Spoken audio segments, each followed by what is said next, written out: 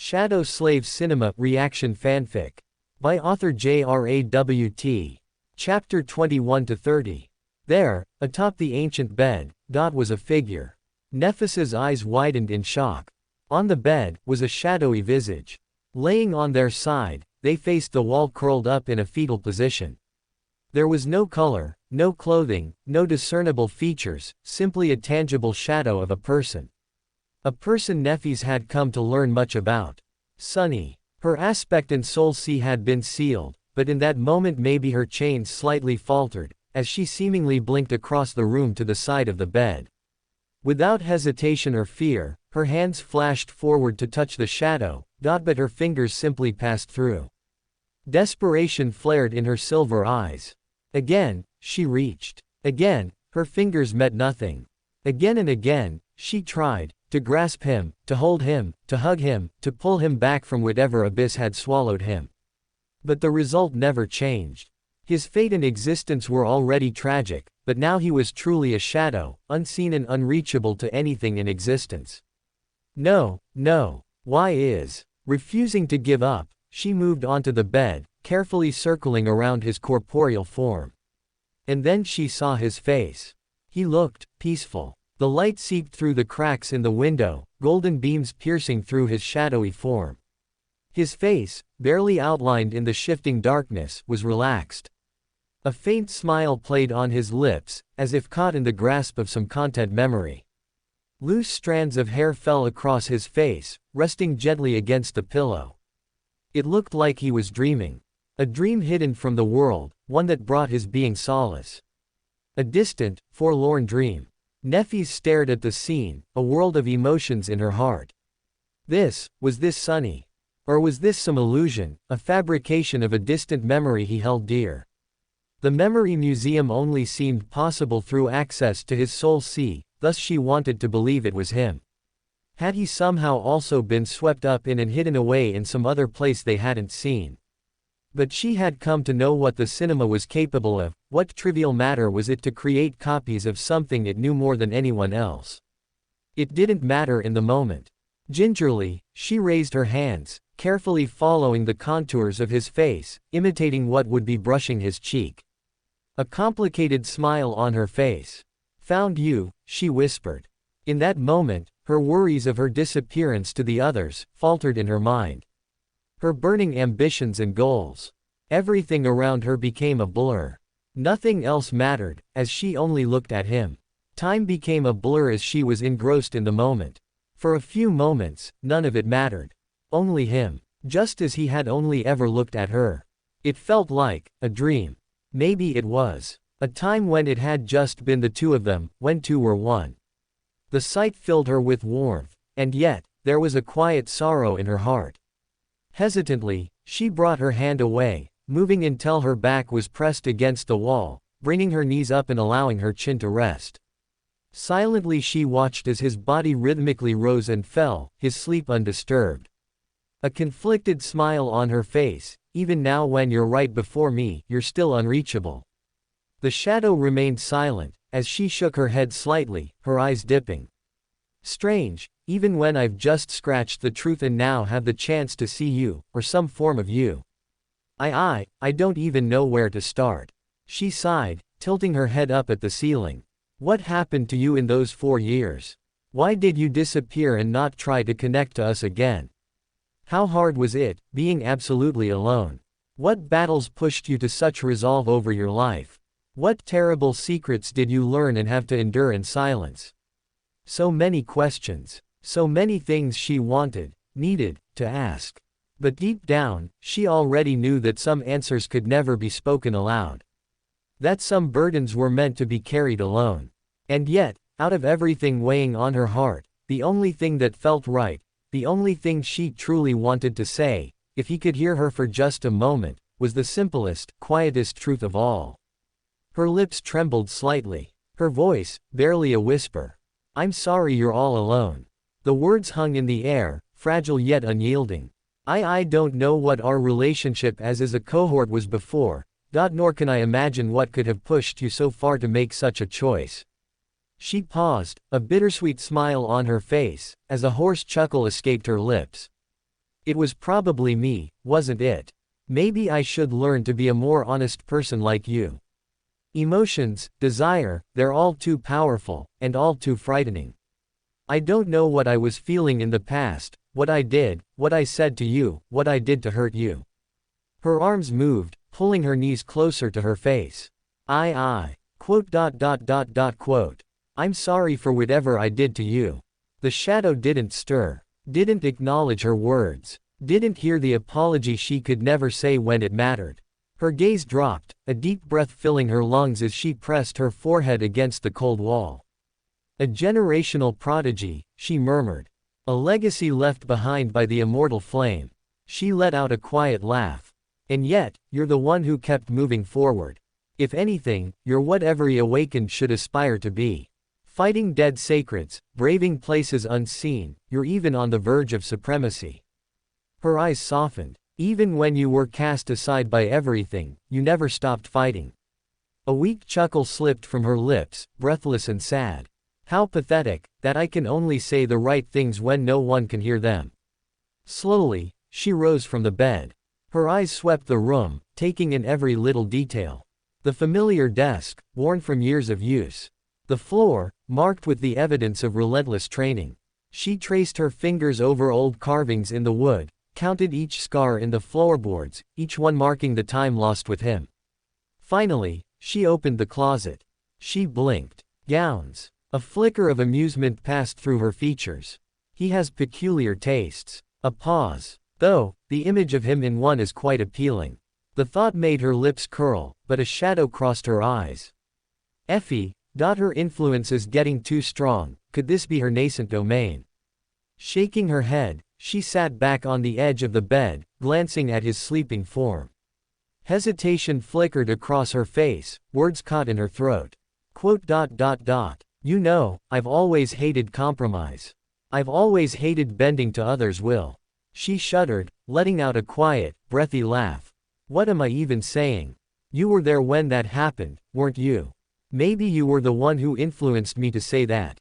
Her hand hovered over him once more, fingers trembling slightly as they passed through empty air. I guess what I'm trying to say is, I just want to promise that I won't leave you alone again. Not this time, not ever. She exhaled softly. I want to know more about you. Quote. More about us. The words hung between them, unspoken yet heavy with meaning. Was this why she had been brought here? So the words and feelings that had been long trapped, could finally be free. So she could be honest with herself for once without the use of a blade. Outside, the golden light creeping through the window deepened, growing richer, warmer. It seeped further into the room, inching toward the bed. She watched as it slowly reached his face, washing him in soft, golden hues. So soon, she murmured. A quiet sigh escaped her lips. Neffis hesitated for only a moment before moving, positioning herself to lie down beside him. She turned onto her side, resting parallel to him, her gaze tracing his peaceful expression. A memory flashed in her mind, the Sunfis lounge. The image of them sleeping side by side, embracing each other lovingly, lost in quiet comfort. They erased you from history. Stole your name. Cast you aside. Her silver eyes gleamed. But I'll find a way. Just like the nightmare spell, I'll rip fate apart, burn down the tapestry that refuses to accept you. If that is my will. She paused, an estranged image flashing across her eyes, her lips curled faintly. No, if that is our will, who dares to stop us? She reached out, resting her hand beside his, fingers twitching slightly. The light crept higher, swallowing them both in warmth. As it reached his face, a single tear slipped from her eye, trailing silently down her cheek. And as the light finally consumed them, her voice, soft, steady, filled with quiet determination, broke the silence. I'll bring you home. Asterisk asterisk asterisk asterisk asterisk asterisk asterisk. In the Memory Museum, a collective crowd had now formed at the back, including everyone from all rows. Cassie turned her head back to the case containing the crown of dawn, her brows furrowing behind the cloth. She looked around, scanning the crowd in confusion only to slightly jump as she found Neffis suddenly standing next to her. Like she had magically appeared. When did you become an assassin? When did you get here? Why did you have to scare me like that? Neffys remained motionless before shuddering, slowly turning to her, a complex look on her face. Cassie knew the look well. What did you do? Neff stared at her blankly. Me, I did nothing. The remark earned a scoff from Cassie as she crossed her arms. You know you're a terrible actor, right? Neffys humbly nodded. I know. So are you going to tell me what happened? Cassie pressed. Neffys remained silent, her eyes shifting as she seemed to remember something. Perhaps it was something precious, as her lips faintly curled. Who knows, she whispered. Cassie stared at her, but didn't press. She could tell that whatever it was, made her happy. A rare sight that warmed Cassie's heart. It was a bit hypocritical for her to keep prying anyway. After all, she had hidden quite a number of secrets herself. Maybe we should both learn more about honesty from Sunny. Not too far away, by Rain's feet, her shadow stared with wide eyes. It shifted and convulsed, tormented by not being able to speak what was on her mind. It remained glued to her feet, trapped and silenced, maybe for the better. It had quite a lot of things it would like to say. Liars, cheats, swindlers. She just appeared out of thin air, how could you not have seen it? Not like I was ogling her and keeping close attention every moment, it's only natural to keep tabs on your cellmates. But its lampooning was for naught, as everyone's focus remained fixed on 4 particular centered displays, that clearly implied a significant value. It crossed its arms, grumbling silently. You better hope I remain trapped like this. As the crowd now became whole, the light seemed to strangely shift in the room, focused on the display cases like a spotlight. Quite a theatrical scene, but it wasn't needed. They were more than curious. Inside the glass, 4 relics lay in solemn rest. The first, a delicate silver bell. Small, unassuming, yet eerily compelling. Intricate etchings coiled around its rim, forming an elegant dance of winding vines and blooming flowers. Its luster had not faded, but the crude, worn leather string attached to it spoke of a history long and arduous. A thing once treasured, now resting in quiet dormancy. To its right, armor of night itself. Onyx black, its surface seemed to drink in the surrounding light, devouring it hungrily. A sleek design, built for both defense and unrelenting offense. The shoulder plates bore rows of malevolent spikes, warping its silhouette into something almost monstrous, as if forged not by human hands but from the remains of some ancient demon. Beside the darkness lay an undeniable contrast, a blade bathed in cold, luminous silver. A longsword, classic in its craftsmanship, yet wholly unlike any earthly weapon. The cross guard stretched into the shape of curling wings, pristine and pure. But the blade itself, it was no mere metal. It resembled ice, cold, nebulous, a frost so deep it could extinguish the fiercest infernos. And finally, the centerpiece of them all. The mask. It did not rest inside the case. It ruled it. A twisted creation, its presence alone heavier than the air they breathed. 3 jagged horns spiraled upward, a snarling grimace stretched across its surface, teeth overlapping in grotesque symmetry. And the eyes, or rather, the absence of them. Hollow, endless pits where sight should have been, swallowing light, thought, and reason alike. It stared at them, or perhaps, it made them believe it did. A nameless dread crept into their bones, an unshakable weight pressing down on their very souls. This was no mere artifact. This was a piece of something far greater, far darker. A remnant of the unknown. The mask of the Weaver.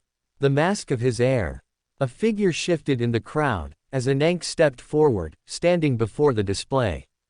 Her eyes shook, as she raised a shaking hand, brushing the glass.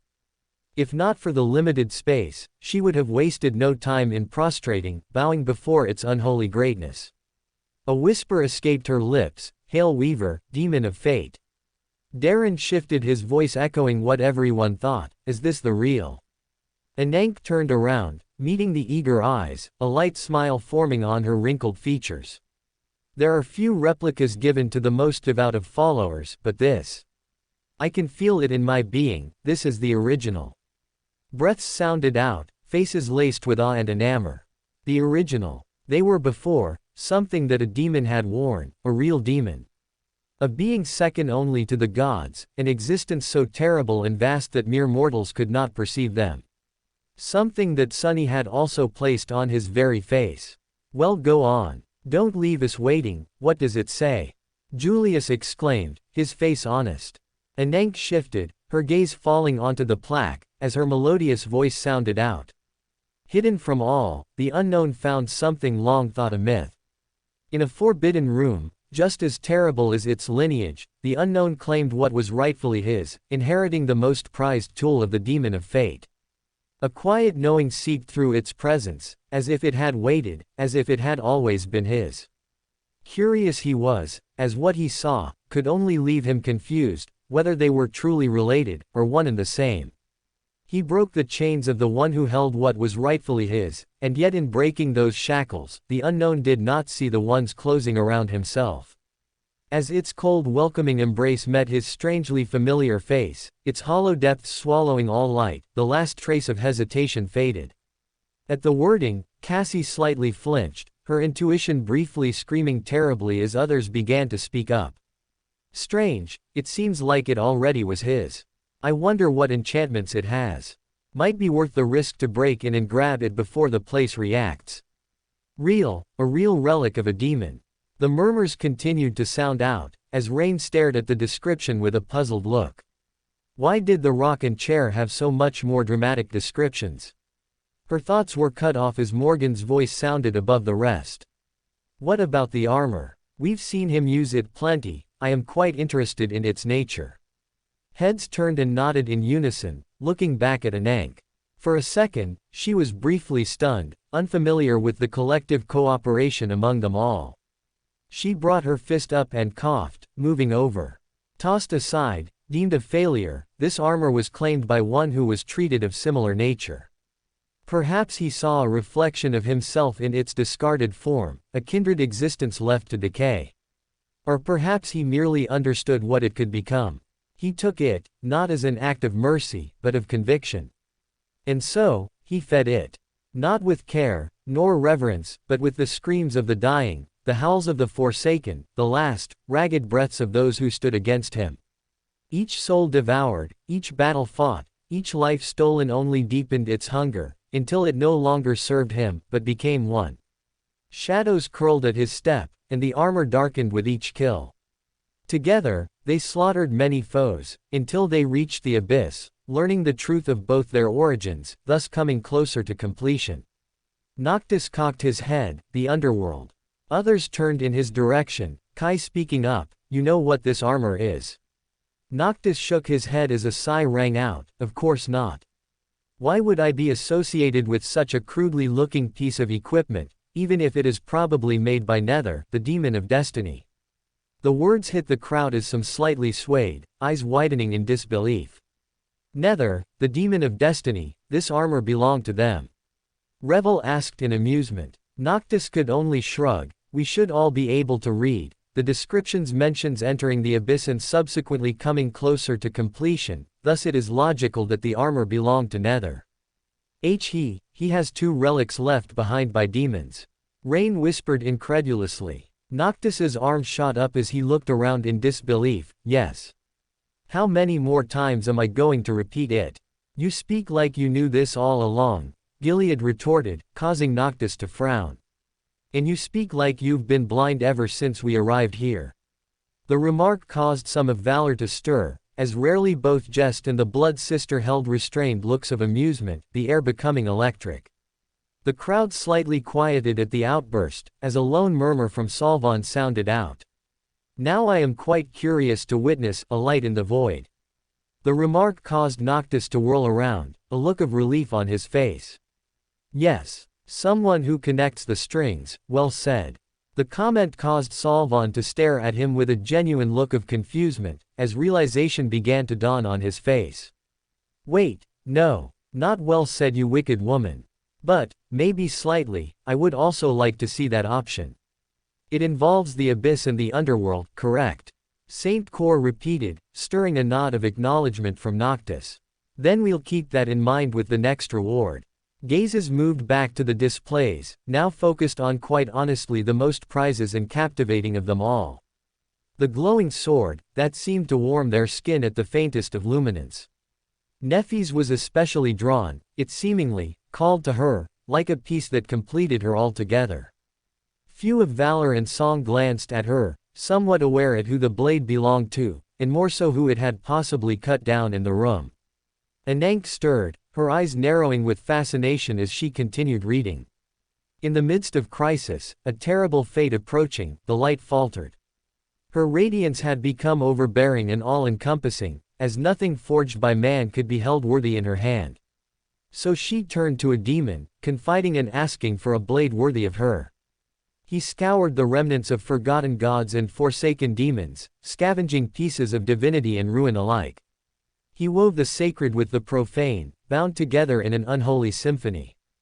A craft that stirred even the spell. Through blood and sweat, through will alone, he shattered the unbreakable. He defied the impossible. And in the end, he forged something the world had never seen, and had yet to fear. A blade of flawless brilliance, limitless as the one who would wield it. Cold as divine judgment, sharp as the severance of destiny itself. A weapon of blinding light, yet born from the hands of one the world had cast into shadow. How ironic, that something so pure, so perfect, could be brought forth by one deemed unworthy. How fitting, that a weapon destined to reshape history was wrought by the hands of the unknown. Slowly, gazes turned to look at Neffy's, who was doing her best to hide a smile. A blade that she could wield without holding back, one that matched her radiance and potential. She was giddy at the thought of wielding and dueling with it, and more so that she couldn't hold it. And why was it so sweet? To go to such lengths to create a blade that she could wield and cherish, it was just so terribly bittersweet, her heart couldn't help but beat a little quicker. But a more important question formed in her mind, as her eyes narrowed. This is something that he's made in the future, and yet, it's here. We've come to see what this place is more than capable of, Saint Elise said eminently, shrugging her shoulders in emphasis. Neffy shook her head. It's just strange, how it has everything he has collected to detail, as if it has access to his soul sea. You suggest that he's possibly here but hidden. Morgan echoed, causing everyone to slightly lean forward in suspicion. Neffy subtly nodded, as Cassie frowned in silent realization. It's an honest possibility. Gods. I cannot imagine the embarrassment, let alone the explanation. Effie laughed. Jet slightly elbowed her. The explaining you would have to do. Why me? Effie retorted. Jet raised her finger as she prepared to berate her, but faltered, pausing as the possible scenario ran in her mind. Slowly, her hand lowered as she shook her head. No, anyone but you will do the explaining. Effie frowned in offense. What's wrong with me? The silence was agonizing as she looked around, the others motionlessly staring at her, gazes of contempt and sympathy. Only Mordred was uninterested as he looked into the distance. Ling looked at her with bright and proud eyes, as he tugged on her pants to be lifted onto her shoulders. Julius coughed. Ah yes, quite the craftsmanship, but may we learn about the final piece before this place perhaps kicks us out, like a rushed author. Anank didn't wait for confirmation as she moved towards the last case, containing the mundane-looking bell. The beginning after the end, what was meant to happen and doomed to progress. In a forsaken piece of land, a warrior and a slave walked the same path. The warrior had everything, and would come to make everything bow to his will. Two beings, too great to coexist. Two paths that could not share the same ground. One had to fall. Fate watched with disinterest, expecting the ordained outcome, until the world trembled at the impossible. Against all odds, the slave rose. And in the end, the warrior, once promised the world, was left broken and discarded, his future devoured by the one who was never meant to have won. The slave stood victorious, not by divine will, nor by fate's mercy, but by his own relentless hunger. Crawling onto the steps of a long-forgotten temple, he raised his voice to the silent heavens. The gods, who had long turned their backs, listened. And in the abyss of that forsaken place, something answered. Looks became mixed between shock and puzzle. This was his first trial. Julius murmured. Saint Cor nodded, it seems so, and ties into the earlier statement of how he was a slave. I don't think it was just earlier, Nefis commented quietly. Enenki's gaze remained fixed on the plaque, her fingers gently brushing against the glass as if expecting the words to shift beneath her touch. A warrior promised the world, left broken, a slave who was never meant to have a future, rising to claim it. What does that make him now? A mistake, Cassie whispered, her voice barely audible. Heads turned toward her, some with curiosity, others with unease. She exhaled, glancing at them all. I don't mean it in a bad way. It's just, he wasn't supposed to be here. He wasn't meant to survive. Every step he's taken has been against what was written. Fate didn't guide him. It tried to erase him. And yet, here he stands. Saint Cor's voice was steady, but his golden eyes gleamed with something deep, respect, perhaps, or wariness. Which means fate isn't as absolute as we once thought. The weight of his words settled upon them, the idea far more terrifying than anything else they had faced. Noctis broke the tension with a sharp laugh. Well, that explains a lot. Always did seem like the kind of bastard to spit in the face of gods. He crossed his arms, nodding to himself. Honestly, I respect it. Should we even be talking about this? I mean, what if something is listening? Rain asked suddenly, her voice hushed, briefly glancing at her shadow which stared back at her. That question hung in the air, its weight palpable. Jet crossed her arms, briefly looking up at the endless ceiling. Something probably is. Julius stirred, bringing their attention back to the more important topic at hand. Ahem, it alludes to the importance of the other person, the so-called warrior, and how they were meant for some great purpose, but somehow, fate changed, and the slave, no, Sonny survived. He paused, looking around. Any ideas? Heads turned and shook in ignorance, no clue about who the person could possibly be, although they should have supposedly left a mark and be well known. Darren shifted, the 9, he knew the 9. The air became still as everyone looked at Darren with wide eyes. What he was implying, God, was too unrealistic. You suggest, he killed one of the 9 in his trial? Jet breathed. Darren paused. Well, he's already killed one, I was more interested in the last part. The gods listened. Windflower murmured in a trance. So, he killed someone he shouldn't and spoke with the gods. In his first trial, Luster yelled. Probably one-sided, the gods are very antisocial, Noctis coughed. Everyone stood in silence considering the information. He had supposedly killed a great devil as a sleeper, and now, he had killed one of the exalted 9 in his mere first trial. The silence was broken by a light chuckle. Seems you weren't too far off, Mordred chuckled, causing Rain to shift. Luster let out a dramatic groan. Great. Fantastic. Any other disasters we'd like to check off while we're Before he could finish his tirade, Kim pinched his rib, causing him to yelp, doing an apologetic bow to the rest. As the silence continued to settle, a click sounded at the front, the door now opening to reveal the hallway. Words now blinking above them. Anything else then? Julius echoed, looking around. A polite hand rose from the crowd, its unusual demeanor causing Salvan to frown. Yes, actually, Noctis deadpanned. He pointed at the blinking words above the exit. Nefis straightened slightly, her sharp eyes narrowing at the notification, a mixture of anticipation and anxiety. Sunfist Lounge and subsequent lounge have been set. Pause has ended. Please return to the cinema. Ah well, the other supposed one. Maybe it will give what the collective audience seeks for once, he chortled, sparking some hidden outraged looks from Cassie and Effie. A different lounge, Morgan murmured. The words remained, now blinking to stress a non-apparent urgency. People looked around before slowly lumbering towards the door. Along the way, they cast lingering gazes at the memories, some more passionate than others. Effie had to pawn Ling off to Anenk again, as she practically had to drag Julius and Rain out, who both practically left marks on the ground. No, my history and secrets. Julius whimpered in an unbecoming manner of a gentleman. Eventually, they all made it outside, as the glorious door finally closed behind them, leaving them in the hall. As routine, they began moving in silence, still unwilling to rattle themselves with the cosmos view, although some were secretly curious. Their curiosity would have to wait for a while, after a well-spaced-out blend between blood and revelation, compared to the earlier convoluted info dump. Some conversed over the memories, while others speculated together in secret. Everyone now had formed their own groups and cliques. All except for Mordred, who paced at the back behind everyone. It was only natural. The museum had been quite interesting, especially that mirror which he found. It was quite fascinating. But overall, it hadn't really interested him. He was more interested in the entity that had been trying to enter the place for the last while. Although he was now mundane, he wasn't human in itself considering his real heritage.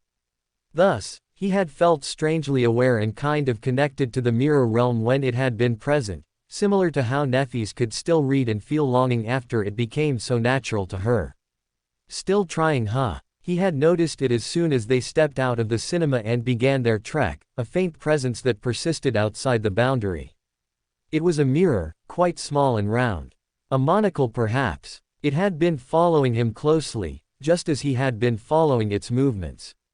Constantly it prodded and moved around, seeming to find a gap or a back door to the place, but its efforts didn't bear fruition. Strangely, it seemed to follow Mordred specifically, as if it sensed and was drawn to him. "Another one of us," Mordred murmured. As they made their way, its presence flared greater than it had before dimming and disappearing, seemingly giving up and losing interest. "Ah, try harder." Mordred's lips curled, as he playfully swayed side to side. "Interesting, this damn place is so endearing." Just as before, they arrived and re-entered the cinema, taking their respective seats as the screen blinked with the statements. "Please select viewing choice, Shadow of Godgrave, or Smile of Regret." The others leaned back in silence as Julius rose, per usual, to address the crowd. "We now have 3 questions remaining, with one reserved, of course, for the context. Does anyone have suggestions?" Darren shifted, voice even. "Ask whether the warrior was related to the 9. Julius scanned the room, noting the silent nods of agreement before looking to the screen. From the Marvelous Memory Museum, the warrior mentioned in the description of the bell was such a warrior related to the 9. The screen blinked, then flickered, and then, nothing. The tension snapped as Rain let out a sigh, half relief, half disappointment. "Well, that's a no, I guess." Julius shook his head. No. If it refused to answer, it might mean the information is sensitive and it doesn't want to reveal anything early. "Seems plausible," Gilead murmured. Julius nodded vigorously, pleased when another person spoke up. Sishan stood. "Ask whether those seen in the Memory Museum are all he has created, or if there's more." Julius frowned. "But we saw the future sword. What sense would it make for some things not to be included?" Sishan folded her arms. "The sword was from a near future. But a distant future. That's another story. The museum may be taking precautions not to reveal too much. Or," Noctis added, smirking, "maybe some of the stuff he made was too overpowered for this place to replicate." "Commendable," Julius barked, practically bouncing on his heels.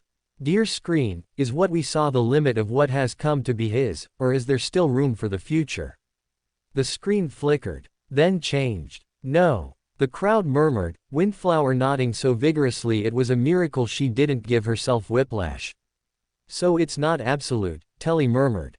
Julius clasped his hands together. "Well, now, what about the last question?" For once, no one spoke. They were all caught in the silent struggle of what to prioritize. But before anyone could think too hard about it, Effie stood abruptly, and signature grin on her lips. "Ask if the other lounge is relationship related." The room fell into stunned silence. Jaws dropped. Neffis's head snapped to her, eyes wide. What are?" Effie cut her off with a wave of her hand. "This is merely in your best interest, princess." Another lounge was mentioned, and I can't help but dread the idea of another challenger. As the loyal Sunfist fan and woman of modesty I am, I must investigate. She leaned forward, voice teasing. "Besides, there's still that little speculation about Saint Gal. For a split second, she could have sworn Nephiz's face dropped in despair before a polite cough from the second row cut through the moment. Julius was staring at them.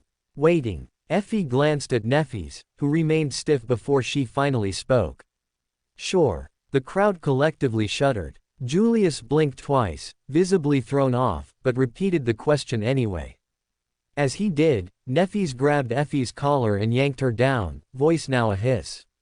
Why are you wasting such precious questions? Effie snorted. Every word that comes out of this mouth has meaning, whether one is great enough to recognize it. Nephiz's glare darkened. Get to the point. Effie grinned. I'm simply clearing the silly speculation about there being another woman to make you feel at ease. It's not like. The screen changed. Yes. Silence. Absolute, gut-wrenching silence. The air itself seemed to quiver. The collective dread was so thick it could have been sliced with a blade. Beastmaster and Morgan, rarely ever in unison, wore identical expressions of absolute amusement. Nephiz turned to Effie ever so slowly. At least you have an answer. Effie squeaked. Jet leaned over as if desperately trying to do damage control. Hey, it mentioned a relationship, but that could mean anything. It doesn't have to be, you know, romantic. Nephiz only stared blankly ahead, expression unreadable. It was a logical argument. And yet, why did it make her feel slightly pained? Anxious. Meanwhile, Rain was internally spiraling. She glared at her own shadow. You, debauchery. Lecher. You have Nephiz, and yet there was someone else. The shadow stared back at her in silence. Strangely, it seemed equally confused. Rain shoved herself further into her seat, dazed. My own brother, no. He did no such thing. Nephiz would have killed him if he had. Quote. But he was forgotten. Across the room, Kai, sensing the situation was rapidly devolving, quickly turned to Julius and threw a panicked glance. Julius could more than easily read the room. What is the context behind the new viewing option? He exclaimed, far too loudly. Bless his soul. The screen changed. In a world of ice, a shadow strayed, through endless white where echoes fade. A specter bound by duty's call, seeking yet to heed it all. But fate had stitched a wicked thread, a trap was sprung, the path was dead. He warned, he pleaded, cries in vain, yet none were spared the creeping bane. One by one, they slipped away, like fleeting ghosts in winter's sway. Their names erased, their footprints gone, till naught but dawn. And when the last light lost its glow, when silence struck with bitter woe, he turned and fled through endless white. His frozen tears lost in the night. Antarctica. They silently stared at the statement, as it seemed to cry in pain, wishing for those lost to be seen. Some gulped, as others averted their eyes silently. Most of them had been involved, and even if they hadn't, they knew the weight of losing their own who followed them. So, should we save it? Kai murmured. Nobody spoke up, unsure whether to accept or reject the offer. No, Jet echoed. Kim stared at her with wide eyes. No. But you were also there. Surely you won. I said no. Jet barked, cutting her off, as she turned to the crowd. This was related to Antarctica, and I have a hunch it was with the issue in the Western Quadrant, where there was an incident with a research base. Anank looked at her solemnly. What happened? Nothing, Jet murmured. Everyone and everything there disappeared, like they never existed. Morgan's eyes narrowed. Would this not be logical to learn about the enemy? Jet glared at her dangerously. No, there wouldn't be, you heartless ingot. It described that he was helpless and watched everyone disappear before him. We wouldn't learn anything, apart from seeing him suffer more. Quote. He's done enough. Morgan held her gaze as the rest of Valor shifted ready to move. But she didn't budge, simply turning away, a look of boredom. Jet glanced at Kim and Luster, before turning back to the crowd. If there is any notable information regarding events that happened in Antarctica, then I will mention and advocate for it in the future.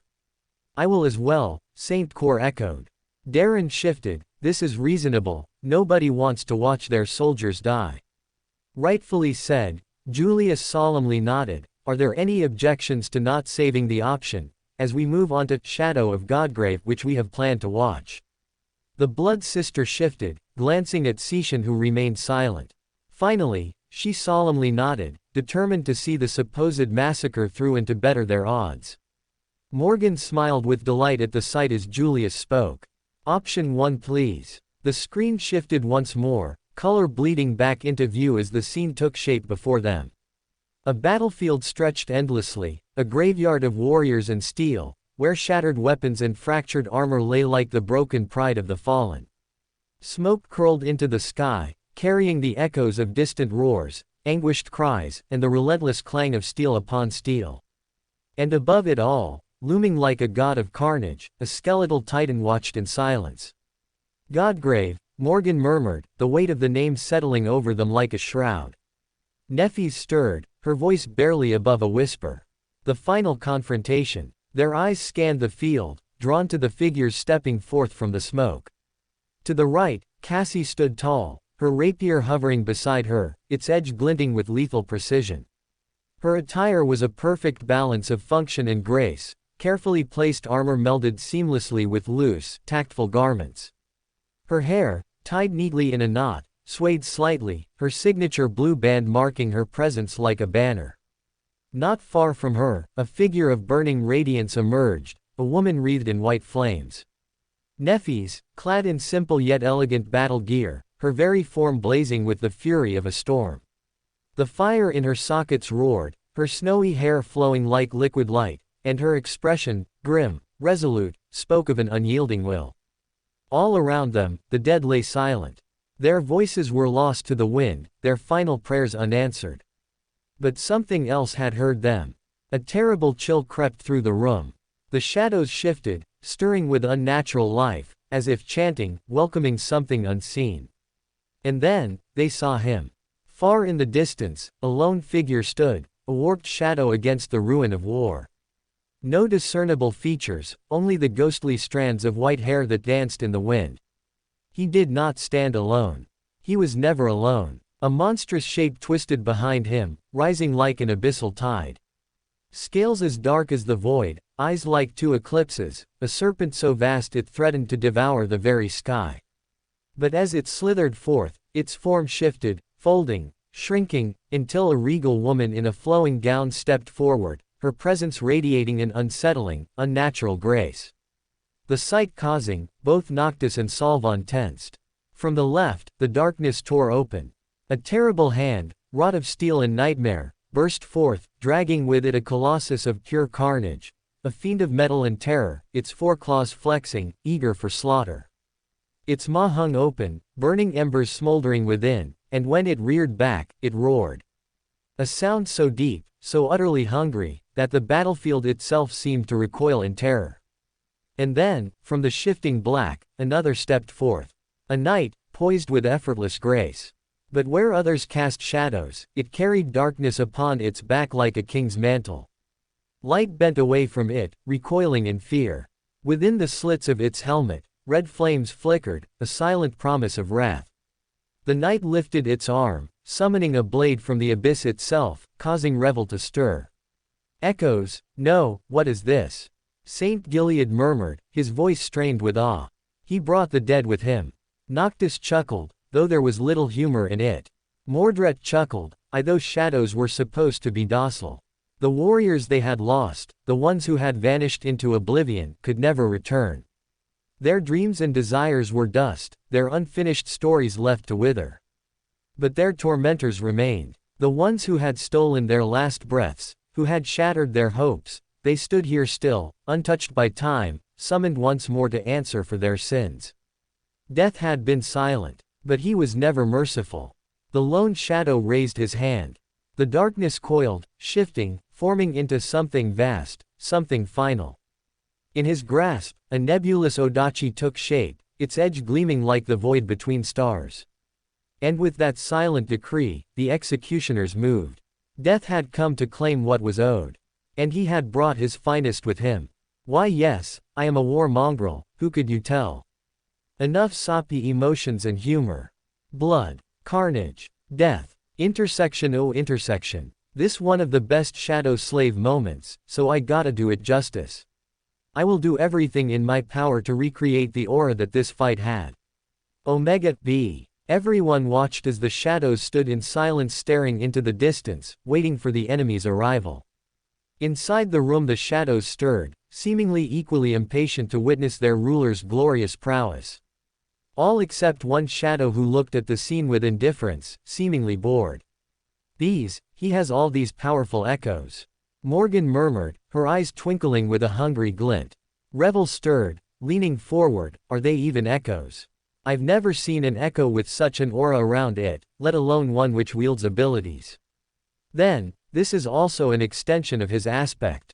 Kai whispered in awe. Nefis silently stared at the strangely familiar dark night as flashes of her past resurfaced. The grueling memories of her helplessness in her second nightmare, as she watched the stone beings she lived, get devoured by the darkness. There was no mistaking it, the night was indeed identical to the humble stone creatures, albeit more sinister and seemingly completed. A survivor. Effie glanced at Nefis, the aloof banter having left her face as she now analyzed the situation with seriousness. Her eyes passed over the daunting echoes, as she read Nefis's gaze. You recognize them, she mumbled. Nefis briefly nodded, gathering her words. Yes. I recognize the night, or I assume their name is Saint. I was surrounded by identical beings in my second nightmare. She paused, her eyes dipping. I had assumed they were all massacred, she whispered. Effie winced, rubbing the bridge of her nose. The jokes, meant to build camaraderie, to break the tension, to spark a laugh, suddenly felt like stones hurled into a quiet lake. She hadn't meant to strike a nerve. She also had a past she didn't look fondly upon. Her smile returned, gentler this time. Well, no need for rivalry, then. Guess that makes you sisters of a sort. Nefis turned back toward the screen, her expression unreadable. But to Effie's quiet relief, she noticed the shadow in her friend's eyes slightly lifted. On top of having so many abilities, he also can create such creatures. Jet mumbled. Noctis snickered, well, he is of shadow is he not? I'd expect only the finest of shadow creatures to serve such a treacherous fellow. Heads turned in his direction, the attention causing his skin to seemingly brighten in the dark room, as he glanced around with a whimsical smile, seemingly waiting for questions. Julius was naturally first. Shadow creatures you say? I am not quite familiar with these types of nightmare creatures. Noctis looked at him with a comical smile. Nightmare creatures. Bah. Shadow creatures are the worst of the worst. The faces of the audience dropped. Telly weakly smiled. Why you mean, that they're far worse than nightmare creatures? Like at the rank of cursed and unholy, or did they have their own rank? Noctis's face became even more confused, like a teacher unprepared for the module. Briefly, he glanced at his only assistants, Salvan, but she didn't even acknowledge his existence nor look at him. Clicking his tongue in annoyance, he turned around. Strange, as a civilization with wonders such as flying trains, I really like that vessel, you seem to have neglected your education in history. As the words left his tongue, Julius visibly became tomato red, his brows aggressively furrowing as he raised his finger. But as the respective elder, Noctis cut him off and continued. Shadow creatures are quite treacherous, they're neither dead nor fully alive, as they wield abilities similar to living beings and do as they please. Darren frowned, you speak as though you are greatly familiar with such creatures. Alas, I have, Noctis sighed, placing a dramatic hand to his heart. Especially with one conniving horse who enjoys tormenting others with cursed tricks. He let out a low chuckle. In fact, I can easily picture our dear Sonny getting along with such a delightfully treacherous shadow. He looked at Kai, his grin widening. Who knows? Maybe they met in your second nightmare. A ripple of unease swept the room. Some couldn't help but glance at Kai, the reward title, an eternal nightmare, briefly flashing through their minds. Then a calm voice cut through the tension. That's beside the point, Sishan said coolly from the third row, eyes narrowing at Salvan. What does this mean for these beings as shadow creatures? And why can they mimic others? She paused, glancing at the screen. Albeit in a crude and imperfect way. Her question brought a rare smile to Salvan's lips. Noctis visibly shuddered at the sight and quickly turned his attention back to the screen, forcing a grin. Shadow creatures are peculiar, he said. They are singularities, unique beings that bind themselves to one they deem worthy. They grow with their master. Evolve. Reflect their power, just like a shadow should. A cold hush swept over the room. Realization dawned on several faces, their eyes widening in quiet horror. Seeing it, Noctis sighed dramatically and slumped back in his chair, a knowing smirk tugging at his lips. You guessed it. These beings rise in proportion to their oh-so-terrible master. He pointed lazily toward the looming figures on the screen, voice dipping to a murmur. As if being such a terrible calamity wasn't enough, the greedy shadow is harboring a growing force of calamities. Finally, the Saints of Song finished their approach. Beastmaster was standing right in front of Sunny, still remaining a safe distance away. Lonesome Howl was to her left, while Silent Stalker was to her right. None of them had assumed their transcendent forms yet, so Sunny could see their expressions quite well. Lonesome Howl seemed relaxed and impatient to fight, but there was a hint of sober caution behind her carefree squint. Silent Stalker was cold and gloomy, looking at him with a dark, impenetrable impression. Her piercing gaze was sharp and heavy. Beastmaster, however, appeared to be in a good mood. She looked at Sunny with a beguiling smile and spoke in a calm, husky voice. The infamous Lord Shadow, it is a pleasure to finally meet you. I've heard so much about you, after all. I hope that you know who I am. Sunny just stared at her silently, his figure radiating a sense of coldness, ruthlessness, and dread. Eventually, he answered with chilling indifference. No idea. Should I? Beastmaster's smile seemed to falter for a split second, but then, she let out a melodious laugh. Allow me to introduce myself, then. I am Beastmaster, Princess of the Song Domain. I'll be in your care today. Sunny tilted his head a little, not saying anything. After a few moments of silence, Beastmaster nodded gracefully. A man of few words, how admirable. In fact, there are several qualities about you that I find worthy of admiration, quite a few, actually. So, I hope you don't mind that I have come to welcome you accompanied by others. Considering your great strength, you wouldn't have wanted Clan Song to humiliate you by only sending 1 or 2 saints here, would you?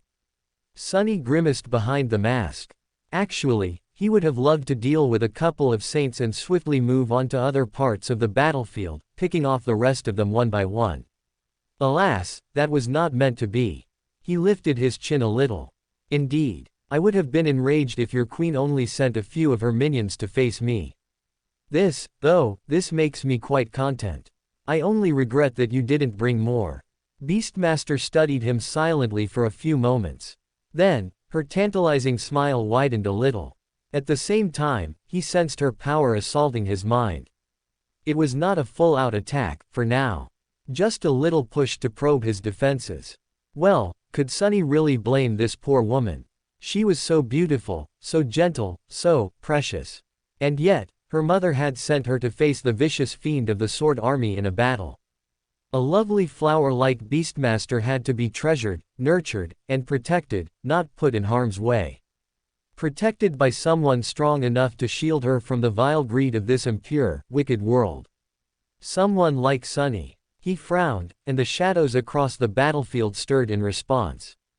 As the scene and the dialogue progressed, faces of both Song and Valor began to frown, sometimes throwing brief glances towards the first row as if in anticipation of something happening.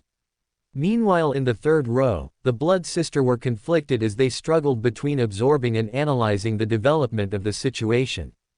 But every moment they tried to do so, Beastmaster's words seemed to punch them in the gut, as they felt an unusual wave of nausea. Beastmaster herself was utterly enthralled, her wide eyes glued to the screen, a mad grin slowly stretching across her face. Charmer, she murmured, voice dreamy. A man with such a way with words. Silent Stalker frowned beside her, concern tightening her features.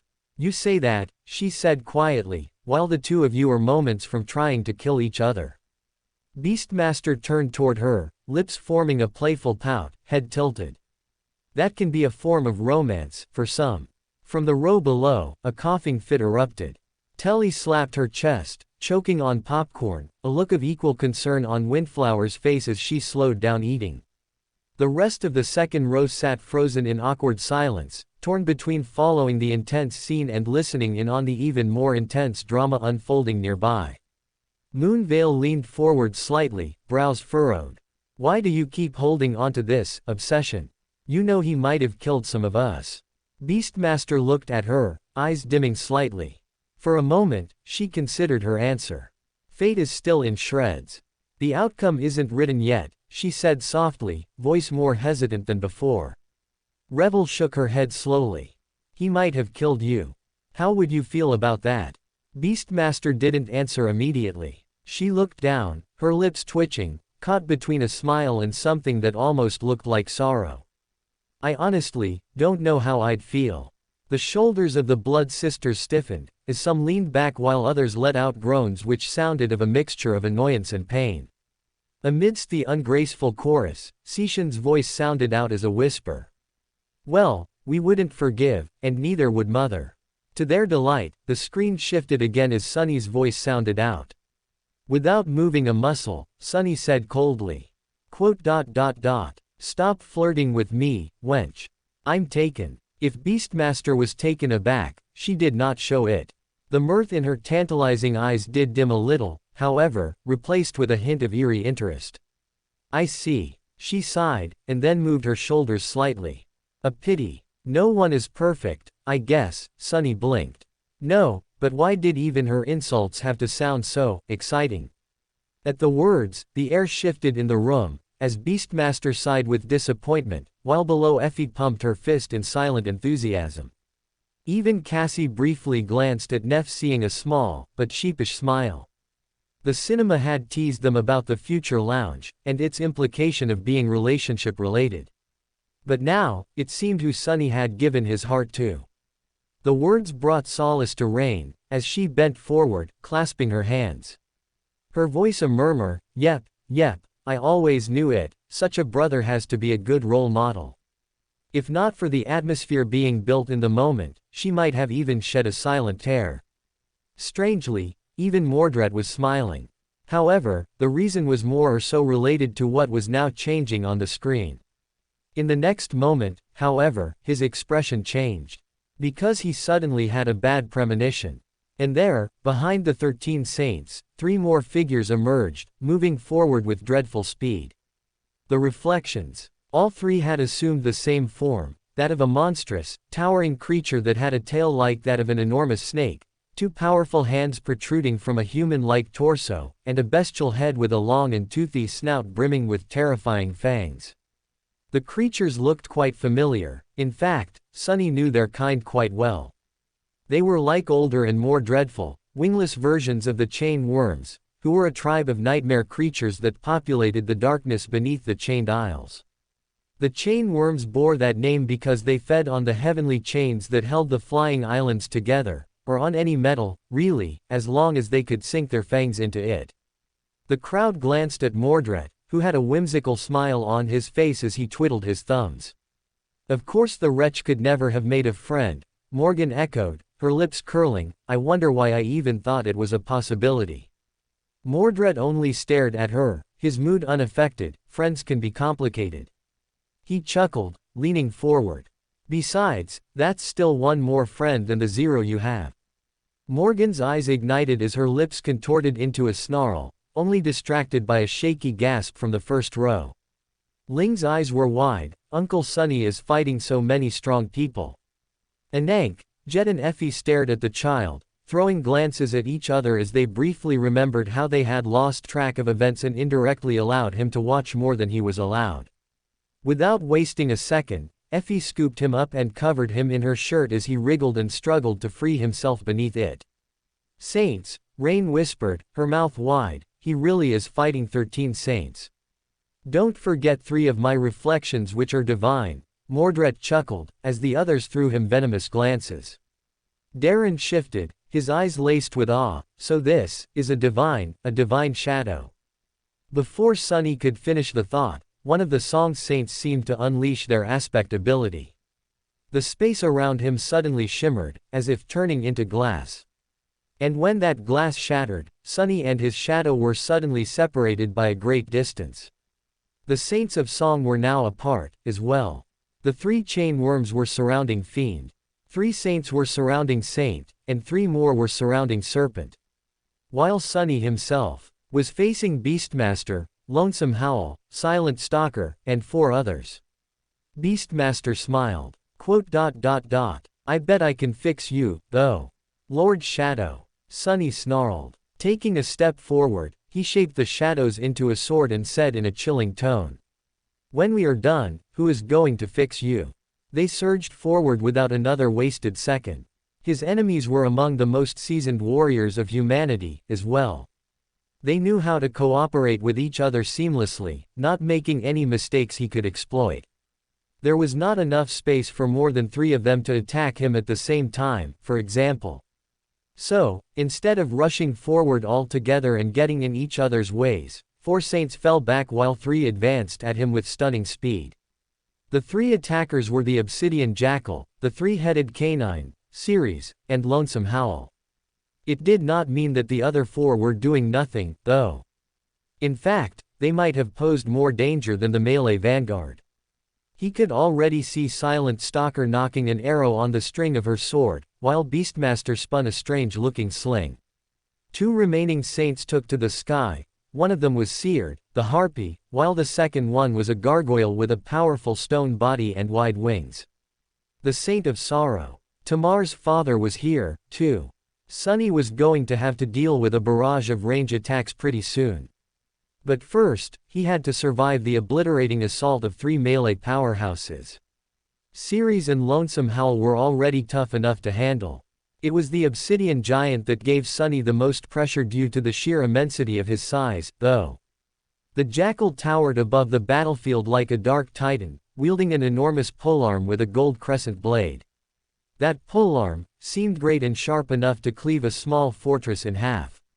Watching the towering giant barrel at him with murder burning in his bestial eyes, Sunny felt like an ant. He was suddenly annoyed. This scene reminded him of facing Goliath for the first time. Those were not happy memories. And although the Obsidian Jackal was truly blameless in that regard, he was going to pay for making Sunny remember something so unpleasant. Let's see which one of us is the ant. As the bestial giant approached, Sunny was suddenly enveloped by a tide of shadows. And then, a colossal figure forged from pure darkness rose to meet the giant face to face. Face became shocked as eyes widened, even Darren showed a brief look of amazement. Jet noticed movement to her side, as she grabbed Ling, just as Effie shot up.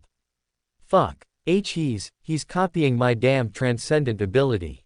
She yelled. Is there any limit to what he can copy?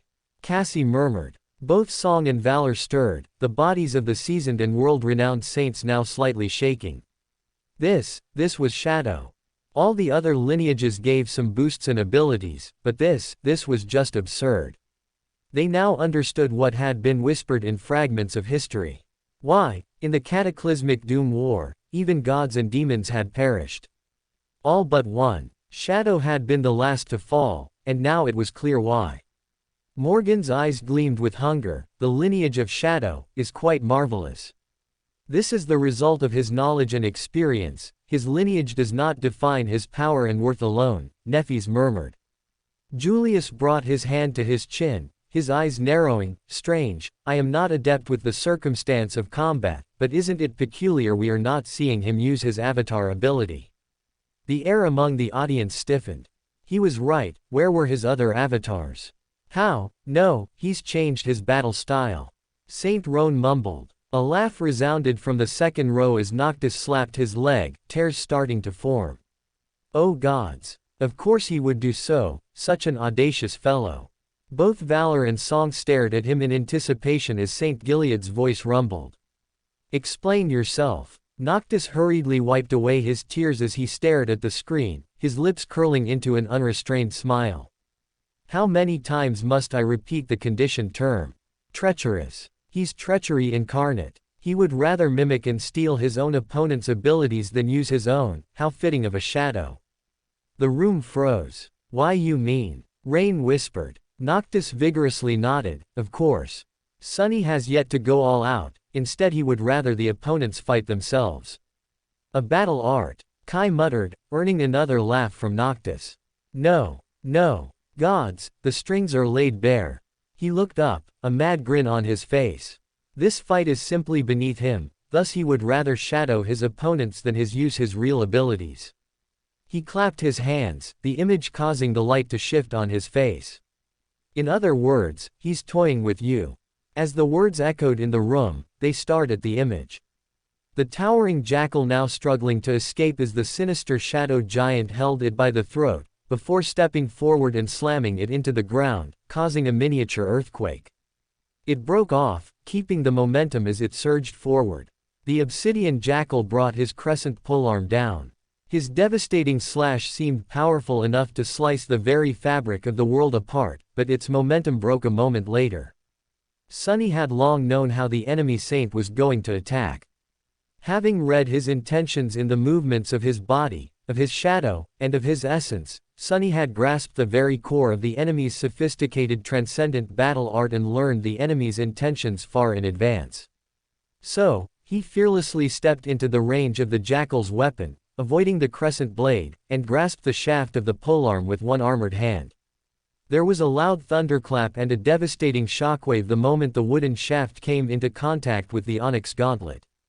As its momentum was instantly drained, Sunny's feet were suddenly enveloped by a crimson haze. The blood smearing the surface of the ancient bone had absorbed the dire force of the impact and evaporated, turning into a scorching cloud.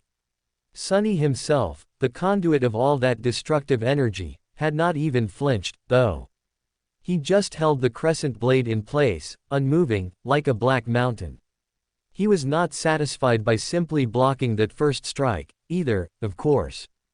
As soon as his left hand grasped the shaft of the crescent polearm, his right arm was already turning into a fist, ready to crash into the skull of the jackal like a fortress toppling ram. Let's see how tough you are.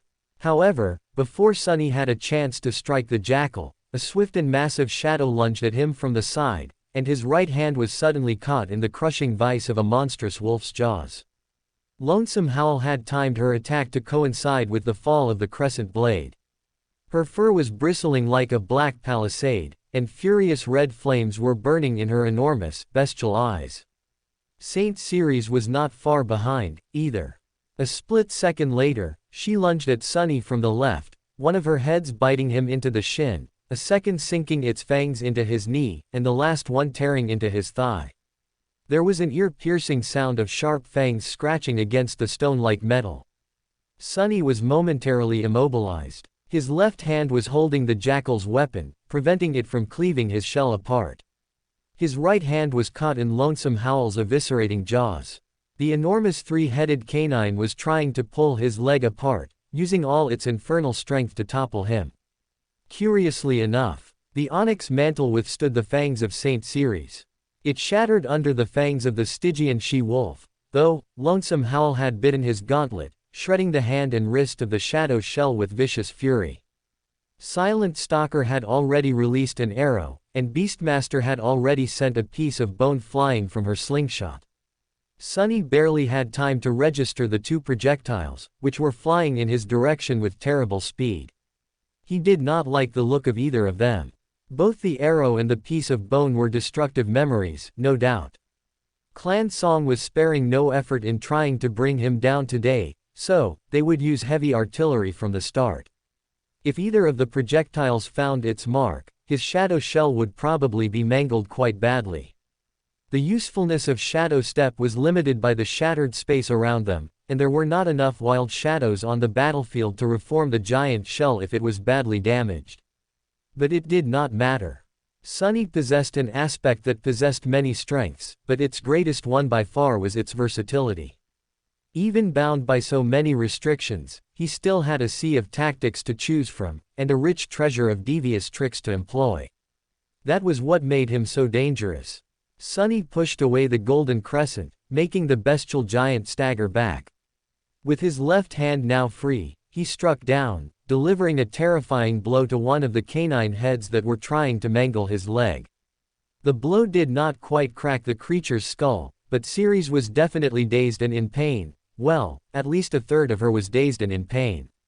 A torrent of blood flowed from one of her crushing maws, and her hold on his thigh grew weak. Using the chance, Sunny grabbed the hill-sized canine by the scruff of her neck. At the same time, he dismissed several elements of the onyx mantle, thus escaping from her remaining 2 sets of terrifying fangs. Suddenly, Ceres was being pulled into the air, her pillar-like paws losing contact with the ground. Deep within the Shadow Colossus shell, Sunny smiled coldly. And then, he hoisted the 3-headed canine up with one hand, placing her enormous body between himself and the 2 incoming projectiles at the last moment. His enemies were far too outstanding to wound one of their own so foolishly. Even though there was only a split second to react, both Beastmaster and Silent Stalker managed to dismiss their memories in time, so all that hit the enormous canine were 2 swirling streams of radiant sparks. So, Sunny did not hesitate to continue with the momentum of lifting her up, and slammed Ceres into the ground with all his dreadful might. The battlefield quaked, and a pitiful whine escaped from all 3 of her bestial mouths. At the same time, Lonesome Howl jerked her head sideways, tearing off his right arm with one powerful motion. A river of shadows flowed from the stump, pouring down like a dark waterfall. And the obsidian jackal had already recovered by then, bringing his golden polearm down once more. Only, this time, Sunny had no time to dodge it, and no opportunity to block its descent. So, he did not. A moment before the crescent blade cleaved the Shadow Colossus apart, it simply fell apart on its own. His onyx armor parted, and the inky black body beneath parted, as well. For a few moments, there was a wide chasm separating the right side of the shell from its left side. The polearm plummeted through this chasm, not dealing Sunny any damage. And the shadow shell simply mended itself as soon as the golden blade passed. By the time it plunged into the crimson haze and crashed into the surface of the ancient bone with a deafening thunderclap, the Shadow Colossus was as good as new. Well, it was still missing a hand. But otherwise, his body was whole and undamaged. Finally, Sunny had always been a bit envious because of failing to learn how to perform this trick. Fiend had used it against him all the way back in Antarctica, after all, but despite having slain him there, Sunny, the vengeful imp's new master, never managed to figure out how to partially turn his body into an incorporeal shadow himself. Granted, this time, he had not just turned a part of his shell intangible, he went a step ahead and created a physical breach in it. Otherwise, there would have been little sense in doing it at all. Sunny possessed plenty of ways to cut intangible enemies, and the Saints of Song would have their own ways, as well. Regardless, now, finally, Sunny could do what he had wanted to do from the very start. The jackal had not expected that his weapon would meet no resistance at all, so he had put a lot of force into his strike.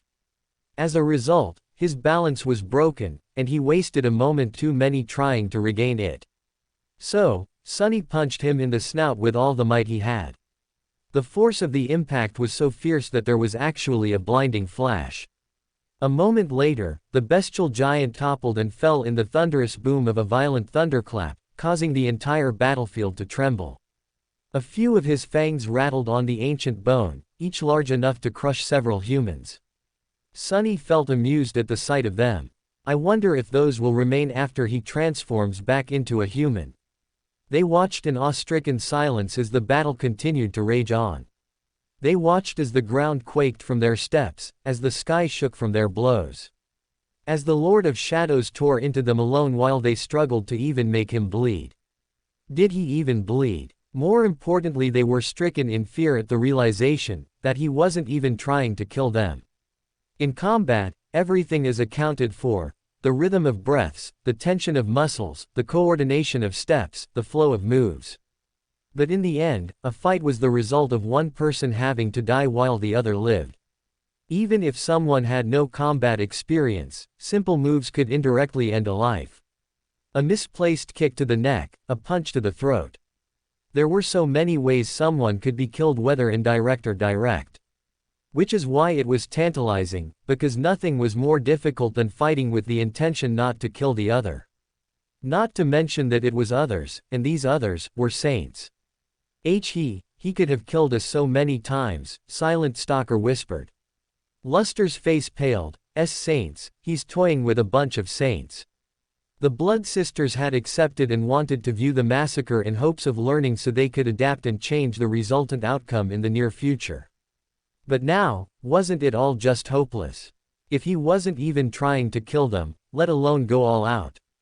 Then what chance did they have? A true warrior, Darren murmured, a proud fatherly smile on his face. The brawl continued as the eyes of Song became more and more gloomy, while Valor seemingly glowed in reverence.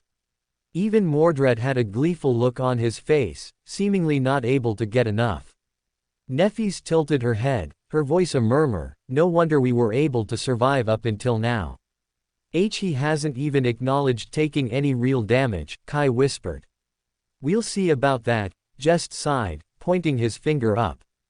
Everyone followed its direction as they noticed something falling from the sky, causing the clouds to swirl.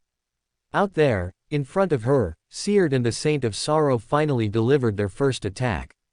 Plummeting from a great height, as great a height as was safe to ascend to here in Godgrave, both delivered terrible blows, which were assisted both by their tremendous acceleration and gravity. Seared tossed a bronze javelin down, while the Saint of Sorrow simply used his stone body as a missile. It was as though the Lord of Shadows had known of their attack in advance. Even slowed down by Bin's mind attack, he moved his towering body just far enough to avoid the mighty gargoyle, as if performing a step of a dance. As for the javelin, he simply raised his face to the sky, allowing that dreadful mask of his to receive the blow of the javelin. There was a flash, and then a devastating roll of thunder. For a moment, it seemed as if the entire world was drowned out by pure whiteness, and as a violent tremor ran through the battlefield, a pillar of flame rose into the sky. When the flash subsided, though, the polished black surface of the wooden mask was whole and unblemished, without even a scratch on it, as if it was far more durable than even the fearsome onyx armor the mercenary saint wore. He didn't even blink, Anank whispered. What, how? He didn't even receive a scratch. Telly yelled. Some damage is unseen, Tiras said flatly.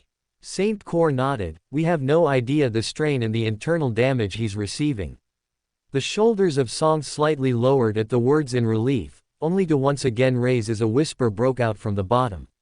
I think it just pissed him off, Rain whispered shakily. Revel pressed forward, her voice low, and why is that? Morgan briefly turned, a maniacal smile on her face, seems he's getting a little serious now. The air became chilly, as on the battlefield Sunny's laugh sounded out, deep and warped. Beneath the dust, his figure contorted and began to change to the horror of everyone. The figure of the beautiful onyx colossus suddenly shrunk a little, becoming a few meters lower. At the same time, it changed, shifting into something far more bestial. Black horns rose from his head like a crown, glistening darkly in the blinding light of the radiant sky. A long tail with an onyx spike on its end whipped through the air. His knee joints seemed to reverse, and his feet grew, enormous claws scratching against the ancient bone. Most importantly of all, his severed hands seemed to regrow, and two more arms shot from his torso, each covered by the onyx carapace of the enchanted armor and ending with sharp claws. A few moments later, a towering, terrifying dark demon was standing on the battlefield instead of a colossal human warrior. Chaotic murmurs began to ring out among the crowd.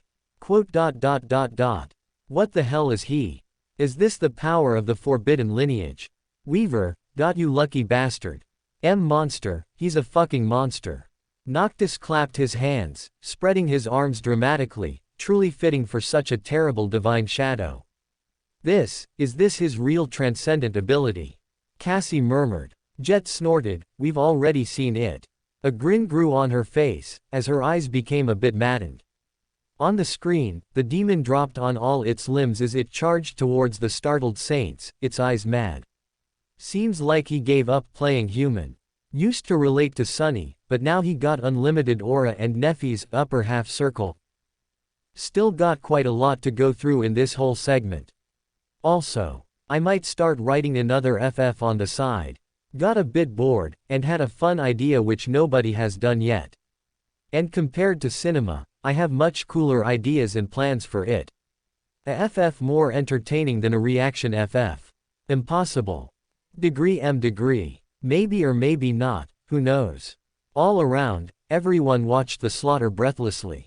The air vibrated with electricity as hands clenched armrests and sweat trickled down necks. Even the shadows around them seemed to stir, cheering and worshipping the demonic deity on the battlefield. Their deity. Their heir. Rarely, even Nephi's and Darren betrayed expressions of shock and admiration towards the massacre. The eyes of both rulers, twinkling with childlike awe, their hearts hammering slightly quicker against their ribs as adrenaline flowed. Strong, so powerful, Nephi's mumbled in awe.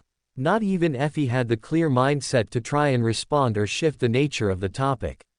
All she could do was stare in awe as Sunny shook the battlefield, her heart and pride torn by the display of power and the contrasting betrayal in his supposed nature. Her eyes twitched, as she let out a sigh, her tone hurt. Gods, of course one battle crazy could only find love with another. Beside her, Ling tugged softly on her shirt, white eyes locked on the screen. Uncle Sunny is so strong. Effie flinched. Memories struck like flashes, Ling tackling him, while he served him bowls of ice cream with a smile. How could the man who hid from the slightest compliment in advance, control death on this battlefield?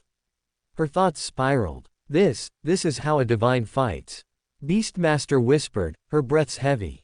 Noctis leaned back, lips curled in eerie delight, a divine shadow. Saint Ali murmured, it's hard to believe he's one of us, just a saint. I dare not imagine what kind of horror he would become as a supreme. The new generation is truly terrifying, Saint Kor chuckled darkly. Gilead silenced him with a glare as sharp as drawn steel. He is not a supreme. But the ripple had already spread. From the second row, a figure rose like a coming storm, Darren. Arms crossed, he gazed at the screen with a father's pride and a sovereign's knowing smile. But he can be, and he will be. One by one, the saints stiffened, shoulders tensed. A supreme had spoken. And he had spoken admiration. If this monster was only a saint, then what darkness would be unleashed on reality when he stepped into supremacy? The thought alone made stomachs churn and hearts skip. Curiosity, so often the lifeblood of humanity, was now replaced by dread. For they had glimpsed the answer. And the answer terrified them. Towering above the battlefield as the giant version of the Shadowspawn shell, Sunny smiled darkly in the embrace of shadows. His human body was still the most natural, and therefore the most effective form he could summon, in most battles, at least. But when he was outnumbered, the special traits of the Shadowspawn shell truly shone. Sunny had been pressed to contend against the 7 saints of song, but now, his task was easier. He could keep his enemies at bay better with his 4 hands, sharp claws, and long tail. His only regret was that Weaver's mask prevented him from using his sharp fangs, too. Let us continue, then. The Saints of Song renewed their assault, and Sunny lunged forward to face them. The world became consumed by an unending cannonade of roaring thunderclaps, blinding flashes, and violent quakes. Clouds of dust and debris rose into the air, and gargantuan figures moved within them, clashing with terrifying and furious force. Their calamitous confrontation seemed unimaginably ferocious and primal, devoid of all reason except for bloodlust and murderous frenzy. In fact, that was how most of the awakened witnessing the battle probably saw it. After all, in their minds, beings of such size and power were akin to dreadful nightmare creatures, and nightmare creatures were not known for their technique and meticulousness. However, in truth, the furious battle was nothing but technical and meticulous. Yes, it was awesome and fierce. But behind the veil of frenzied determination and bestial might, every saint fighting the Lord of Shadows was using their keen intellect, cold regard, and sophisticated battle art to fight and keep surviving the deadly cadence of the titanic clash. Nothing less could suffice in this terrible battle, while power and refined control were only antithetical to each other in the hands of amateurs. When true masters fought, fury and calculation served to augment each other, fusing to create a devastating and flawlessly precise storm of destruction. Needless to say, Sunny himself was no different. It was just that his insight, skill, and finesse were even more sublime and daunting. Slowed down and weakened, constantly confused between what was real and unreal, Sunny stubbornly persisted in his fight against the seven saints of song. He managed to push them back from time to time, even. Still, it was such a draining and unpleasant battle. Appalling, really. He would much rather fight Revel again, or someone like King Darren, even. Gritting his teeth behind Weaver's mask, Sunny briefly threw a glance in the direction where Beastmaster was standing, spinning her sling once again. She was just as bewitching and breathtaking as ever. He really wanted to kill someone today. At the final note, both Revel and Darren slightly shook. Torn between anxiety and pride, unsure what to feel at his declaration of preferring to fight them. Silent Stalker stirred, so he's not as invincible as it seems. And yet he's still whooping your asses. Effie laughed. Morgan nodded subtly, all while holding back from killing. Not to mention those scandalous shadows of his somewhere else on the battlefield, Noctis chuckled. Song stirred at the comments. Things only seemed to move in further opposition to their favor. The battle, was awful. While they were gaining great information, it only repeated the inevitability of the fight they would have, as all this time he had yet to try and actually kill them. Not to mention, his echo, shadows, were also somewhere else and handling multiple saints alone. To put it simply, it was an absolute crushing defeat, a full house sweep of all their cards. Seishan's gaze only grew darker and more conflicted by the second as the other sisters looked at her worriedly, while shooting glares back at the goons of valor who sneered. Quite astonishing that he hasn't drawn blood yet. Julius murmured. Jet nodded. Exactly, I would be itching to get back and deal some damage if I were in the situation. The cohort slightly glanced at Neffes as she held an unreadable look, still focused. He's holding back, all for the sake of the future. She only grew more conflicted. What was pushing him to press forward and commit without question, all while enduring the onslaught of attacks with the intention to kill? But he can't go on forever, Darren murmured, shifting in his seat. The nature of his essence and soul are unique, but it is clearly not limitless. Indeed, something would happen or change soon. The question was, who would be the first one to snap? As the battle continued, Sunny felt the pressure mounting. His towering shell moved like a hurricane, endlessly besieged by the seven saints. Lonesome Howl, Saint Ceres, and the Jackal led the harrowing onslaught, never faltering or slowing down. The beautiful Harpy, Seared, and the Saint of Sorrow alternated between circling above him and diving down to deliver devastating blows. Their presence was especially oppressive, because it added an entire new plane to the battle. Even when the winged saints were not plummeting from the blinding radiance of the sky to attack Sunny, the mere fact that they were somewhere above stifled his movements. There were Silent Stalker and Beastmaster, as well. The former was a deadly threat due to how relentless and penetrating her arrows were. She was eerily accurate and elusive, too, never allowing him to get close. The latter was the source of great hardship. Not only was she controlling countless nightmare creatures to tip the balance of the transcendent battle in favor of the song domain, but she was also subjecting Sunny to two different types of mental manipulation at the same time. There was her sling and its explosive shots to deal with, as well. Sunny's power was slowly dwindling. He could not allow himself to use the shadow lantern, not even because he was wary of the deadly arrows flying out of its stone gate, but because he was wary of the mysterious archer escaping the shadow realm. Who knew what that creature was, and what havoc it would cause once unleashed upon humanity? Skinwalker was already bad enough, and Sunny did not wish to be responsible for letting another ancient fiend loose in human settlements. Without the shadow lantern, though, his source element was feeble and scarce in this radiant land. He had already used most of the shadows around him to construct the shadow shell. Now, with every blow it received, the shell was consuming itself to repair the damage. It wasn't going to last much longer, unless he managed to diminish the number of his enemies soon. But Sunny was still hesitating, unsure if he was willing to kill saints. In the end, however, the choice was made for him. It was shortly after he leapt over the three-headed canine and crouched, using her massive body as a shield against Silent Stalker's arrows.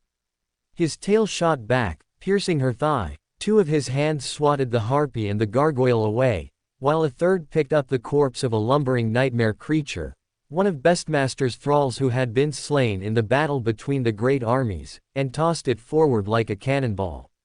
The corpse exploded into a geyser of crimson liquid as it hit the jackal a split second later, cracking a few of his ribs and sending the obsidian giant reeling.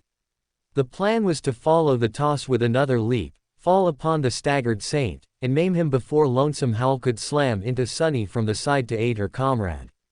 However, just before that, Sunny sensed a trickle of power flow into his soul. A shadow fragment. Eyes of valor lit up as song became quiet. The change had happened, and it was clear on what direction it was going to go. Like a drop of blood before piranhas, once it started, it would be impossible to start. Neffys closed her eyes, silently exhaling. Your best was more than enough. There was no excuses, and she herself would give or allow none. Murder was the essence of combat, and once one realized so, the outcome was resolute. She leaned back, only hoping that she herself was doing her best to hold back against the saints. It's all for the real enemy. He killed a saint without realizing it. Rain whispered. Anank solemnly nodded, likely the doing of one of his mercenaries. How terrifying. I wonder which one drew first blood, Mordred hummed. Conspiring murmurs ran out as the war zealots chatted in glee, while the third row became quieter and darker. The air became thick with disgusting mirth, as those who were supposed to be growing and learning in hopes of the future of humanity, now chastised and insulted the loss of another. Neffys silently listened. Her flaw was one pain, but this was an inexplicably deeper one. Knuckles whitened as she sat in silence.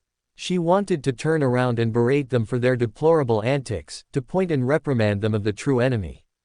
The one that caused them so much pain, the one that robbed them of a life they could have chosen. Not some terrible nightmare creature or corrupt sovereign. The bastardly nightmare spell, the parasite that masqueraded as salvation. By her side, Cassie's fingers briefly touched her as she held a small warm smile, that caused her to loosen. Their faces were grave and silent, as on the screen Sunny moved. His actions silenced their malicious murmurs as they could only watch with wide eyes. Sunny used one of his 3 remaining hands to push himself off the ground, and went for the enemy's throat instead. His onyx claws slashed across it like 4 enormous blades, leaving thin cuts behind. A moment later, 4 tremendous torrents of blood exploded out of the cuts, falling down like a crimson tide. The towering obsidian jackal staggered, then swayed, and toppled silently to the ground, making it quake with the heavy impact of his fall. His throat had been cut, and his spine had been severed. He was dead. They blinked. Did he just one-shot a saint? Luster's voice trembled. Nobody could respond or voice their shock.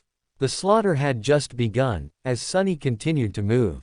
The battle continued. It was supposed to slow down now that all of them were suffering from wounds and fatigue, having expended oceans of essence, but instead, it only grew more fierce.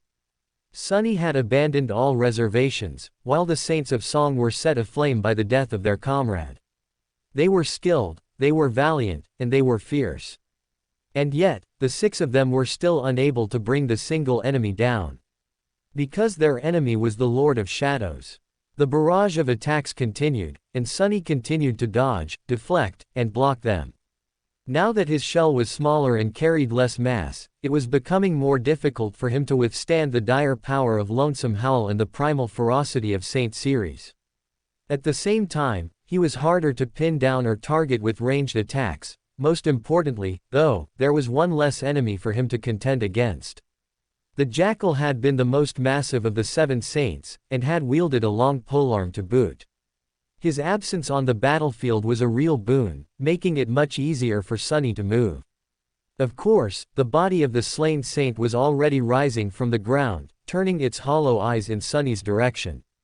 But both his gigantic form and his crescent blade were gone. Now, he was merely a transcendent puppet of the Raven Queen. Powerful, but not nearly as dangerous as the man himself had been. Sunny destroyed the puppet easily, letting it drown in the storm of devastation summoned by the clash of saints. And just after that, his patience paid off. He received an opportunity to take out another enemy. However, this one was an enemy Sunny felt most reluctant to kill. The Saint of Sorrow, the stone gargoyle, had misjudged his increased speed, missing the attack by a few meters.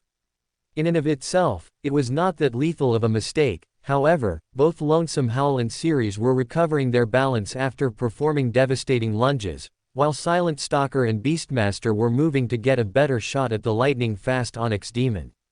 Even Seared, the gargoyle's partner, was a step behind and too far to do anything instantly. Which gave Sunny a perfect opportunity to catch the Saint of Sorrow in his fist. He had 4 of those, after all. And once the gargoyle was caught, his stone body could be destroyed in 100 different ways. But the Saint of Sorrow was Tamar's father. Could Sunny really kill the father of his sister's closest friend? He had already decided to be merciless, after all. However, he also spent quite some time with Rain's cohort. He had even saved their lives after the winter solstice. These kids weren't strangers to him, either, not by a long shot. He was quite fond of them. And although Sunny did not really know the Saint of Sorrow, the man enjoyed some of that fondness simply for having raised Tamar into who she was, an upright, loyal, and frustratingly serious young woman who had once jumped into a dark abyss to save the life of a simple porter. Most importantly of all, hurting Tamar would hurt Rain. And that weighed on Sunny heavier than the need to preserve the lives of the saints for the benefit of humanity. Gazes became confused as Valor and Song looked between the Saint of Sorrow and Rain, who sat at the front, their confusion only growing. A low murmur sounded from Sishan, "You are connected." Tamar's father could only lower his head, hiding his face an unkempt expression, his voice low and careful. "No. I have never seen or heard of the girl until now." Beastmaster shifted, something unusual in her eyes. "Then why is your daughter connected to her?" The Saint of Sorrow could only blankly stare at them, briefly looking at Rain, who hid herself, before turning back, his face only more confused, a good portion due to personal reasons. I haven't the slightest clue." At the front, Rain continued to sink in her seat from the unwanted attention, her shadow staring at her as the gazes of everyone breathed down her neck. Her eyes fidgeted, teeth slightly grinding as a noise escaped. "Who the hell is this Tamar?" Effie poked her shoulder. "A friend." Rain could only violently shake her head in protest. "Friend? Hell no. Why would I be friends with an uptight legacy? Train? No, Tamar. What kind of a name is that? It sounds like an off-brand cough syrup." Her tone carried all the way to the back, causing the Saint of Sorrow to shudder, his face only growing ever so confused. Rain's stature wobbled as she met his gaze, a weak-willed grin on her face. "Which is why it's such an honorable name." In the middle, Windflower and Telly slumped back, slightly saddened at the knowledge of how they could have had another girl join the room. Turning to each other as they began to whisper, a few words escaping. "Shame, she could have joined us. We could then be like a group." The comments only stirred Rain more, as she continued to speak up instead of backing down. "I don't know her at all. I don't even know how I supposedly became her friend. She drinks wine from a cup with grapes while I faceplant in snow after failed hunts." "In the future," Cassie murmured lightly. Rain only grew more agitated. She turned to Anank, slightly hoping she would help and defend her like before. Her eyes became lighter as she moved to speak. "What is snow? ... Rain could only stare at her as the room waited in silence, both Noctis and Mordred covering their mouths to stifle honest laughter. "So, this means that your brother allowed you to move under Song?" Morgan echoed in a low tone. Suddenly, Rain didn't aspire to live up to the legacy her brother was creating for himself, as she weakly squeaked. I guess." Valor silently glared at her, their intensity only broken as a loud voice resounded from the back, Beastmaster standing up as the other blood sisters tried to pull her down. "Good for you. We welcome you with open arms, sister," she exclaimed. Rain could only stare with wide eyes, her mouth agape, similar to Effie, who held an equally stunned look, glancing back and forth between Neffy's and Song. But Neffy's was only focused on the battle. In the second row, the air slightly hummed as Darren's voice carried around. It's near. His shell was in rough shape, and he had stopped mending the damage dealt to it not long before. If he had continued, Lonesome Howl and Ceres would actually gain an advantage over him in terms of mass. He had successfully pushed the three-headed canine back and sacrificed a piece of flesh to deliver the monstrous she-wolf another shallow cut. By now, her fur was just as much red as it was black, but the feral princess did not seem to have lost any of her dire power, the opposite, in fact. Sunny failed to disengage fast enough, which left him open for a split second too long. And in that split second, Silent Stalker's arrow hit him straight in the chest. The internal frame of the Shadowspawn shell had already been severely damaged, and this last blow seemed like the last drop. The entire torso of the Onyx demon exploded, turning into a wave of shadows. The shadows fell to the ground like black smoke, dissolving into nothingness. Behind the river of dissipating darkness, what remained of the fearsome creature crumbled, as well, leaving only a battered human figure laying on the ground. Sunny grimaced, then rolled, dodging another arrow, and jumped to his feet. The illusory pain that had been searing his mind was suddenly more unbearable. The tranquil presence blooming in his heart was suddenly more breathtaking, making it harder to resist its tender call. Arg, damn it. His armor was cracked and broken, and his stance was hunched. Nevertheless, he, the Lord of Shadows, did not look any less fearsome in his battered state. If anything, he looked more dangerous than ever, like a beast who had been backed into a corner. The enemies surrounded him, ready to attack. Now that Sunny was back to human form, he had to crane his neck to look at the giant figures of Lonesome Howl and Ceres. From this point of view, the two towering beasts looked quite terrifying. The harpy, Seared, was ready to join the melee in her human form, too. Somewhere behind him, Silent Stalker was drawing her bow. And somewhere in front of him, behind the wall of three deadly saints, Beastmaster was spinning her sling in the distance. Things did not look good for Sunny. He grinned behind Weaver's mask, and spoke with a hint of cold contempt in his elusive voice. Gods. This was not part of the plan. The faces of everyone began to crease slightly, frowning in confusion and slight anxiety. Sunny, was going to lose. Was the screen sadistic enough to show his final moments on the battlefield? His essence, it's gone. Is it actually over? Kai shakily muttered. Noctis lightly shrugged, maybe it's a necessity. The Shadow Realm would only welcome a divine shadow, even one that has died. Rain whirled around, eyes wide. But it can't end here. This isn't even so far into the future apparently. Are we supposed to just accept that he'll die at this time? The others could only stare at her, some heads turning slightly in shame, while others' eyes became solemn. Even Morgan clicked her tongue, a tone of disappointment. Song, on the other hand, was confusingly joyous. Well, most of them were. Beastmaster slumped back, biting her fingernails. A dreadful sinking feeling of anxiety, both at how he was about to die, while his killer, was also her. Her face contorted, a genuine frown. Am I supposed to be elated or distraught over this? The murmurs of disappointment continued to ring out, as others slumped back in their seats, Noctis pushing it to the limit, a look of genuine sadness on his face, slumped at the loss of someone he wished he could call his friend. At the front, Effie glanced at Neffys with worried eyes, even more concerned at the fact that a slight smile was tugging at her lips. Damn battle junkie. She reached over, preparing to reprimand and break the reality to Neffys. But it wasn't needed, as her voice spoke out. Now he'll get serious. The words echoed in the air, as people looked in shock. Even more so as Darren slowly nodded, a smile on his face, a knowing smile. Escaping from the shadow shell, a blurry darkness blinked behind Beastmaster. From her shadow, an identical figure rose, another Lord of Shadows. His arm flashed, a short knife knocking the back of her head as she stumbled and fell. All around, the Saints of Song briefly paused, shock on their faces. From the feet of the Lord of Shadows, more figures began to rise. Each of them identical, as they pulled weapons from the shadows, turning to the Saints of Song.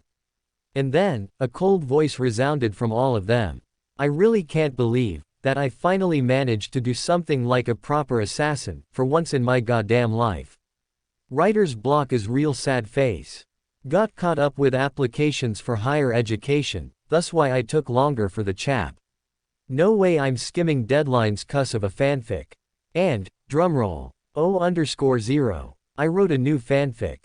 A Supreme Start, Shadow Slave FF. I honestly really like it, and think it's better than cinema. My word not yours. I'll be chill and update it in between my breaks with cinema chaps greater than less than. The Blood Sisters' faces immediately tensed with alarm at the sight of Beastmaster slumping to the ground on the screen, their nails scraping the leather of the seats. It did not seem to be a blow delivered with lethality or power, but they couldn't properly judge the severity of the damage it had done. Since it was an unguarded blow from a divine aspect holder. And an overwhelming divine shadow no less. Eyes moved back and forth in slight panic, their faces turning to each other in silence, a look of distraught on their faces. Not even Sishan could speak up to reassure and change their mentality. She couldn't even begin to fathom how she would coerce and change the mood of the saint who they had just watched have his throat ripped out. Worst of all, she didn't even want to look in Beastmaster's direction. Honestly, she was more frightened at the ideology of seeing a hungry and barbaric look on her beautiful sister's usually composed face, in a moment that was supposed to be somber and humbling. Her eyes closed as she absorbed the murmurs around her. We're supposed to fight that thing in the future. He's not even at full power. What is happening with his shadow soldiers? This is the power of his avatars. How long will the fight last now that he's trying? Her ears pricked as voices from the row below began to reach them, diverting Song's attention. Leaned back, Noctis twiddled his thumbs, a look of fascination on his face. So this is how a divine shadow fights seriously. Truly fitting of his character. But then, if he had the potential to end the fight so quickly, why would he drag it out and sustain so much damage? Kai murmured. Jet scoffed. Damage. He hasn't even lost a drop of blood yet. Whispers sounded again among the second and first row, a flat voice speaking up after a few seconds. He has sustained some damage, the pain he's experiencing although not directly physical has still been damaging him. Saint Kor nodded, yes, that insidious mind hex has been dragging him down the entire time. At the mention of the attack the crowd turned around, looking at the perpetrator. Beastmaster remained rooted, her face still blank. Clearly her mind was still churning and trying to process how she should interpret and feel about the events on the screen. Her eyes snapped into focus as Moonveil lightly coughed. Slowly she tilted her head down. I suppose I did mess with his mind, she echoed emptily, before he rudely knocked me out. Or killed me. The audience and the Blood Sister alike could only stare at her blankly, slightly unsure if they were talking to the real Beastmaster. Attention was shifted as Darren coughed. It was brought up at the start, he had no intention of drawing blood, thus why he held back up until now and didn't reveal his true abilities. Cassie tilted her head, pursing her lips. Then it's even more efficient considering if he had used his true abilities, the matter could have been quickly resolved without losses. Darren looked at her silently, turning the screen before responding. It was mentioned in an earlier inquiry that he hadn't completed his battle art. It is possible he was also searching for the answer by limiting himself with unfavorable circumstances to break through. Everyone listened silently. It was true, at the given time when they asked, he hadn't apparently completed his battle art. Though they didn't know the specifications on what would complete it or how it would be seen as complete in Sunny's eyes, it had so otherwise. Eyes slowly began to deepen as some replayed the events in their head. The manner in how he copied their abilities. How he flawlessly interpreted and mirrored their honed battle arts. In truth, the nature of how he fought and learnt, was in being a true shadow in battle. Literally and metaphorically it made sense. As a divine shadow it seemed only right for such an existence to revolve their battle art around mirroring their opponent. Thus, they were not fighting an enemy, they were fighting themselves. A sinister completed version of themselves that overwhelmed and tore their pride apart. Truly, it was the ultimate battle art. A late throw in rock, paper, scissors, one that crushed the morale of the opponent. Effie scratched her head. I can see that possible, although I can't really believe it, really. Who learns and perfects another person's battle art in the midst of a fight? How does someone even do such a crazy thing? But then, if he himself has the capability to copy and perfect an opponent, how does that involve the utilization of his avatars? Kai mumbled. An unusual scoff sounded from the second row. What else? Salvan echoed. In war you must know yourself and the enemy, and he has mastered both. All that's left is superiority in numbers, overwhelming numbers of perfection. Noctis nodded in rare agreement. He has a platoon of calamities that mirror his prowess and growth, while he himself has no vertical limit. Equilibrium between quantity and quality is essential, and yet he has already appeased one of the two. He paused, smiling. Now he only needs more. The air became still as the words echoed around. On the screen, the battlefield quaked as the identical figures of the Lord of Shadows seemed to loom over the exhausted saints. The champions of song stood ragged, yet charged at the Lord of Shadows. Only for two more to manifest by his side. The four saints descended upon Sunny like a hurricane of fangs, claws, and sharp steel. However, all that met them was darkness and overwhelming strength. Now that Sunny did not have to create titanic blades to wield with the giant hands of his shell, four weapons manifested themselves in his four pairs of hands.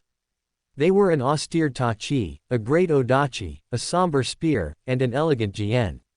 Each was as potent as a transcendent weapon would have been, and sharp enough to cut the world. His four bodies moved in perfect harmony with each other, weaving a dark tapestry of deadly intent. The flawless grace of their unity made the uncanny combat affinity that the seasoned warriors serving the King of Swords displayed seem clumsy and crude, full of dissonance and discord. Even the four saints of song, whose ability to cooperate in combat had been forged in thousands of battles, were no match. And so, Sunny crushed them. Each of his four bodies was weaker than one augmented body had been, but the sum of their individual strength was greater than the whole. He could be in several places at the same time, seamlessly interweave offense and defense, build elaborate traps, force the enemy to move where he wanted them to move, all with almost effortless ease. The possibilities seemed endless. Best of all, the four saints were almost like an open book to him. Now that Sunny's own transcendent battle art was complete, he found it easier to read similar techniques that belonged to others. His already formidable mastery of shadow dance took another leap, teasing him with an alluring scent of unknown mysteries. He could vaguely feel what lay beyond. For shadow dance, the ability to mimic the attributes of other living beings. For his battle art, the ability to incorporate his will into the movements of his sword.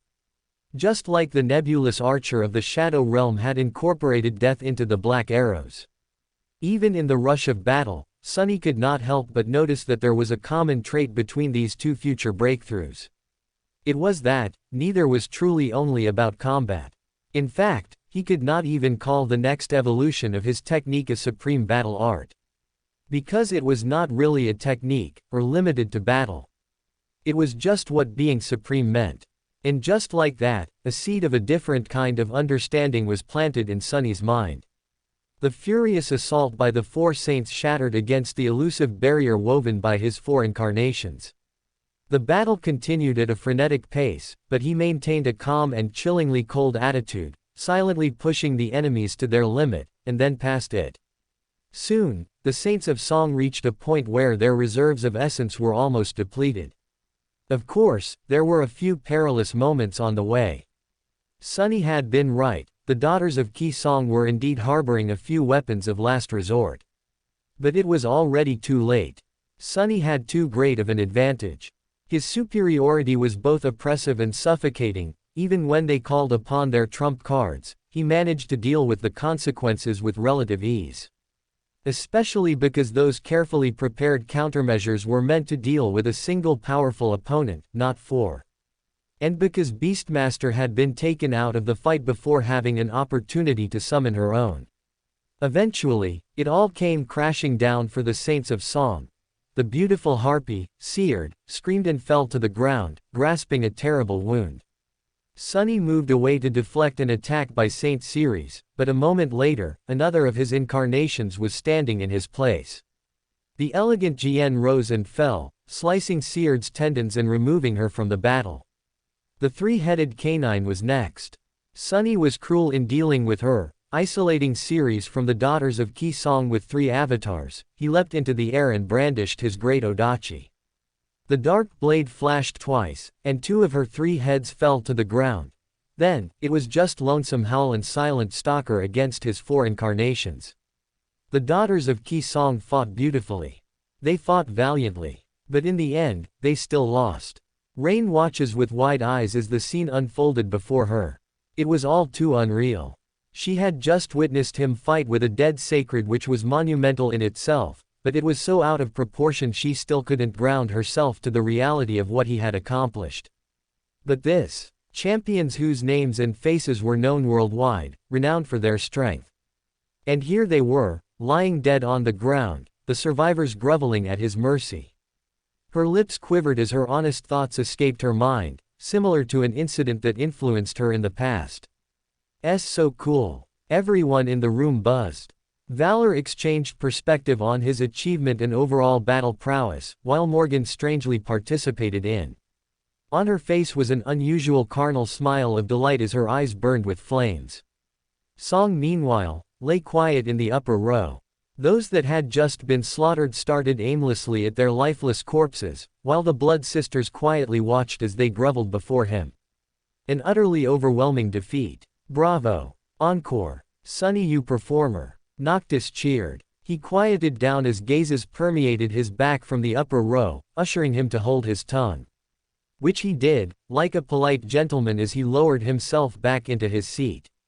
Unconsciously, he reached down, picking up the popcorn bucket that he had requested at the beginning. Its taste was subpar from his eloquent standards, thus he had discarded it.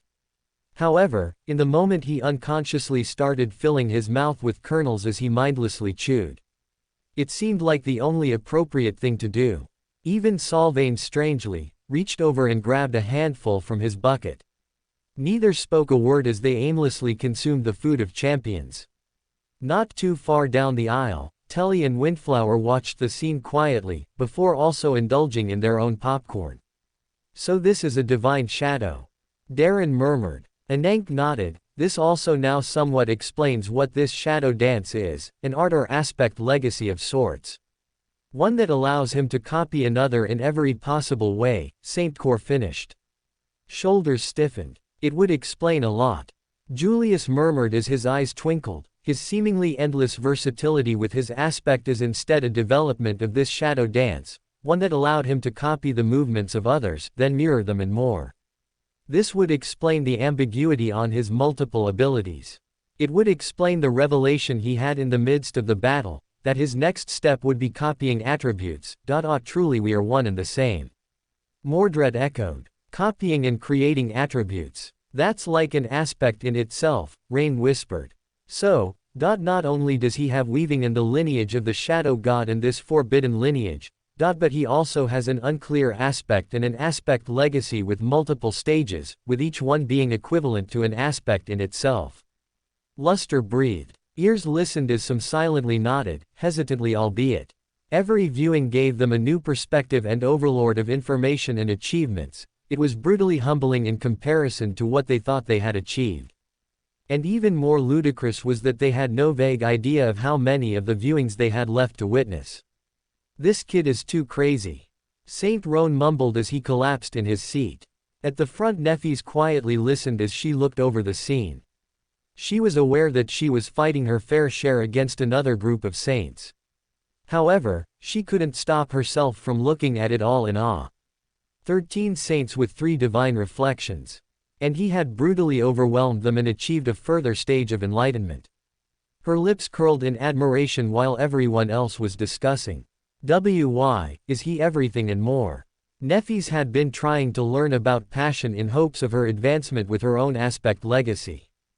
Ever since she was brought here, she was subsequently overwhelmed with what she was searching for, only it had been lost and forgotten. Feelings that unconsciously reacted in her body at the sight of Sunny. Someone she had seen show affection and care for her more than anybody else. A warrior she had seen hold his grown and display his prowess that rivaled her own. The law of imperfection was absolute, yet why did it feel like Sunny was a singular anomaly who existed, just to appease her desire? His calculative lethality on the battlefield all while holding back and trying to spare the saints' lives, revealing hidden intentions of seeing the greater picture of the true problem. The same future she also looked at. Repeatedly she couldn't help but replay the fight in her mind, only growing more and more fascinated by the second. I want to fight him. Wait. I haven't even had the chance to see him ever since learning the truth, what am I saying? Her brows furrowed as she concentrated on the information just revealed. Copying attributes. Wasn't that too insane? Attributes were qualitative abilities that amplified and accompanied one's aspect, but only in symbiosis, the aspect was always superior. However, that did not mean that there were some attributes which were outliers and a cut above the rest.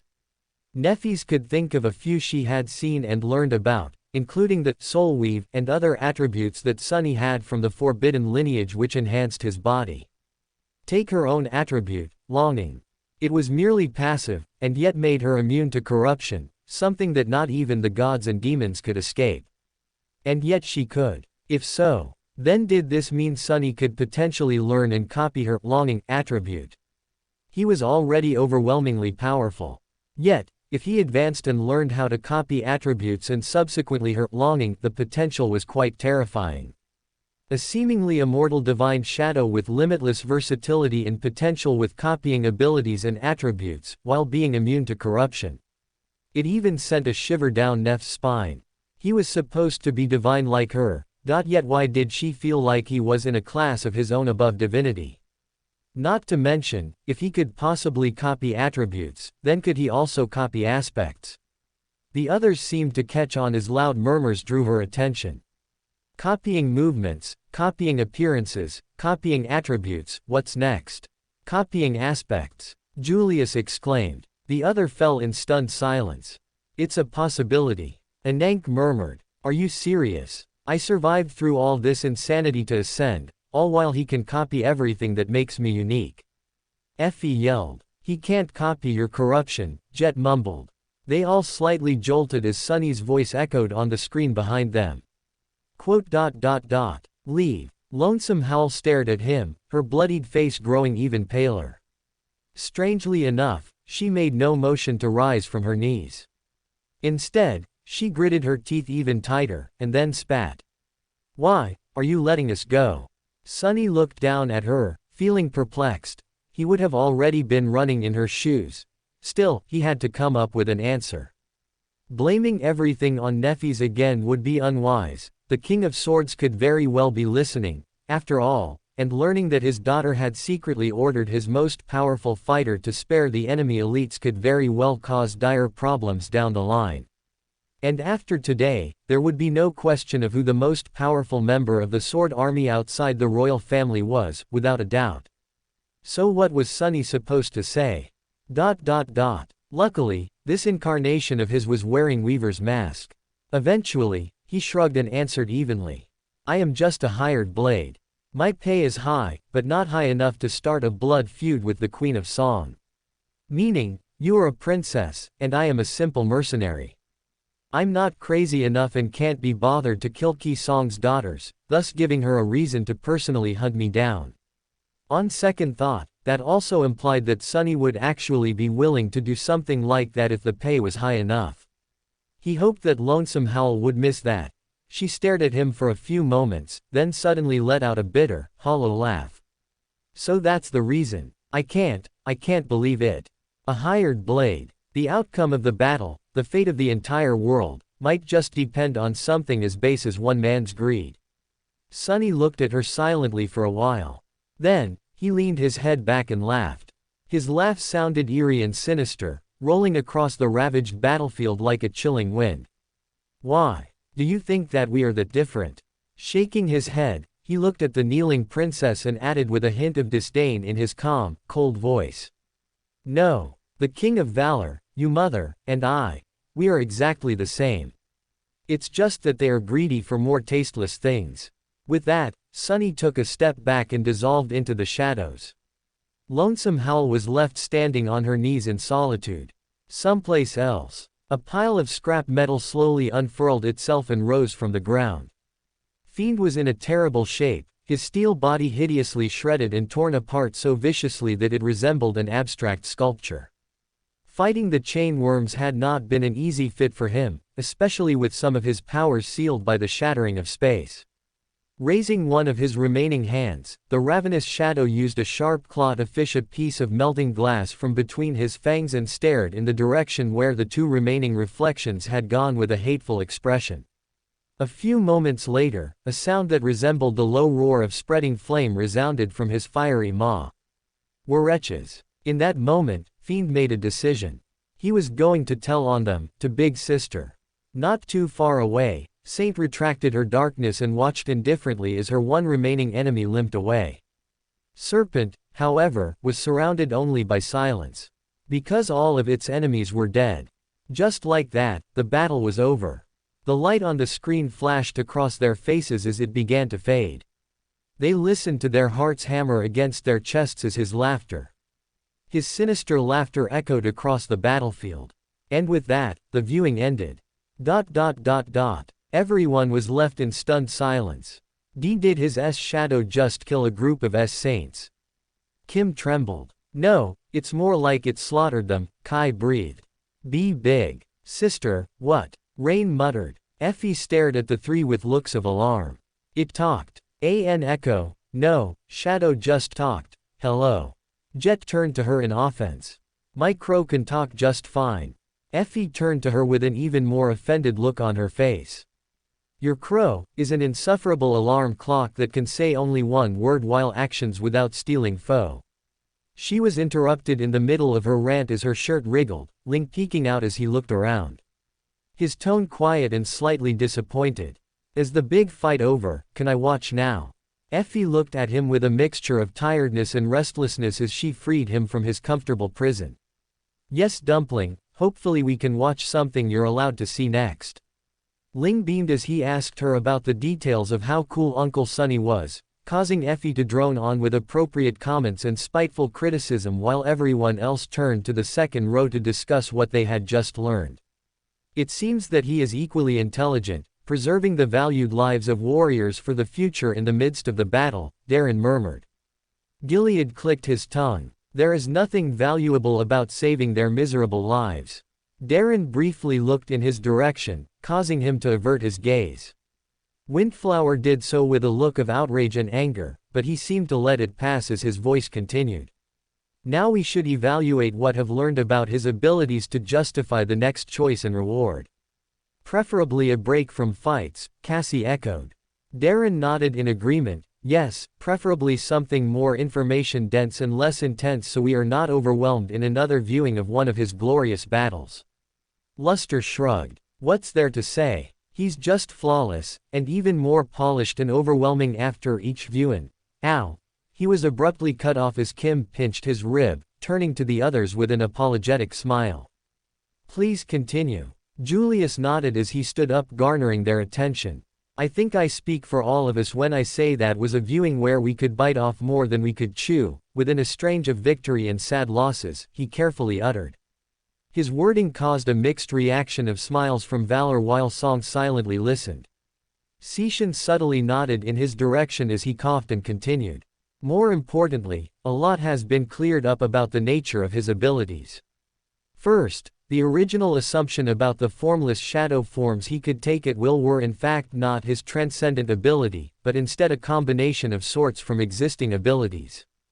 Additionally, we have learned that the shadow dance is in fact his aspect legacy, which can let him copy battle arts, mirror opponents and potentially recreate attributes, and maybe even mirror aspects in the future.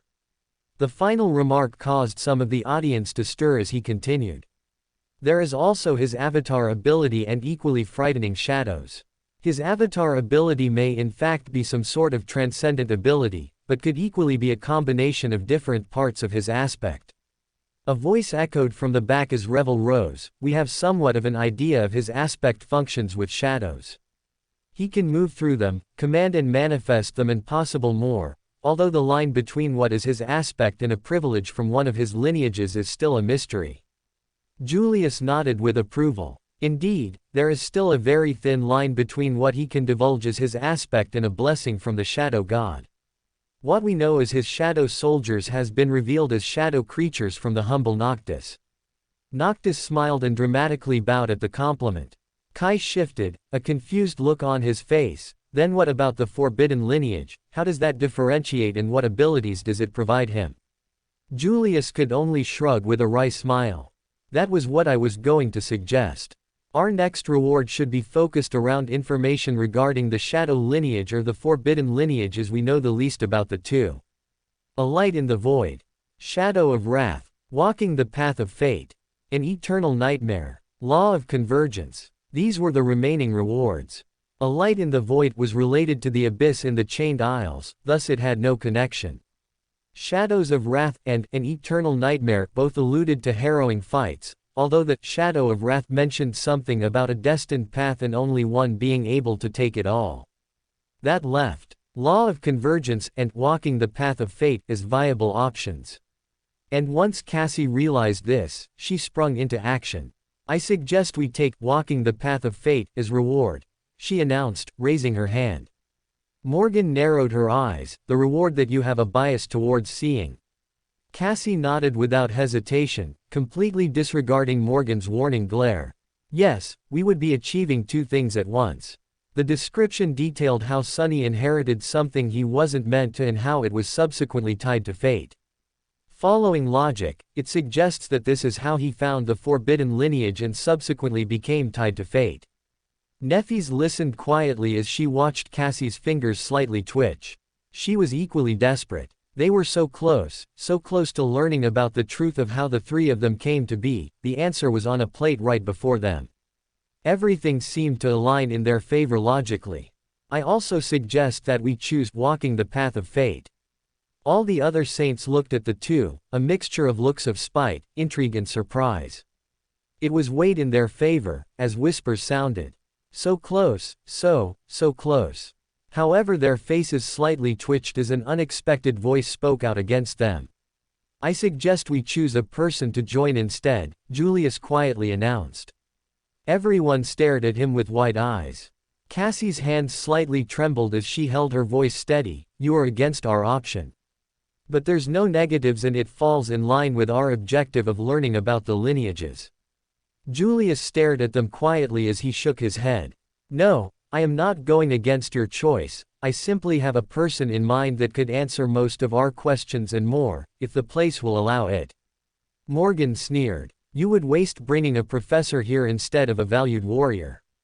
Saint Cor raised an eyebrow in suspicion. You have a colleague that can answer all the questions and secrets regarding a hidden lineage we have just learned about. Julius blinked. On the contrary, I have never met or talked to this person ever. Everyone looked at him in confusion as he slowly pointed his finger. At Neffys. Uris of the Nine, he echoed. Nephys's face remained composed as her shoulders briefly trembled too quick for the eye to notice. She stared at him incredulously as he began to speak. Lady Neffys has mentioned that she met Uris in the past.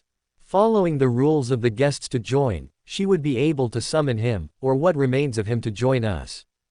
Darren stared at him with unusual shock. You suggest bringing one of the nine to this place? Julius looked around at the shocked faces as he picked up his words. We have too many questions that need to be answered about the history and past, and with every viewing and reward we subsequently answer parts of our questions while only creating more. He paused, smiling. So, why not bring a fossil more ancient than me here to answer some questions which we cannot?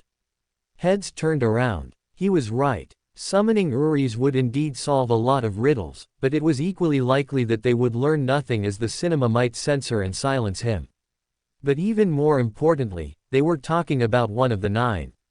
A legend in history that even Darren seemed cautious of, a being behind a force that toppled empires and challenged gods. It would answer a lot of questions. Just muttered. I wouldn't mind another comedian, he seems quite funny, Noctis chuckled. Silently they all looked towards Neffys. She was the only one who could summon him, so it was her choice, but at the same time it wasn't, as this was a cooperation between all parties to create the most desired outcome so they could all leave this place. Personally, she was also very against the idea. The thought of being trapped once again with the audacious skull caused her eye to slightly twitch. But most importantly, she would be betraying Cassie's expectations. From the corner of her eye, she watched as Cassie's shoulders slightly dropped, distraught at the truth slipping away from her fingers once again. Neffys turned between her and the crowd, before gingerly putting her hand on her shoulder. They had to follow the most efficient and probable outcome. Cassie sensed her gaze and intentions as she slightly turned. "I understand, we'll have another chance," she whispered. The other cohort members subtly nodded at her as they waited. Neffys nodded in return as she looked back at the waiting crowd, her voice loud. "I'll do it." Heads nodded silently as she turned around and walked towards the front. She looked up at the screen, before her voice echoed. Option 1, I choose Uris of the 9. Light began to pulse and raise before the ground around her, as it rose. It took shape, bending into the shape of a skull before dissipating. As it finished, a lone ancient skull was left on the ground. Everyone waited silently, only for no response. Slight panic began to ensue at the prospect of having wasted a reward. Has he already kicked the bucket? Did it fail? Looks pretty ordinary for a legend. I was expecting a dazzling hunk. Neffys stared at the skull as she bent forward and grabbed it with her palm, lifting it up before her at eye level. She looked into its empty sockets as a sliver of doubt grew in her mind. Has the room failed? To everyone's surprise, a clicking sound echoed from the jaw despite it having no body or muscles, as a chilling laugh reverberated throughout the room. A chill swept through the room as the sound seemed to scratch their own bones, causing some to clench their hands' rests and stare with wide eyes. Neffys glared at the skull as a voice spoke to her. "So we meet again, abominable Nephilim. Weather has been very nice and enjoyable. Also, yay, Uris. Fun interactions to look forward to, and no, this is not a plot device to speed up and end cinema in the next few chapters. That is still a long time away. To your glee and my despair." Leather creased as the sounds of chairs shifting reverberated throughout the room. Everyone looked at the front with varying expressions, their shoulders stiffening and spines shivering as the ancient raspy laugh sounded around them. Darren looked with concern as Julius's hands jittered at an alarming speed, his mouth and eyes so comically wide that one would expect a strand of drool to start forming. All of them held their breaths as the laughter drowned down into a gurgled laugh. How bizarre, has my mind finally corroded, or is this another step in my endless condemnation? Neffys lifted the skull up to eye length. Uris's integrity was a lot more disheveled than she remembered. His bone was shaded and slightly bleak in comparison to its usual albino tint. Slight cracks had formed around the mandible and his nasal cavity. In her palm he felt so brittle, if they weren't sealed by the room, she felt he could be crushed to dust. Her eyes narrowed, slightly tightening her grip, causing his raspy voice to gurgle. "Ha ha, you are real. Truly it's a shame, your puny arm won't be enough to crush my skull. Quote. Although I wish you could." A clicking sound echoed from the corners of his mandible as he seemed to look around. "Am I dead? Are you dead? I hope I'm dead. How cruel of you, Shadow. I was promised an eternal sleep, but now I'm stuck with this infernal Nephilim." Neffys shook her head, letting out a sigh. "Unfortunately for the both of us, you're not dead." She turned her head, catching the eye of the crowd as they listened quietly, a few hushed whispers sounding. "You've been brought here to help us close the gaps in some questions we have for a predicament we're being educated on." Uris scoffed. "Really? After finally getting to the Shadow Realm to be put to rest, you yank me out and ask me to perform for you like a jester?" In the back, Saint Jest lurched back, stifling a laugh. "He's funny, I already like this fellow." Neffys ignored the chattering as she continued, her tone flat. "Similar to you, we've all been brought to this place. Our objective is to watch the story of someone, fulfilling the desire of the entity behind this place so we may return." Above them on the screen, the previous rules of the place blinked on the screen. Nefis twisted her arm, illuminating Uri's in the light as he silently read, his voice droning on in a mumble. Watch the story of the Forgotten One, receive rewards for viewings, go home. It paused, staring in silence at the screen. You said an unknown entity is behind this place. Nefis turned the skull back to face her as she lightly nodded. We've seen its display of power, it can only be fathomed as something above the gods. The empty socket stared at her, before his disembodied voice yelled out at an alarming volume. Dear entity, please kill me. I'm ready to go. You can even hang my skull as a trophy, strike me down. Obliterate me. Erase my existence. His voice echoed around the room as an awkward silence settled, broken by the sounds of stifled laughter from the second row as Noctis fought with all his will to hold back tears. The other stared with a mixture of confusion and unease. This was supposed to be a legend, a monumental figure of mystery who had twisted history with his will, and yet just like Sunny. Why was every ridiculously powerful person such an unhinged jokester? Nefis only shook her head. This place doesn't harm its spectators, it only promises punishment for acts of violence. Agitated clicks rang out as Uri's trembled in her hand, his voice now mad like a lunatic.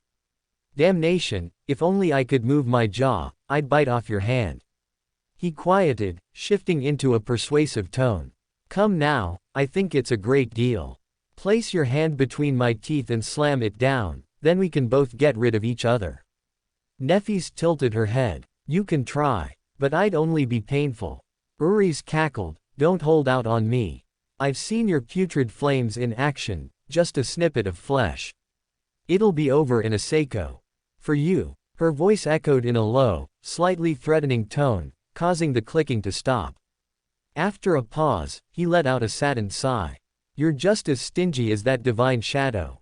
Nefis's eyes widened, pulling the skull closer, her eyes questioning with scathing seriousness. Divine shadow. When was this? What was there now? Her eyes became slightly startled, as a huff sounded out, cutting her off. Divine shadow. My shadow. Who cares? You miserable lot just want to swindle me, shame on you. Taking advantage of your elders, how despicable.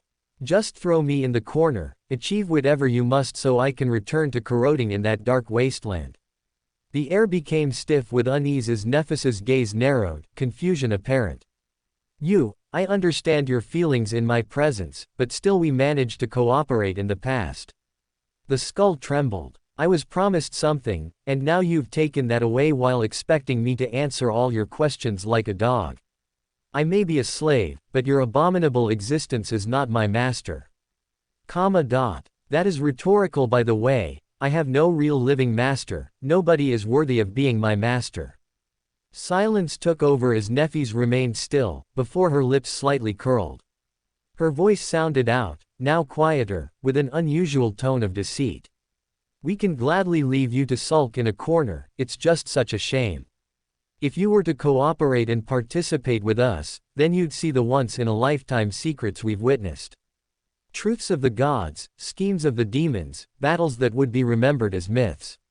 I think you'd enjoy it quite a lot and have some stuff to reminisce about while you rot in the shadow realm. Uri's chuckled. What a shame. I already have a healthy relationship with one who wields death. We're the best of friends really. He's working so hard to figure out how to kill me, how generous of him. Nefis' smile grew as she tilted her head. And this certain someone, wouldn't happen to be a divine shadow by the name of Sunless. The skull did not respond. Nefis shrugged, leaning forward as she placed Uri's down, turning him to face the wall. Her voice trailed as she began to take audibly loud slow steps. Everyone watched in the crowd, unsure if they were witnessing the changing star they thought they knew. Her foot paused as his voice echoed out, now in a low and serious tone. Sunless, you've met this being before. Nefis turned around, her tone slightly aloof. Our connection runs quite deep actually. She paused, smiling pleasantly. And sorry to say, but he values me more than you. The skull did not respond.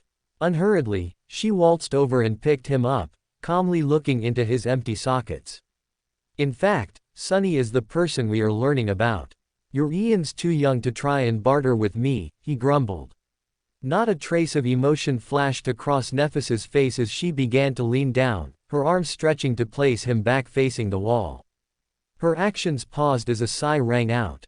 I'm only doing this because I'm so delighted to learn more about my dear friend who values me so much more than you. He'd even travel across the land of death to talk to me. Nephis held him in her palm as she walked back over the first row. You just want dirt to hold against him so he does stuff for you. Perhaps. Standing at the front, she raised her palm, displaying the skull to everyone. Ures of the Nine, the man even death doesn't want. The skull trembled in her hand as his usual maniacal laughter came forth. Ah well, that's what happens when you kill the vessel of a god and incur their wrath. Silence continued to hang in the air as everyone stared deadpan at the sight, unmoving. Tension was only broken by the sound of vigorous clapping, Julius standing up with an uncontrolled grin. Marvelous, or treacherous. What an honor to meet such a mythical figure in the flat, bones. Ures chuckled. How fun. A man of perspicacious nature, though I have absolutely no idea who you are. The both of them heartily laughed as the other remained still, Nephis moving to her seat. She paused, looking at the skull and then at Effie who side-eyed her back. Call this comeuppance. She smiled at Effie. Saint Athena, didn't you have such a fascination with animate skeletons? Well, now's your chance. In a lazy motion she tossed Ures to Effie, her face slightly startled and tense. She looked with wide eyes at Nephis, who simply shrugged and sat down. Palms becoming sweaty, she turned the skull to face her, a nervous gulp sounding. Nice to meet you, Ures, sir. Jet snorted, her face laced with mocking amusement. Wow, are you getting cold feet? Effie shot her a dangerous glare, tilting her head as she attempted to whisper. Hey, this dude killed a god or a vessel, whatever. He's crazy, I'm not messing with him. Jet tilted her head, her amusement growing. And yet you ogle and drool over a divine shadow who is the heir of death and the bastard son of fate. Each word carried a dangerous weight as Effie seemed to physically recoil at every syllable. Wrinkles creasing her face, as she groaned in pain. Don't get me started on that lying shadow Prince Two-Face. I'm still here, you know. Effie stuttered, the words dying in her mouth. Her lips twitched, contorting into the most honest attempt of a smile. Her mouth opening and closing repeatedly until she eventually just handed him over to Jet. You two talk, you have a lot in common. Jet blankly stared, only looking down as Ling stealthily crawled across the armrests, plopping on her leg next to the skull. Curiously, he reached out poking it, causing Ures to sigh. Ah, how the mighty fall. I am now being toyed with by a child. Ling only giggled. Carefully prying Ures from Ling's grip, Jet turned him around. His jaw clicking as he sighed, his tone tired. What? Got something you'd like to extort out of this poor soul? Jet shrugged. Nothing really. What's it like being dead? Effie and Kai tilted their heads, leaning slightly to get a better listen. Ures had no muscles or skin for facial expression, but strangely everyone could envision a look of utter gloom on his face. Gloating about being alive or we. Jet only stared, her eyes flat but hiding a hint of anticipation. It disappeared in response to the mumbled reply. Cold. Boring. Torture. Very boring. Did I already say boring? Jet only rolled her eyes before looking over her shoulder, scanning the crowd. Who wants the talking skull? How dare you? I am not some prop that is to be His voice trailed off as Jet flung him up to the second row, landing in the lap of a red robe, his muffled voice sounding through the fabric as a pair of hands lifted him up.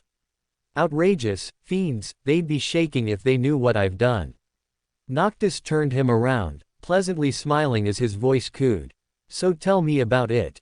However, Ures's usual banter-full voice didn't sound out, instead acting as a proper skull. Noctis slightly frowned then glanced at Salvan, pausing before turning back and letting out a sigh. Let me clarify, I am no deplorable follower of war and her children. I simply have a standard to uphold with my divine sense of fashion. How could it have slipped his mind that this exalted, was a dire enemy of the war god?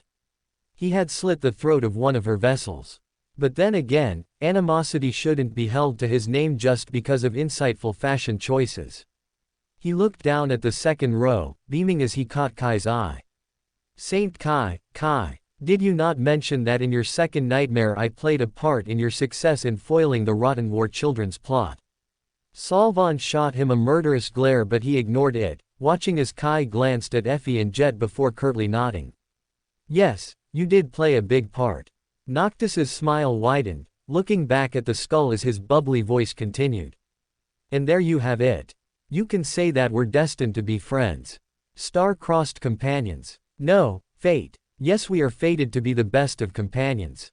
The skull did not respond. It lay idly in his hands, before Uriz finally spoke, now sounding even more fed up.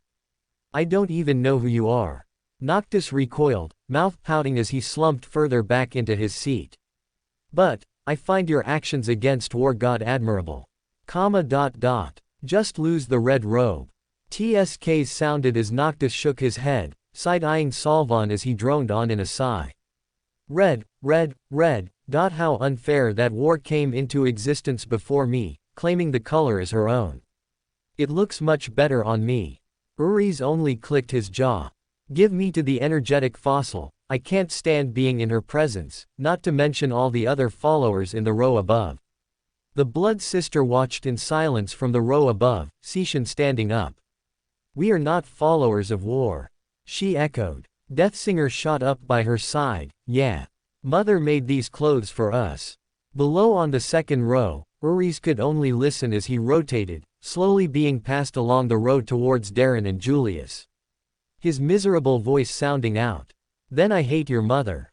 Revel had to shoot up and drag Deathsinger down, covering her mouth as she menacingly swung her fists in the air, yelling muffled curses, the other Blood Sister rubbing their eyes in a mixture of agitation and embarrassment.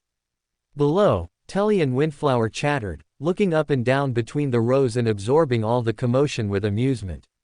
Even Mordred on the far end of the row listened with a keen ear. Uriz eventually was plopped on the headrest between Darren and Julius. The elders quietly looked each other up and down, before Julius broke the ice, his voice jovial and charismatic as usual. A pleasure to meet you, Uriz of the Nine. I am Julius, a humble professor, and this is my renowned companion, Darren, King of Twilight. Darren lightly nodded. It's an honor to meet such an accomplished being. Strangely, the darkness in the skull's sockets seemed to dim, even the usual clicking noise not sounding as Uriz replied, his tone unusually aloof. See, courtesy. Such gentlemen to introduce themselves instead of tossing me around, haggling this poor soul with not a shred of condolence for my predicament. Julius nodded vigorously, stroking his beard. As you said, we are fossils of perspicacious nature. He paused, glancing around at the other watching them before clearing his throat and nodding at Darren. Apologies if you felt your treatment was unruly. You see, we have all been brought to this space and are quite frazzled.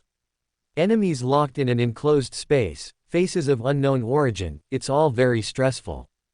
But we are trying our best to push forward, and your presence is a blessing in our collaboration to fulfill both our and the entity's desires. Everyone held their breaths as they slightly leaned forward, dreading in anticipation on whether they would make progress. To their delight, wisdom did come with age as Uriz chuckled, his voice now a pleasant and slightly surprised. Go on. Julius raised his voice as everyone listened in. The Forgotten One, or as you know him, Sonny, is in a peculiar situation. Somehow he has, well, broken fate and also resultantly been forgotten by everyone in existence. However, this place has strangely been able to retain its knowledge about him and possibly more than anyone here. It has insight capabilities to show us his life and journey. As a result, we have learned quite a lot, maybe a bit too much. His heart-stopping battles, revelation secrets and connection to the demons, specifically Weaver. However, we are a bit stuck in understanding the nature of his lineage origins and the stature of his overall abilities. His voice trailed off as he looked down at the skull laying quietly on the rest. It took a while to soak up the information before he lightly responded. Oh my, quite fascinating, much more informative than what he told me in the coupled time we spent together. But you're forgetting something. Julius's eyes widened, leaning uncomfortably close to the skull. There's more. Please do telephone. No, it's that I'm very petty and would like something in exchange. Julius choked on his words at the statement. He glanced at Darren, who could only offer a slight shake of his head. All of them could only sit on the edges of their seats as Uri's went on. I'd very much like something in return, it seems only fair. My dear divine shadow friend has promised to kill me, how kind of him. I'd do it for free, Jet grumbled. Saint Cor shifted in his seat, turning to look down the aisle as his low voice echoed. Then the last time you two met was in the shadow realm after he'd killed your companion, and then conversed with you about something we couldn't hear. Heads tilted slightly as few people nodded in acknowledgement, Uri's voice now louder and more alive. Huh. So there were peeping eyes. I knew I hadn't gone insane yet. Cassie shifted, you actually heard us. Our savage version of Sunny could also do the same, Mordred sighed, causing Rain to stir in the front, throwing a glance at her shadow. It only stared at her, before shrugging its shoulders, still remaining hidden. Uri's clicked his mandible, his tone now disappointed. Something you lesser existences wouldn't understand, but of course Sunny could. After all, he was searching for the last steps to supremacy. Shoulders stiffened as everyone looked with wide eyes, Darren's voice booming. You felt his nascent domain, how was it? Sweat formed on necks as hands creased leather, a chuckle filling the room. How was it? It was mortifying. Its presence alone was crushing even for me. I feel bad for whoever crosses his path in the future. Below, Anank tilted her head, slightly smirking. You speak of tight lips and yet you are quite vocal now, no. A huff sounded in response. I am an entrepreneur of sorts, one must give a sample so they can understand what they are trying to buy. So, Nefis echoed, what would it take for you to inform us of this information? At the mention of the words all rows became quiet. Natural supremacy. Such knowledge was too dangerous. There were numerous saints present in the room, all of who would love to ascend. It was an opportunity for change in the world itself. A sovereign was not a god, but they were nothing but gods in the present times. Nightmare gates at the 4th level were almost non-existent, and their respective rulers would not allow another contender for the throne. But, if they knew, things would change. In a sense, things were quite dangerous now. Already rapidly learning about Sunny and the world in itself, and now with the potential to spread generational information on ascension, that was nothing short of analogy to Pandora's box. The air became heavy as both Valor and Song glared at each other. But it was not up to them to decide whether Uri's revealed it or not. No, I won't tell you. Morgan's shoulders stiffened as her throat dipped, her voice now dangerously low. Why? Gentlemen, can you please rotate me to face the hothead? Julius's mouth hung open, glancing at Morgan before slowly turning Uri's in her direction. It is not hard to read the feelings between the two forces in this room, and although I love fanning the fire, in this rare moment I wish not to. You lack the initiative, I only wish for death and it has been promised, not to mention that I assume you are in a time hastened for war. The eyes of the saints dipped, the room growing slightly dark. Yes. Saint Cor's voice echoed in a low tone, war is impending in our time.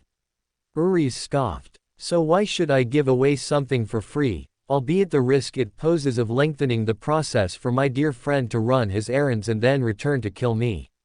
Heads turned, as hidden glances were exchanged. Yes, they had glimpsed the future, the slaughter of God Grave and his journey in power in the Shadow Realm.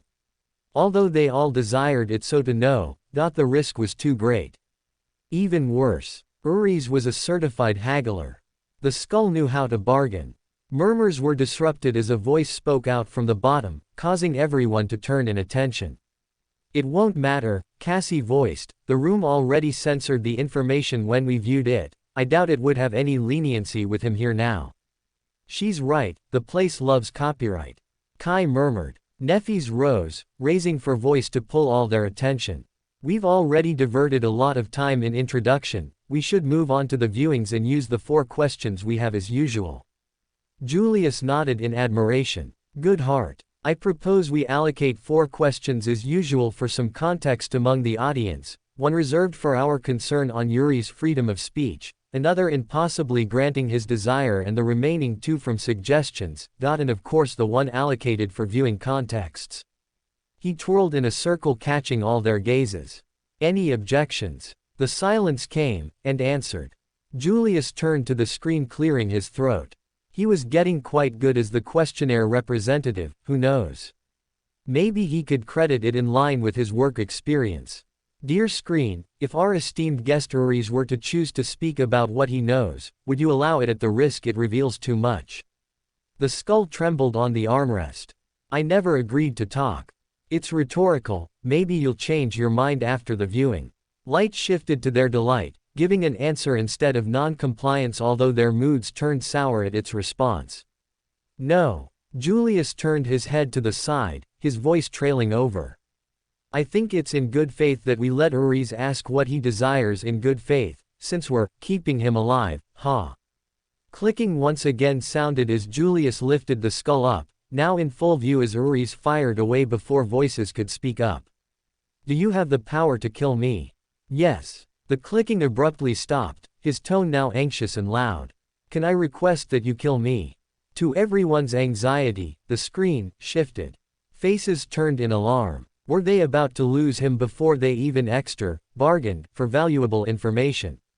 To their delight and his despair, it instead wrote, spectators will not be harmed or removed until the viewings have been complete. A rattled groan rang out as the skull went stiff in his palms, his voice sounding after a pause. Will I be stuck here with this lot for a few years before I can return to dying? To their unease, this time, it didn't respond, causing a few breaths to ring out as whispers sounded.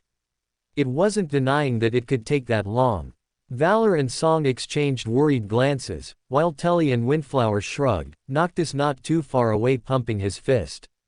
Well, we should get along with the selection so we may clarify in the next round of questions. Ananke's war voice echoed, causing their concerns to quell. Julius reached forward, handing Uris to Nefis as she looked at him puzzled. It seems right for him to reside near you since you brought him here. I don't know if it would be a good use of resources to summon a chair, just for him to possibly fall over. Nefis looked between the 2 before nodding, looking down as Uris' gloomy voice sounded. Gods, why must you torture me so? Why am I condemned to this Nephilim's company once again? She held the skull. Honestly, the idea of holding him made her stomach drop. She already had to deal with Effie's barrage, but at least she didn't hold hostility at her. She glanced between the members. Effie, Kai and Jet violently shook their heads in rejection, and Cassie and Ananke were too docile, which to her pain left. She turned, catching Rain's gaze. Would you mind holding him? I'll take him back if he acts up. Her idol was asking for a favor.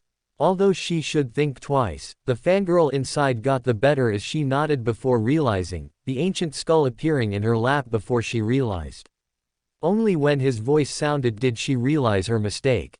The thighs of a young maiden, this is not a bad seat. A shiver ran down her spine as she closed her eyes, stomaching it. This is for Nefis, this is for my sister-in-law. She nervously gulped, looking down as she attempted to smile. Hi, sir, I am the sister of your great friend Sunny. The skull remained silent before bursting into a fit of laughter, causing her to jolt and rocket on her legs. Below her, shadow slightly shifted, unable to express itself with the other paying attention. But it had quite a lot to pick with the creep talking to his sister. Why didn't you say so? We'll get along just fine. Rain could only look at Ananke for support, who gently nodded. Nice to meet you too. Their voices droned on as the others adjusted themselves, the screen now shifting to the viewing options.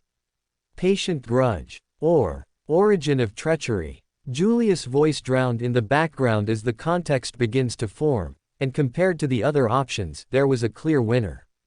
Not bound by oath, nor shackled by name, the shadow roamed free, yet burned with disdain. It watched from the dark, where hatred took seed. For one who lived blindly, a slave to their creed. In ruins they clashed, the free shadow laughing, the loyal one stunned. Born for great things, yet lost to a lie, while the shadow, unburdened, rose to the sky. It struck down the servant with murderous glee. For honor meant nothing to one born to be free. Yet blind to the truth, in his pride he was bound, a slave to the hate he had never unbound. Another fight it seemed, although this one was specifically with a person he had some animosity towards. However, they had already agreed to space out viewings with fights and information, thus it wasn't of priority. How could it be? In comparison to the second. In a land that was lost, where no hopes could remain. The first error walked, cloaked in disdain. A shadow so slight not a whisper would turn, unseen by the world, unlamented, unlearned. No breath was drawn near him, no gaze ever stayed, not even existence recalled he was made. Yet still, the shadow refused such a fate. Clawing through sorrow, defying all hate. Heroes and monsters were cast to the floor, as he climbed through the ruins of legends and more. Alone at the summit, through anguish and flame, he bared to the heavens his sorrow and name. The gods, long silent, both sacred and dire, awoke to his cry and stirred from the mire. Fate shrieked in rage, but could not deny the will of the shadow who dared to defy. The demons in hunger, the heavens in dread, reached down to the soul that all others had fled. From nothing he rose, by a terrible voice burdened with purpose, yet stripped of all choice. A will forged in ruin, both savior and bane, the world learned to tremble at his whispered name, the forgotten one, by darkness crowned. Whose glory would shatter, whose sorrow would drown. And the gods listened. Everyone slightly jumped as Darren rose, his face serious and resolute. The silver bell, the act of defiance, the destined hero who fell by his hand and the instance where the gods listened, this is where it all started. No wonder he's the only one with Shadow's lineage, it seems like it was personally given to him by Shadow. Noctis breathed. His first trial. The outcome that was not meant to be. An audience with the gods in his first trial, one which led to him being personally gifted the lineage of Shadow. They had to repeat it in their heads to register, but it didn't help. Was it in reality a mistake to choose this instead of the fight? Then we'd also learn about the promised person he went against. Anank whispered, "Excuse me, this all sounds great, but I have absolutely no idea what this all means." Effie huffed, "You'll learn quickly, now let's please watch it." "I have got to see this." Heads vigorously nodded. Heroes and monsters, and audience with the gods. Was this even a first trial? More importantly, they would finally be able to learn about the elusive Shadow lineage. Julius didn't even need to check for agreement as he rose, his voice loud and clear. Option 2, Origin of Treachery.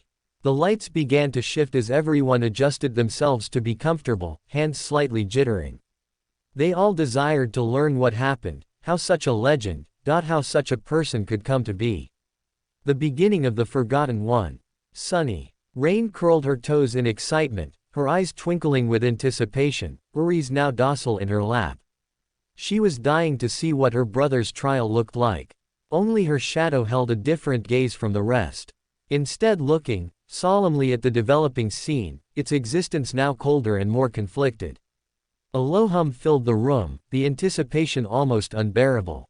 As the colors swirled and began to settle, an overwhelming sense of gravity pressed down on them all. There was a sense of fate, of destiny unfolding in real time. Colors finally began to settle, a wispy hue of darkness and billowing snow. In the distance, towering mountains loomed over the desolate terrain, dead trees strewn about, not a sound or living being in sight. Their ears pricked as a noise approached in the distance. The sound of shuffling chains. I like Uri's smiley face. Isn't it strange how I only now do the first trial, although most reaction fics start there and give up midway? Oh, and this is in fact the moment I've been wanting to write. First trial is the pinnacle and what hooked me on Shadow Slave after all. I didn't need 100 chapters. Welcome to Fanfic Audiobook, your go-to place for immersive audiobooks. If you enjoy the content, don't forget to like the video and subscribe to our channel for more amazing stories. And please support the author by link in description.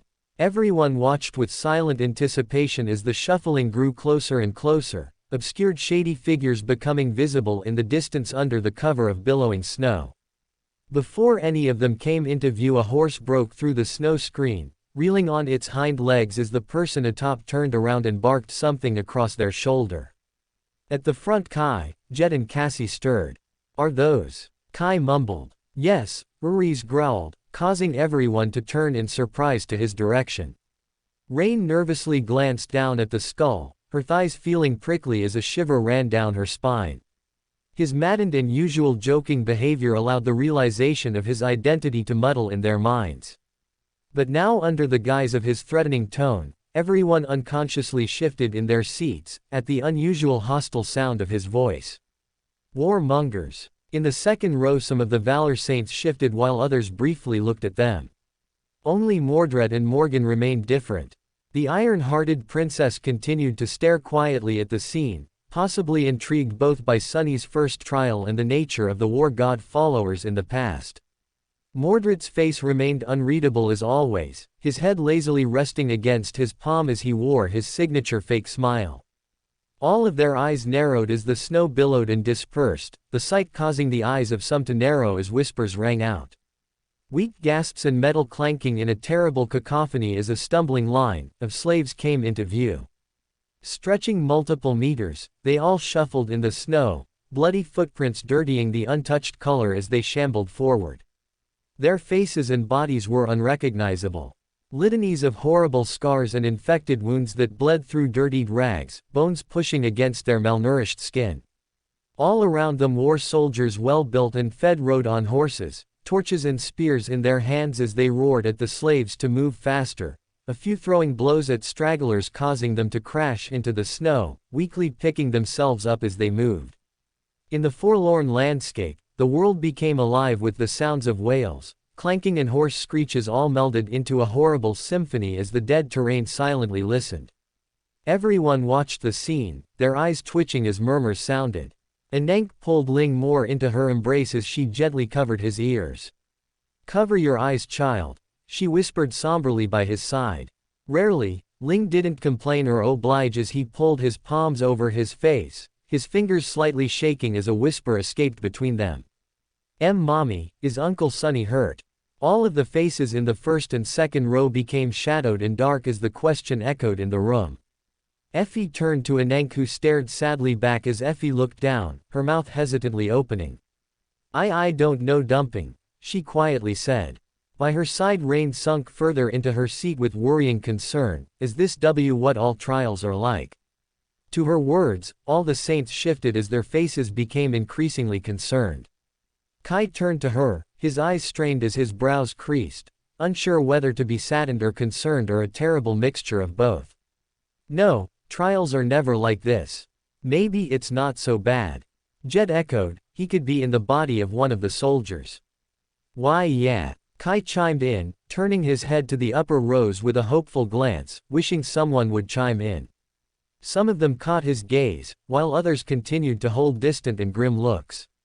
"We still don't know who he is," Julius murmured, his tone wavering with hopeful uncertainty. Cassie nodded as she opened her mouth to add on, but stopped as something on the screen caught all of their attention. Their stomachs dropped at the scene before them as the room around them seemed to become non-existent, darkening as it immersed them in the scene. Towards the back of the linked slaves, an especially small, scrawny and dirtied figure swayed, lurching forward as their knees gave out and they stumbled, crashing into the snow. Their body lay lifeless and still as the people ahead briefly glanced back before turning and lumbering forward. Behind them, the chains grew taut as they began to drag his weak and light body through the bloodied snow. But then, the body twitched. Its limbs convulsed as what should have been a corpse stirred. Shakily raising a bony arm, the slave pried themselves up as they stood motionless on the spot, as if spacing out. Then, something beneath their disgusting hair shifted as they looked around, their voice sounding out. What the hell is this? Step.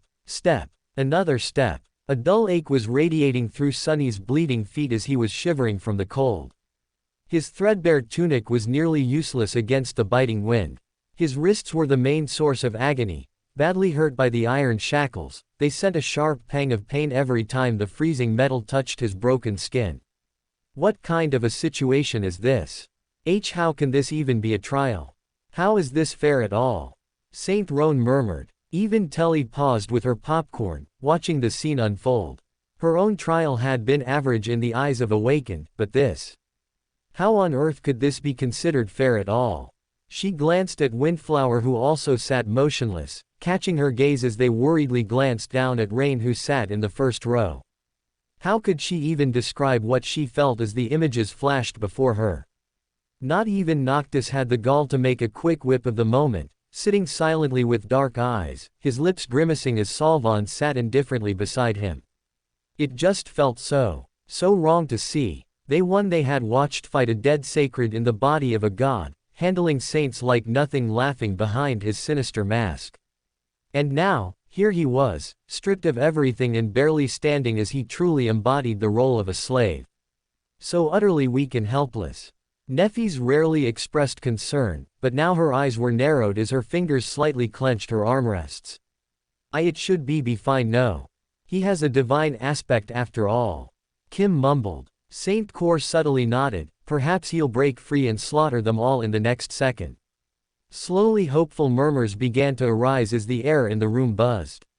SC. Look. He's trying to summon his runes right now, he'll show them. Jet voiced as the screen shifted onto the Sunny. Sunny was more bewildered than panicked. True, these circumstances were not like what the first nightmares were supposed to be. Usually, freshly chosen aspirants would find themselves in a scenario that presented them with a fair amount of agency. They would become members of privileged or warrior castes, with plenty of access to necessary weapons to at least try to tackle any conflict. Starting out as a powerless slave, shackled and already half dead, was as far from being ideal as one could imagine. However, the spell was as much about challenge as it was about balance. As the old policeman said, it created trials, not executions. So Sunny was pretty sure that, to counter this abysmal start, it would reward him with something good. A powerful aspect, at least. Let's see, how do I do this? Remembering popular webtoons he read as a child, Sunny concentrated and thought about words like status, myself, and information. Indeed, as soon as he focused, shimmering runes appeared in the air in front of him. Once again, although he did not know this ancient alphabet, the meaning behind it was somehow clear. He quickly found the rune describing his aspect, and, finally, lost his composure. What the actual fuck? Name, Sunless. True name, rank, aspirant. Soul core, dormant. Memories, echoes. Attributes, fated mark of divinity, child of shadows. Aspect, temple slave. Aspect description, slave is a useless wretch with no skills or abilities worth a mention. A temple slave is just the same, except much rarer. Speechless, Sunny stared at the runes, trying to convince himself that he was maybe just seeing things. Surely, he couldn't be that unlucky, right? Stunned, no, absolutely shocked was the only appropriate way to describe the majority of expressions at the display on the screen, as figures shot up from the crowd. What the fuck? What the hell even is that? How the fuck is that an aspect at all? Effie yelled. By her side Jet and Kai also stood, their faces alarmed as Kai's shaky voice rang out, "But we see a glimpse of his runes in the first viewing. It wasn't anything like this, he has a completely different aspect."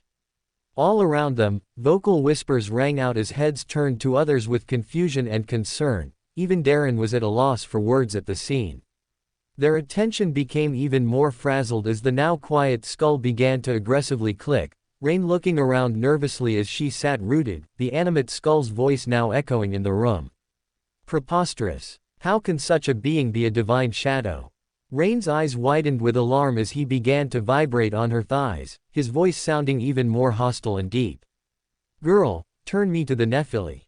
He didn't even have time to finish his sentence as Rain's body moved faster than she herself could process her actions, swiftly placing and angling the skull on the headrest to Nephi's. "You, wretched spawn, you promised that whatever this is would involve my divine shadow associate, not this thing." The air became still as everyone in the first row slowly turned to look at Nephi's, holding their breaths, watching as she slowly turned and silently glared at the skull. After a good second the spark in her eyes shifted as her mouth reverberated through the room, albeit with some hidden restraint. This place has only shown us viewing related or involving Sunny. There is no logical reasoning for it to show some random individual, as if it hasn't monologued that it is Sunny himself who's in the body. Her response was met with the imitated sound of spitting, as Uri's tone shifted dangerously. How can this be a divine shadow? Pardon, but is it not possible for his aspect to evolve into such? I know it has never been recorded in history, but it seems like the only possible answer. Julius voiced from the second row, causing some heads to subtly nod in agreement. Uri's remained silent for a good pause before speaking again. Maybe it was because of his brief fondness for the court discussion he shared with Julius, as now the hostility in his tone was greatly filtered. You children have no idea of the actual meaning behind being a divine shadow. Then what does it mean? Saint Cor echoed. Everyone slightly shifted as they leaned forward in their seats, silently praying that the cinema wouldn't filter what he could potentially say. Or maybe they wished it had, as their muscles tensed at his voice. What else? A divine shadow is nothing but a god. The words seemingly carried an invisible shockwave as the shoulders of everyone slightly shuddered, their ears pricking as Julius's quiet voice sounded. A god. Yes, a god. Shadow god is a shadow, and as a shadow himself he has his own shadows, the divine shadows. They are individual calamities that make up shadow as he is, all of them carrying a margin of his power. On the armrests, his trembling grew more violent as Rain sensed his gaze on her. Girl, please lift me ab.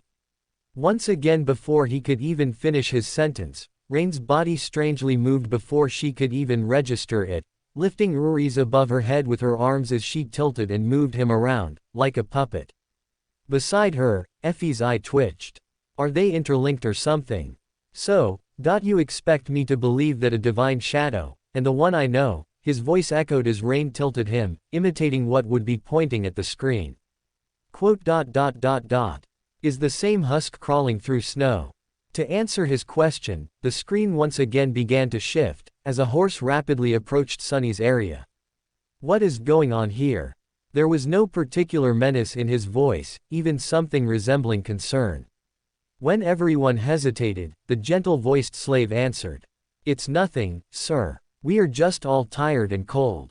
Especially our young friend over there. This journey is truly too hard for someone that young. The soldier looked at Sunny with pity. What are you looking at? You're not much older than me. Sunny thought. Of course, he didn't say anything out loud. The soldier sighed and took a flask from his belt before extending it to Sunny. Bear with it a little more, child. We will stop for the night soon. For now, here, drink some water. Child. Due to his thin body and small stature, both caused by malnourishment, Sunny was often mistaken for someone younger. Usually, he didn't hesitate to use it to his advantage, but now, for some reason, being called a child really irked him. Still, he was really thirsty. He was just about to take the flask when a whip cracked in the air, and suddenly Sunny was in a world of pain. He stumbled, once again pulling on the chain and causing the shifty slave behind him to curse. Another soldier, this one older and angrier, stopped his horse a few steps back. The whip that sliced the back of Sunny's tunic open and drew blood belonged to him. Without even glancing at the slaves, the older soldier pierced his younger colleague with a disdainful glare. What do you think you're doing? The young soldier's face darkened. I was just giving this boy some water. He'll receive water with the rest of them once we camp. But, shut your mouth. These slaves are not your friends. Understood? They're not even people. Treat them like people and they'll begin imagining things. The young soldier looked at Sunny, then lowered his head and put the flask back on his belt. Don't let me catch you making friends with slaves again, newbie. Or next time it will be your back tasting my whip. As if to illustrate his intention, the older soldier cracked his whip in the air and rode past them, radiating threat and anger. Well, he did say he was a slave, Mordred hummed with amusement in the second row, causing everyone to shoot him threatening daggers. In Rain's palms, Uri stared at the estranged man, somewhat glad that his hunch about his creepings was right. It does seem like him, Kai murmured, stroking his chin. Sunny watched him go with well-concealed malice. I don't know how, but I will watch you die first. Then he turned his head and glanced in the direction of the younger soldier, who was falling behind with his head still lowered. And you, second. Such foul language, it can only be our beloved Sunless. Noctis laughed in the back, causing brief glances, before something else happened. At the front, stretched with outstretched arms above her head, Uri's trembled, a whisper sounding out. Oro. Heads turned in alarm as Neffis tilted her head up. You recognize one of them. Clicking sounds echoed. That soldier is Oro, one of us 9. Breaths became audible as people continued to lean forward, creaking noises sounding from the gears of the seats. Uri's clicking sounds ceased, replaced by a hum as his voice echoed. Though he's much more scrawny and has a baby face. In the adjacent seat, Kai shivered, sensing the unseen gaze of the skull as he nervously looked up at it. Yes, you strangely resemble him. Panicked Kai waved his arms, nervously smiling as sweat began to form under his chin. No. I don't think I look or compare to Oro at all, not to mention one of the 9. Uri's silently stared at him before a snort sounded. You're right, you do look much better than him. Kai's eyes went blank. Wah. What the hell is wrong with you people making comments like that?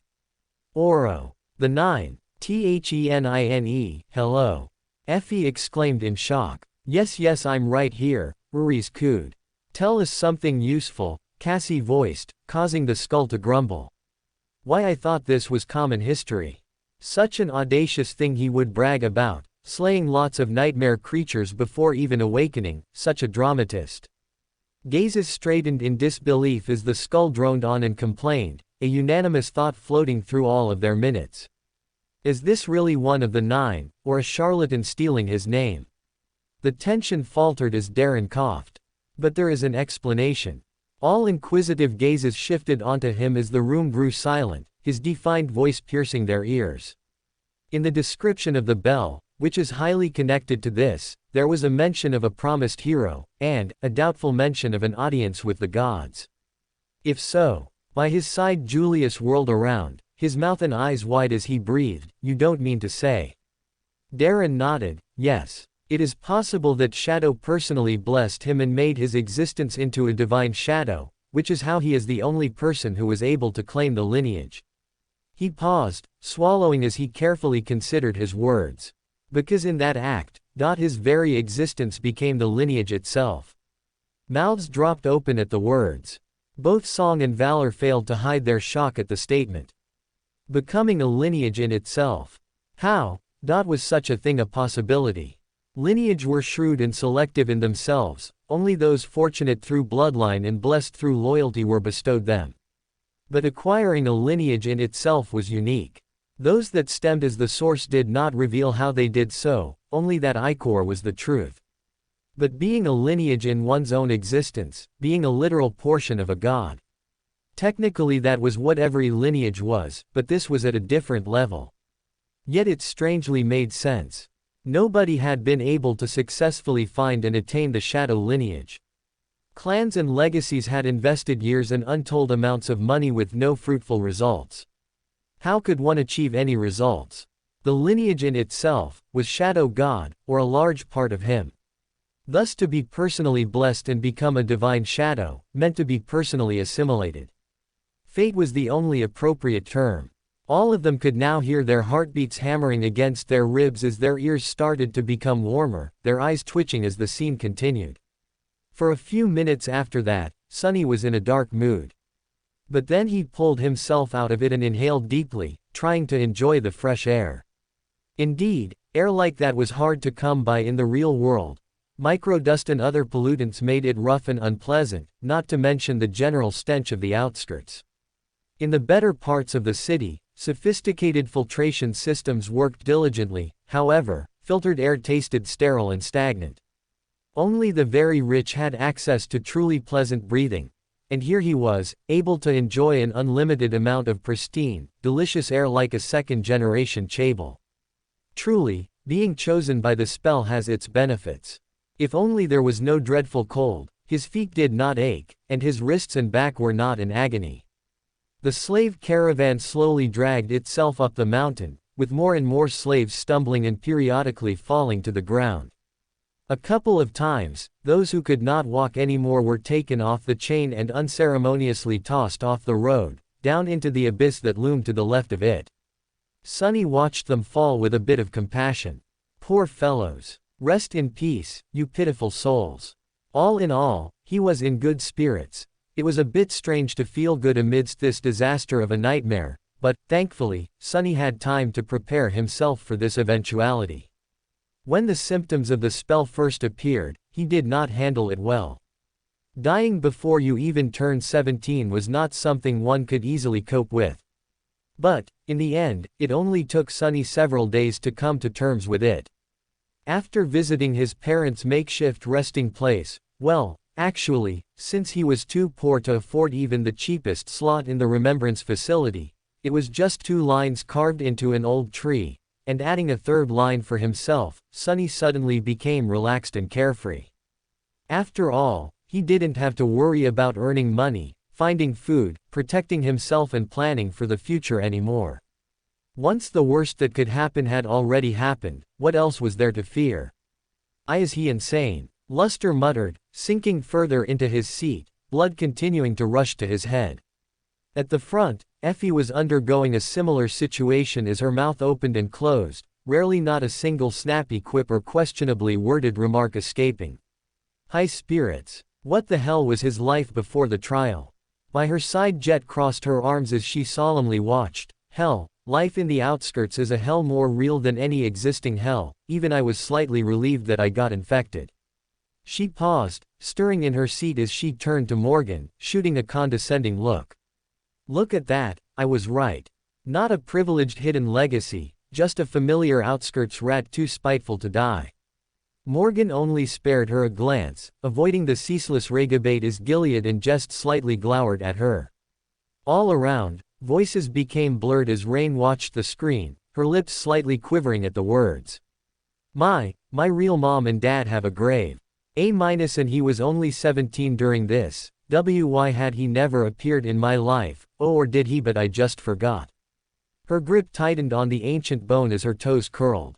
Secretively she looked down at her shadow, pitifully watching as it silently stared back at her, sitting there, wishing to say something, anything. She opened her mouth to whisper but jumped as a gentle hand rested on her shoulder. He'll make it through, child, we've seen his future. And when this is all done, you can have your worries and questions answered. Rain quietly held her gaze, slightly smiling as she nodded. Their attention broke as murmurs continued to grow in tandem with the screen once again shifting. Using the opportunity, Sunny decided to take another look at his status and summoned the runes again. The last time he was too outraged by the aspect and didn't study the attributes well.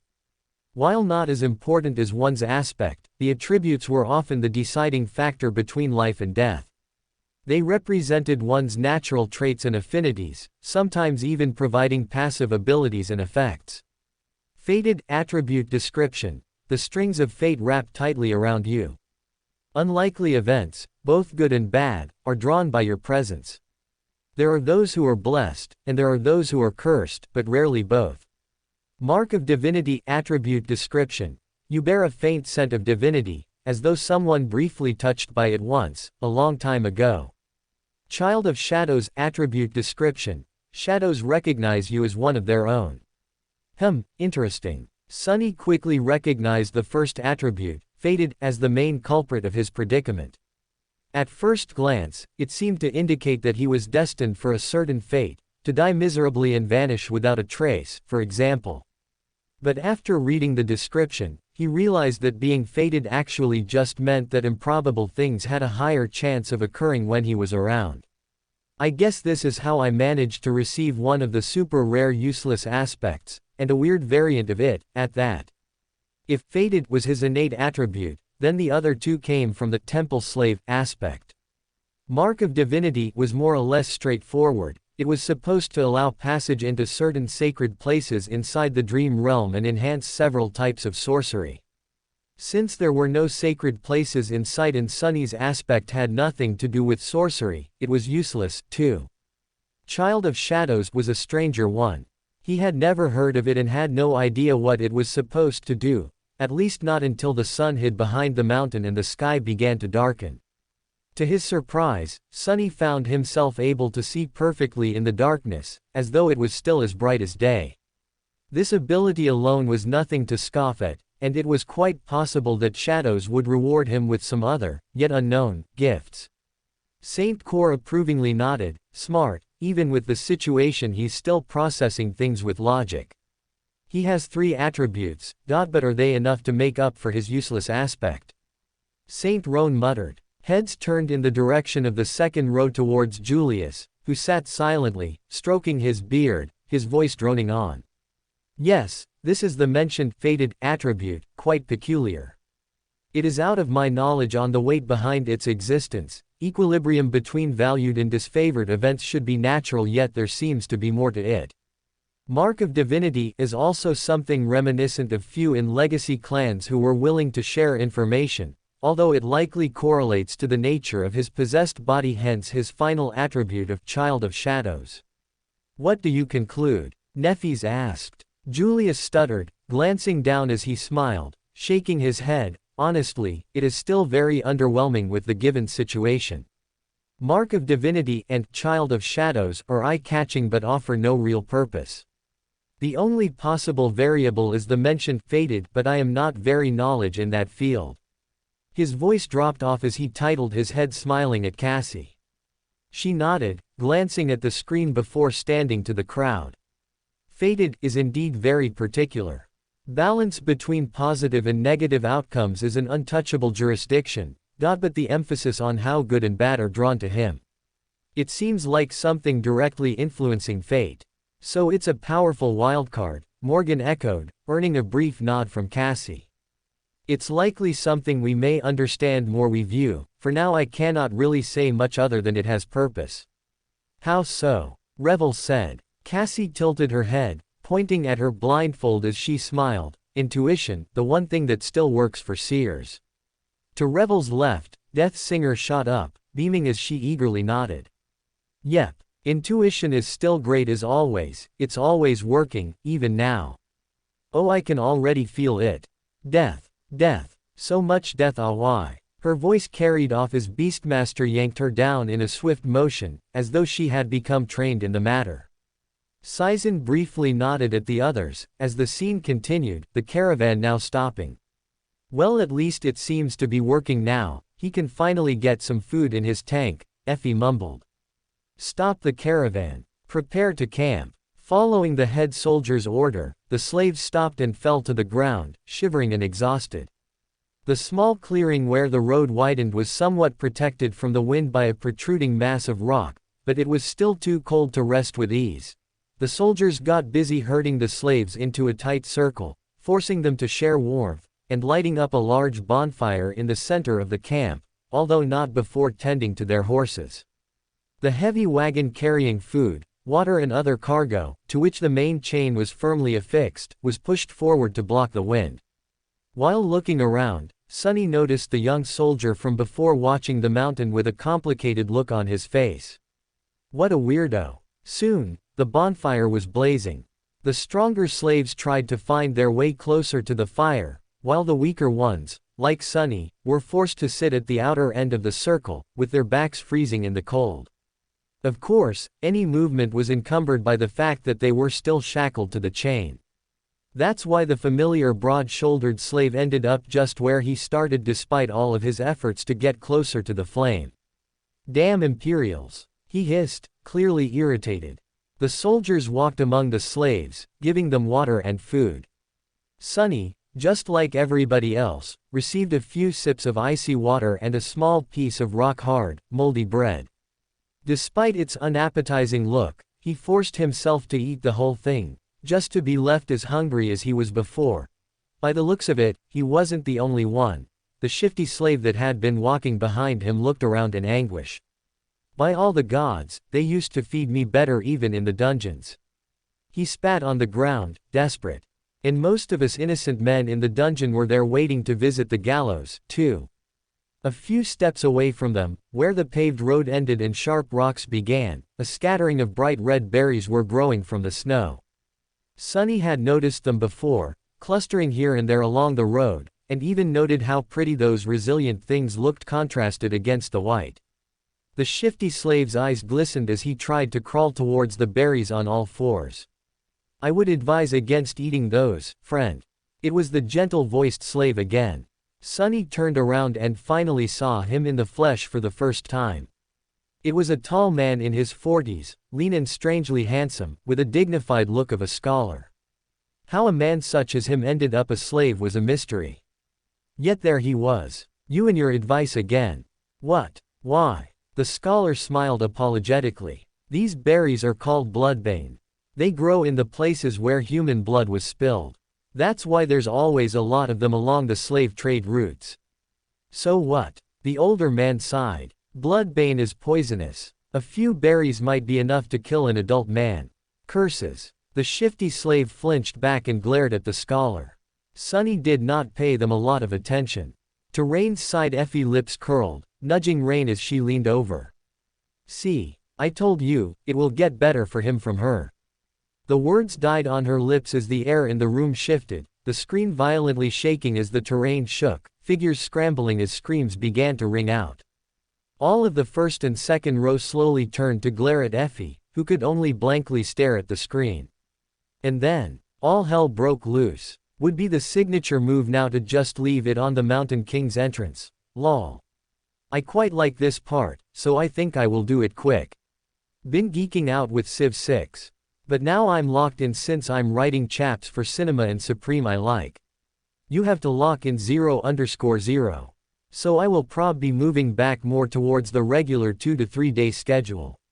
Really just depends on if I like writing the chaps or not." Before them the image shook as the slave's back faced them, Sunny equally startled as the rest of them in the room.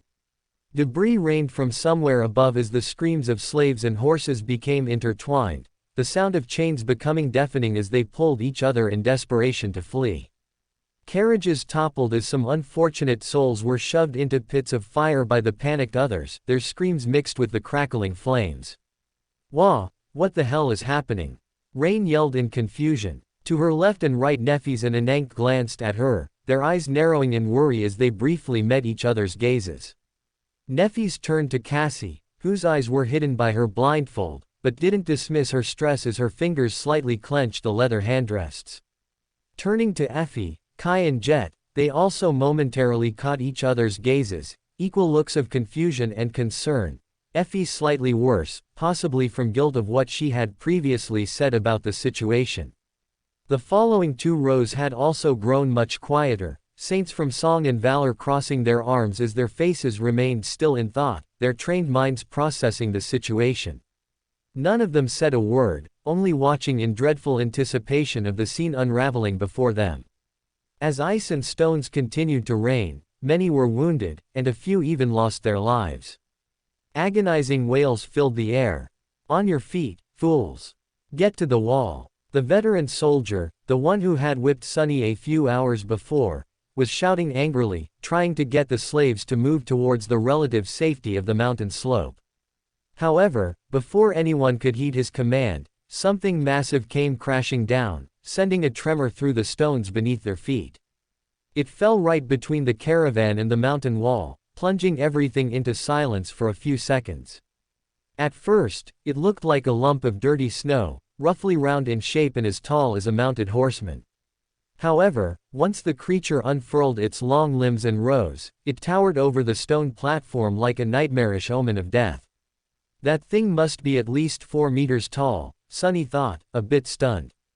The creature had 2 stumpy legs, an emaciated, hunched torso and disproportionately long, multi-jointed hands, 2 of them, each ending with a set of horrifying bone claws, and another 2, these ones shorter, ending with almost human-like fingers. The thing that at first glance looked like dirty snow turned out to be its fur, yellowish-gray and ragged, thick enough to stop arrows and swords. On its head, 5 milky, white eyes regarded the slaves with insect-like indifference. Beneath them, a terrible maw crowding with razor-sharp teeth was half open, as though in anticipation. Viscous drool was running down the creature's chin and dripping into the snow. What unnerved Sunny the most, though, were the strange shapes endlessly moving, worm-like, under the creature's skin. He could see them clearly because, unfortunately, he was one of those unlucky souls closest to the monstrosity, getting a nauseating first-row view. Well, that is just too much, he thought, stupefied. As the creature came into view, Rain glanced at the hardened saints, trying to analyze the severity of the situation from the sternness of their gazes. Uri's made no reaction in her lap, instead opting to quietly absorb the scene, albeit a few clicks that could be deciphered as boredom and critique. Rain's heart lifted as Saint Athena to her right shifted, her brows frowning as her voice spoke out, tone questioning. "That's it." The other saints glared at her, causing her shoulders to rise, turning around, her voice firm and resolute, continuing. "It seems like a typical dormant beast maybe. I thought that something worse had arrived." Above Saint Cor leaned back, his eyes shifting as distant memories passed before his pupils. For a trial any dormant creature is like a grim reaper. Even those who have been raised for such a life, experience fleeting moments of tension upon facing the real deal. A few seats down, Saint Heli chimed in, not to mention, his aspect doesn't offer him anything. Effie looked between the two, eyes looking up as she considered something. Yeah, but it's still just a beast. Even if he isn't directly capable of killing or doing anything to it, they're superior in numbers. All that matters really is for him to just survive as the Mongers deal with it. The gazes of the saints shifted as a collected voice sounded from further down the first row. Ears pricked in anticipation as the usual cold princess of war slightly chuckled. Indeed, a trial does not have to be decided by an individual's strength, instead adaptation and determination to survive. Hence he might not even have to do anything at all. She paused, lips curling. Though I wouldn't know, since I conquered my trial alone. The other saints shifted their gazes away, pushed off by her usual unmatched bravado. Morgan tilted her head, smearing at Mordred with contempt, as if to gloat. Mordred simply held her gaze, huffing a stifled laugh at her poor attempt to agitate him, turning back to the screen as his chin rested on his palm, a smile of anticipation on his usually eerie face. I think my friend Sunless's trial is quite more impressive than anything you think was achieved in yours. His eyes twinkled in delight as Rain's head looked between the cohort in panic, mouth opening and closing as she struggled with her words. But that thing is massive. How can you be so calm even if you think it's a monster or something worse? She turned up to the second row, looking at Julius for answers. He met her glaze, wiping his glasses as he turned to the screen. Even if its appearance is startling, it is possibly still a beast. Though its devastating potential may increase with a rank or two, the same cannot be said for its intelligence and capabilities. Tyrants and above are the true threats, as they exhibit a level of sentience that allows them to command lesser vessels and adapt in response to a threat. He paused, looking at the gazes held on him as he cleared his throat. Thus, if it's not a tyrant, it should still be possible. Luster scoffed. A tyrant? Who has ever heard of a tyrant or above in a trial? That's like a nightmare. An impossible nightmare. In response, Rain only gloomily held the gazes of the saints from the row above. She cleared her throat, quietly speaking. And if it's a tyrant or above? The air grew silent as Julius's face darkened, glancing at the ensuing carnage on the screen. After a pause he responded, tone much quieter. Then he'd need a real miracle. By his side Darren stirred, voice echoing, causing the shoulders of the saints to stiffen, a miracle like an audience with the gods. Noctis scoffed. A response from the gods to a mere tyrant. And yet they seemingly conspire to all ignore me. Below, Effie nervously laughed, stretching her arm across the back of her headrest. You're speaking as if it is a tyrant, but it hasn't shown any abilities of sorts. Heads turned as everyone silently stared at her. As she remained smiling, frozen on the spot, only Mordred and Noctis moved, covering their mouths to stifle their laughter. Effie could only weakly smile. I said something I shouldn't have, didn't I? Like a bad omen, Colors flashed on her back from the screen as everyone looked up at the scene, their faces growing dark, a single nervous gulp sounding as Effie tilted her head down to look at Rain, who stared at her with wide eyes.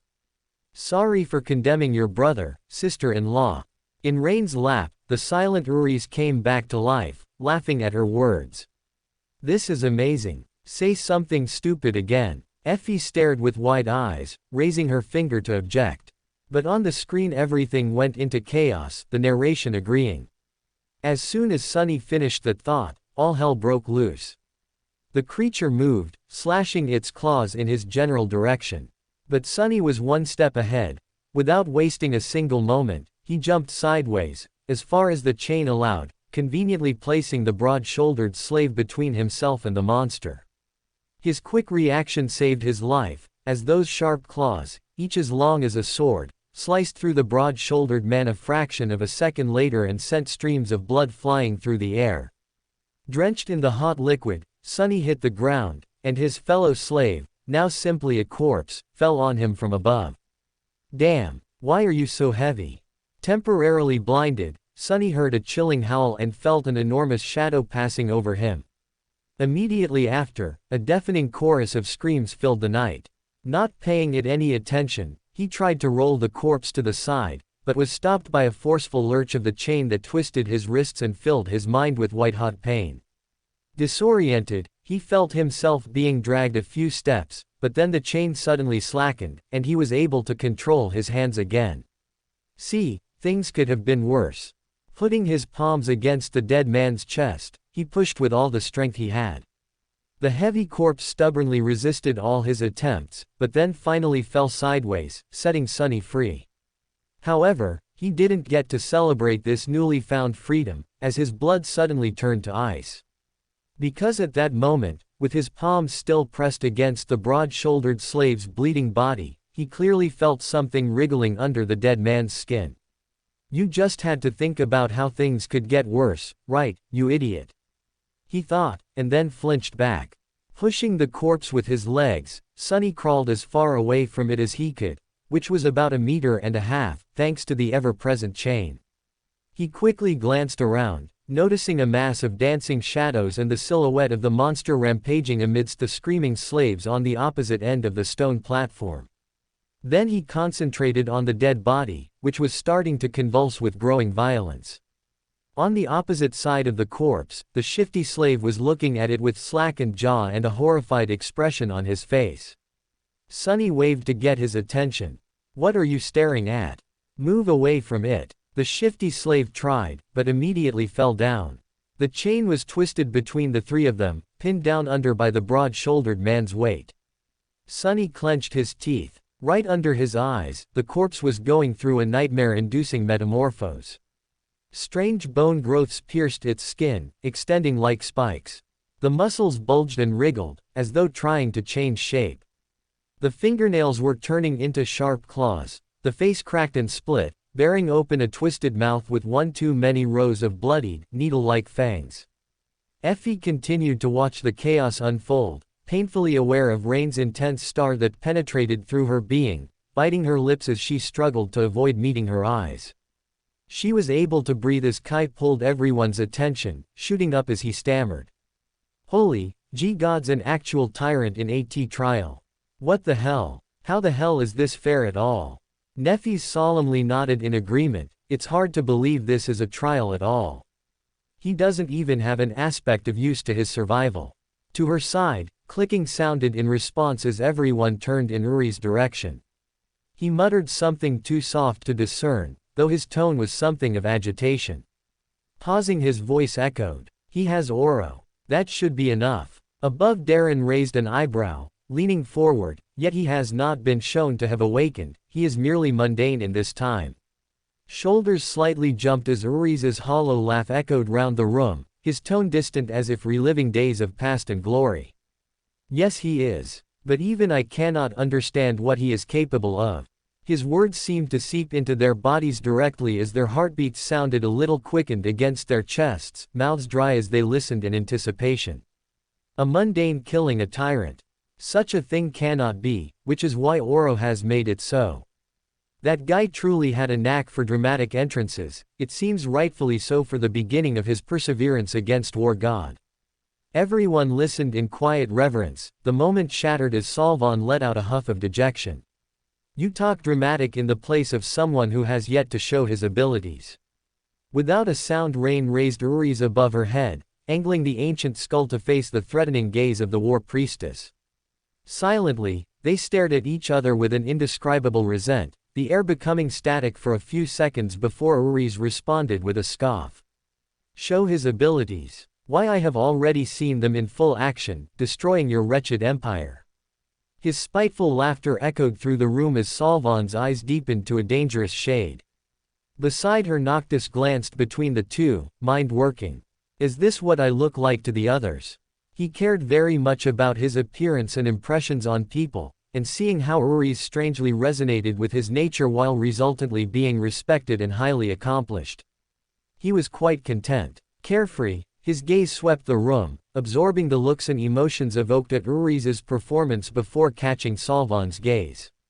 Threateningly she glared at him, prompting his posture to slouch in boredom, glancing down at the popcorn bucket he'd discarded, lazily picking it up as he tossed a few kernels, listening to the ongoing conversation.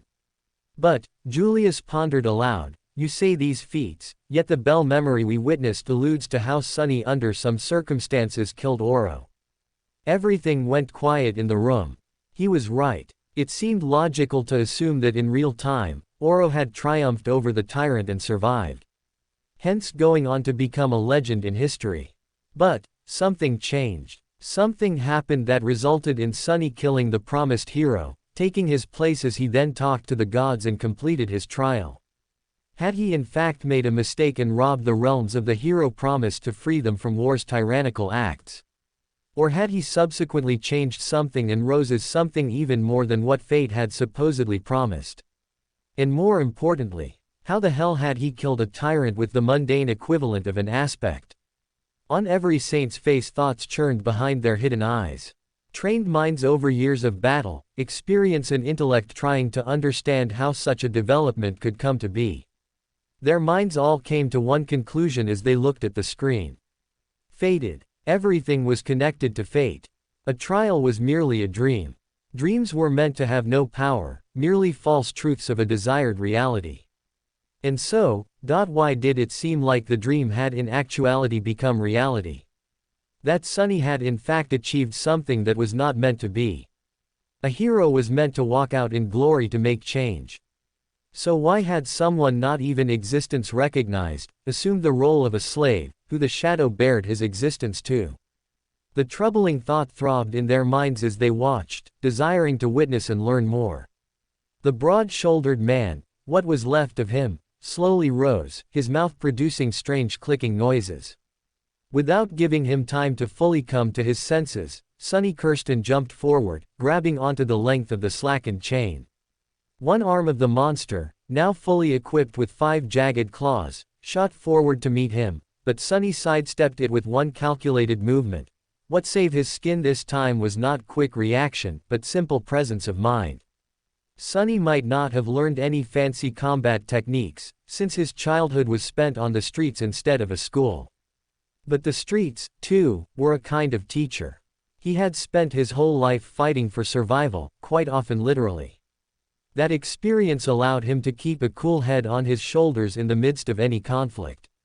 So instead of freezing or being consumed by fear and doubt, Sunny just acted. Stepping close, he threw the chain around the monster's shoulders and pulled, pinning its hands to its body. Before the creature, still slow and groggy from its transformation, could properly react, Sunny wrapped the chain around it several times, barely saving his face from being bitten off by the creature's terrifying maw.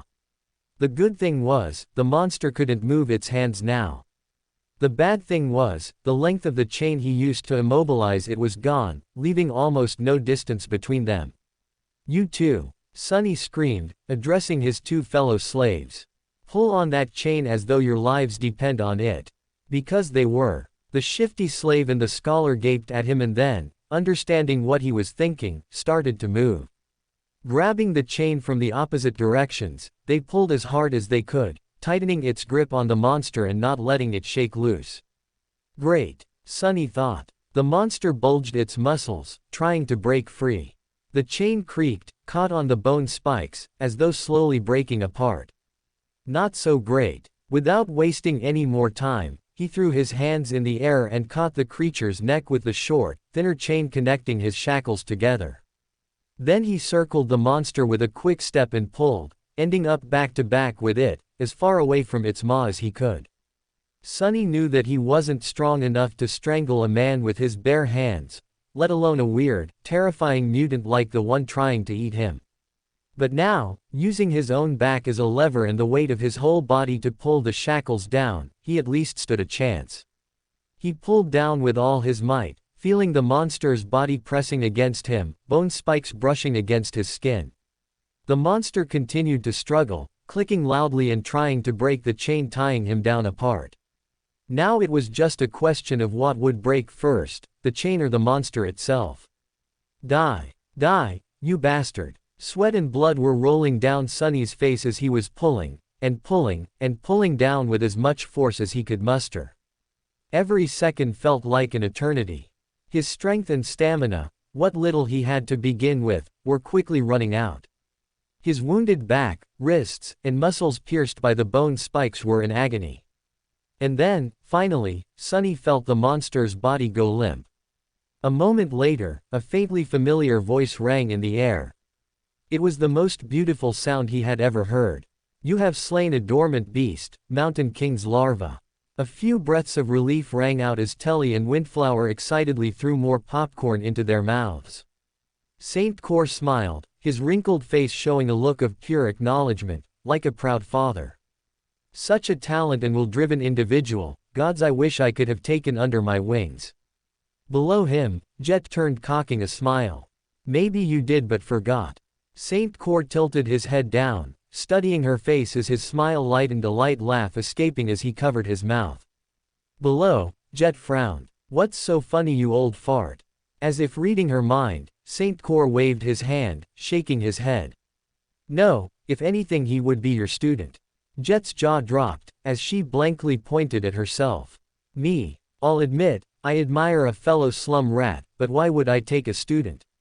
They're nothing but snotty brats who quickly develop a superiority complex and think they're better than you. Saint Cor only listened as Jet continued to berate him. Beside her Kai, Effie, Neffys and Cassie watched in silence, briefly nodding in unison. Oh, you definitely were one of his mentors. Some listened while others thought in silence. Darren and Julius both smiled in admiration, stroking their beards in sync as they nodded in acknowledgement at Sunny's innate talent for decision-making. They turned, looking at each other in content. You have quite a good student, Darren mumbled, causing Julius to chuckle as he adjusted his glasses. I would hope so, he chimed, before pausing. Though this is before when I presume he met me and birthed his innate desire for history, I can definitely see the talent in fighting which he possibly learned from you. Darren blinked. How do you know he was a supposed disciple of mine? Julius coughed, pointing at his forehead. The Memory Museum, I saw the crown. I might be eccentric at times, but I am quite observant when I want to be. Darren quietly nodded, remembering the description inscribed below the crown. He smiled, a rare honest smile. I don't think he was quite content with me as a teacher, but I think he at least learned a valuable thing or two from our meeting. That at least brings me comfort. Julius could only nod, raising his cup as Darren brought his up to clink in response, the delightful coffee washing their mouths as the scene continued. Further away, torn bodies and pieces of flesh were lying on the ground. Many slaves were killed. A few had somehow managed to escape and were now running away. Fools. They're dooming themselves. The chain, as it turns out, was at some point broken in two. That's why it suddenly slackened when Sunny was being dragged by the mass of panicking slaves. If their shackles had a less sophisticated locking mechanism, he could have tried to free himself now. However, each pair was fixed to a specific link. Without unlocking them, no one was going anywhere. The tyrant, Mountain King, presumably, was hidden from sight by the bright glow of the bonfire. However, Sunny could feel its movements due to the subtle tremors spreading through the stones, as well as the desperate screams of those slaves who were yet to perish. An angry bellow or two could also be heard, indicating that some of the soldiers were still alive, desperately trying to fight the monstrosity off. What pulled his attention the most, though, was the fact that several of the maimed bodies were starting to move. More larvae. His eyes widened. One after another, 4 more corpses slowly rose to their feet. Each beast looked as disgusting as the first one had, and not a bit less deadly. The nearest was mere meters away from Sunny. Damn it all, he thought. And then, weakly, I want to wake up. As strange clicking filled the air, one of the beasts turned its head toward the 3 slaves and gnashed its fangs. Shifty fell on his ass, whispering a prayer, while Scholar just froze in place. Sunny's eyes darted to the ground, trying to find something to use as a weapon. But there was not a single thing he could use. Full of vitriol, he simply wrapped a length of chain around the knuckles and raised his fists. Come at me, you bastard. The larva dashed forward with incredible speed in a flurry of claws, fangs, and terror. Sunny had less than a second to react, however. Before he could do anything, a nimble figure moved past him, and a sharp sword flashed in the air. The monster, beheaded with one strike, fell gracelessly onto the ground. Sunny blinked. What was that? Dumbfounded, he slowly turned his head and looked to his left. Standing there with a valorous expression was the handsome young soldier who had once offered him water. He looked calm and collected, if a little grim. There was not a speck of dirt or blood on his leather armor. He is awesome, Sunny thought before catching himself. Poser. I mean, he's a poser. With a short nod, the soldier moved forward to face the remaining 3 larvae. But after taking a few steps, he suddenly turned around and gave Sunny a long look.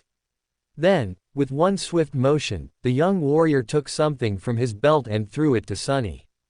Save yourself. With that, he was gone to fight the monsters. Sunny reflexively caught the item and watched the soldier go. Then he lowered his gaze and studied the thing clutched tightly in his hand. It was a short and narrow iron rod with a straight bend on its end. A key. It's a key. His heart began to beat faster. It's the key to the shackles.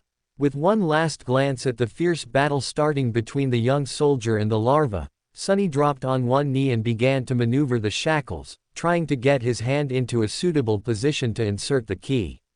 It took him a few tries to understand how the unfamiliar lock worked, but then, finally, there was a satisfying click, and he was suddenly free. The cold wind caressed his bloodied wrists. Sunny rubbed them and smiled with a dark gleam in his eyes. Just you wait now. That's right, Sunless. Give them retribution. Mordred cheered. Below, Uri's also joined in, their unhinged voices strangely merging as the other saints listened in confusion. Oro, you show off. Are you also aware of us watching you? Yes, Sunless, vengeance. I'm glad you are not one of those boring people who preach of its uselessness. You truly are my friend. Above, Noctis watched with impatience, lips quivering. His transcendent mind raced, trying to find something appropriately comedic to say, not too over the top, but also not without a bit of individuality and effort. He cursed under his breath, pained that he was not the Noctis which supposedly knew and was friends with Sunny.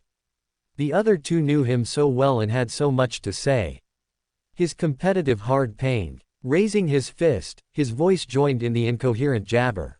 Yes, Sunless. Fight. Wake up. Do what you must. Beside him Solvans turned, an eyebrow raising in amusement as Noctis met her gaze with a questioning look. What? Solvan huffed, her lips curling in silent victory. Nothing, you just seem like one of the avid participants in my Colosseum with the way you were cheering just now. Noctis grimaced in disgust. He slumped back, his lips contorting into a scowl. Raising his arm he pointed a finger at her, his tone scolding her like a teacher. Colosseum. Does this look like a Colosseum to you? This place has class. It is a venue for esteemed intellectuals. Yes, there are the conditional viewings of violence, but there more importantly is the educational information of historical development and context in line with the development of time. Solvan silently listened, her face blank. What nonsense words are you using? Are you copying Sunless now? A visible shade of red flushed Noctis's cheeks, his voice now a bit louder. Copying. Copying. Look. Look. Have you seen the mantle he wears of shadows? Mine. It's my YYY design. Yes, our tastes may align, but stealing. He huffed, pulling on the frills around his neck. Great minds simply think alike. Below, Rain sat motionless, subjected to the maniacal cheering and whatever the hell was being argued above. Further down the row, Saint Jet and Core seemed to be in an argument. The blood sister had been strangely quiet apart from the one called Beastmaster, who seemed to want to say something every once in a while but was silently dragged back by multiple hands. All around different whispers sounded. Strategic recognition, comments of acknowledgement, some shameless critiques, and some were maybe better not mentioned. Her eye twitched as she glanced at Neffy's for help. Unfortunately, the icon was locked in, her gaze trained on the screen without a hint of distraction. Rain could only sit rooted in her seat.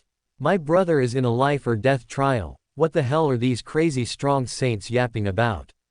She turned to Anank, yearning to see her reassuring smile.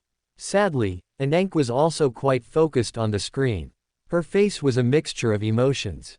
Rain could only imagine what she was feeling, not even considering that the strange priestess didn't even know a lot of normal considered things in the world. Was this also her first time seeing mountains and snow? In reality, was she more shocked by the scenery? Her shadow was also quiet. It seemed the mischievous Mad Prince had become quite entranced by the viewing, having not made any attempt to communicate or make his existence known. Tired, Rain glanced down the aisle. Morgan briefly met her gaze, looking at her with her usual cold look, before warmly smiling. A shiver ran up Rain's spine as she looked over her shoulder towards the third row. All the Song sisters watched silently. But two shifted, as Deathsinger and Beastmaster leaned forward, both energetically waving, also warmly smiling at Rain. Rain slowly turned back in her seat, sinking lower. Suddenly, she did not want the viewings to end and to go home. What the hell is going to happen to my life when I get out of here? Sunny hurried over to the other two slaves and quickly unlocked their shackles. As soon as Shifty was free, he pushed Sunny away and did a little dance, laughing like a maniac. Ah, free at last. Gods must be smiling upon us. Scholar was more reserved. He squeezed Sunny's shoulder in gratitude and smiled weakly, casting a tense look in the direction of the ensuing fight. Two of the three larvae were already dead, the third one was missing an arm but still trying to tear its opponent apart. The young soldier danced around it, moving with a graceful fluidity of a natural-born warrior. What are you waiting for? Run! Shifty made a move to run away, but was stopped by Scholar. My friend, I would. If you say, advise, again, I swear to gods, I will bash your head open. The two slaves looked at each other with open animosity. A moment later, Scholar lowered his eyes and sighed. If we run away now, we will surely die. Why? The older slave simply pointed at the tall bonfire. Because without that fire, we will freeze to death before the night is over. Until the sun rises, running away is suicide. Sunny did not say anything, knowing that Scholar was right. Actually, he realized it right after strangling the larva. No matter how terrible Mountain King was, the bonfire was still their only lifeline in this frozen hell. It was just as what the broad-shouldered slave, may he rest in peace, had said. There was no need for anyone to kill them, because the mountain itself would do it if given a chance. So what? I prefer freezing to death than being eaten by that monster anyway. Not to mention, turning into one of those things. Shifty was pretending to be brave, but there was no conviction in his voice. He glanced at the darkness surrounding the stone platform and shivered before taking a small step back. At this point, the third larva was long dead, and the young soldier was nowhere to be seen. He had probably gone to join the fight at the other side of the bonfire, leaving the three slaves alone at the mountainside part of the stone platform. Scholar cleared his throat. The monster might be satiated with those it had already slain. It might be defeated or driven away by the Imperials. In any case, if we stay here, we have a chance to survive, however small. But if we run away, our doom will be certain.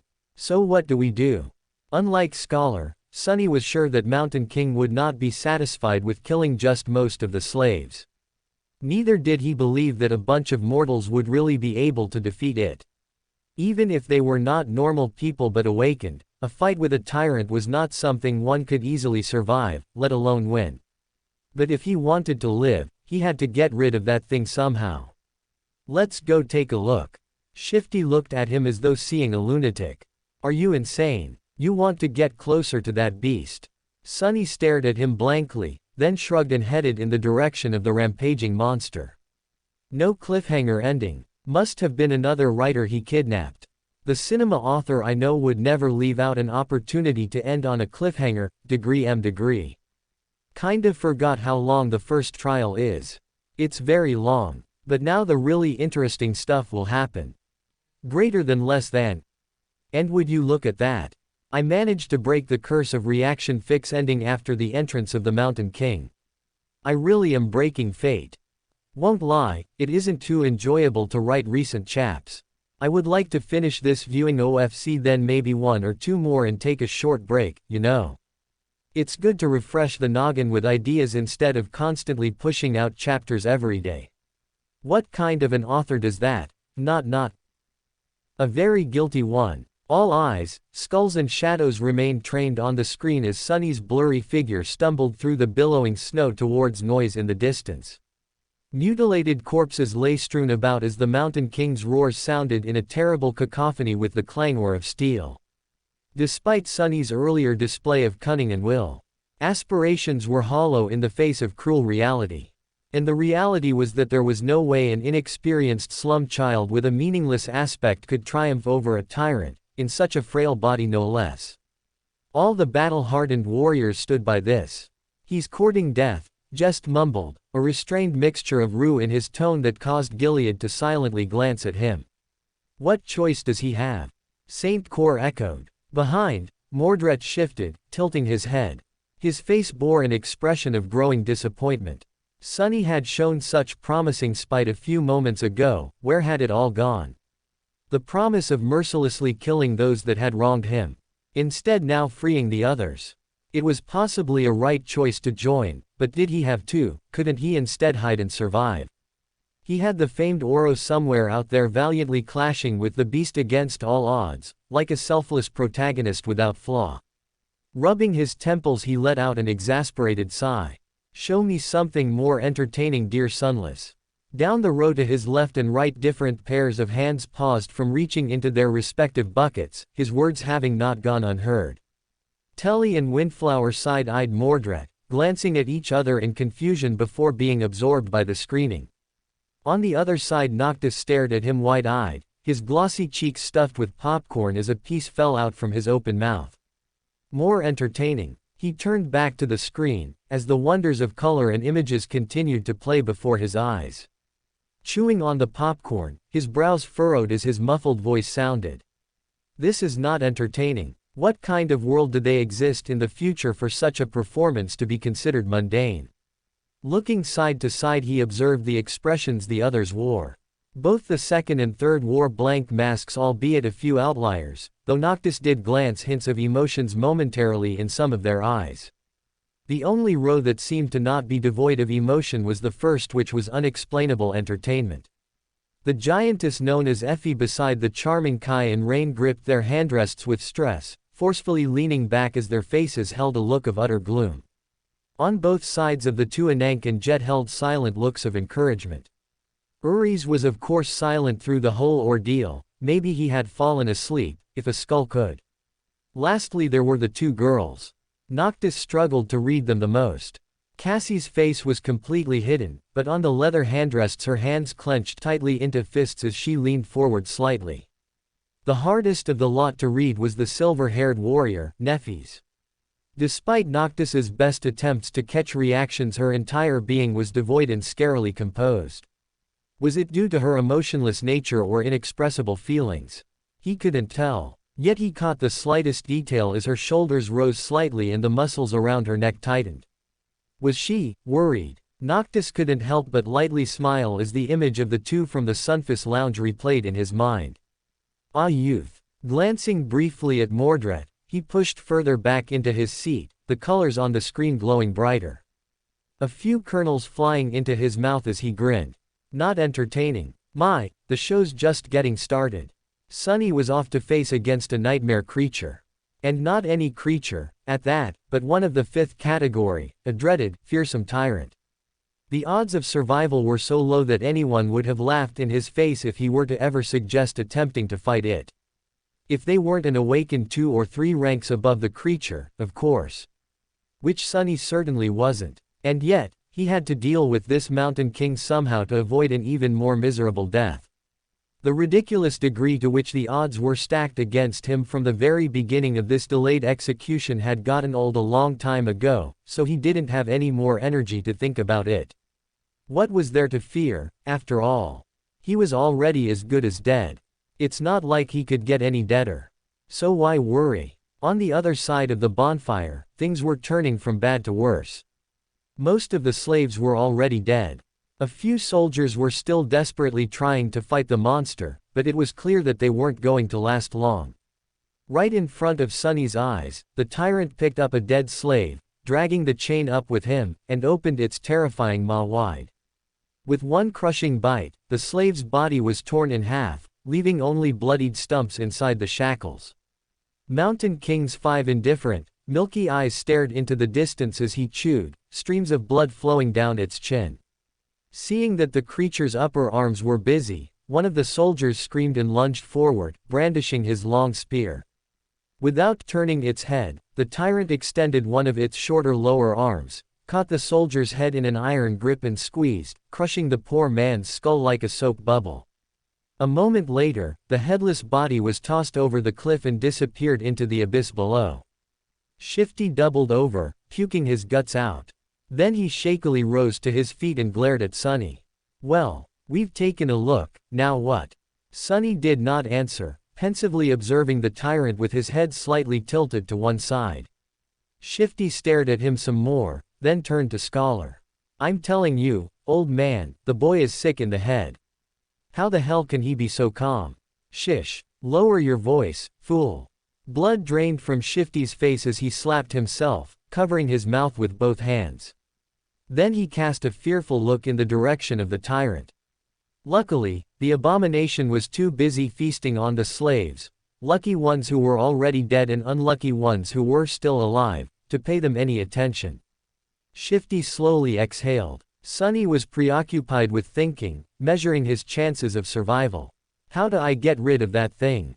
He didn't have any special powers, nor did he have an army ready to bury the tyrant under a mountain of bodies. He didn't even have a weapon to at least scratch the damn bastard. Sunny moved his gaze and looked past the creature, into the endless darkness of the moonless sky. As he was watching the night, a bright flash streaked in the air and collided with one of the tyrant's arms, bursting into a rain of sparks. The young soldier, Sunny's heroic liberator, had just tossed a burning piece of wood at the monster and was now defiantly raising his sword. Face me, devil. Rain jumped in her seat as a maniacal cackle sounded from her lap. All attention shifted in her direction as Uri's voice gurgled, somehow imitating a laugh despite lacking the anatomy to do so.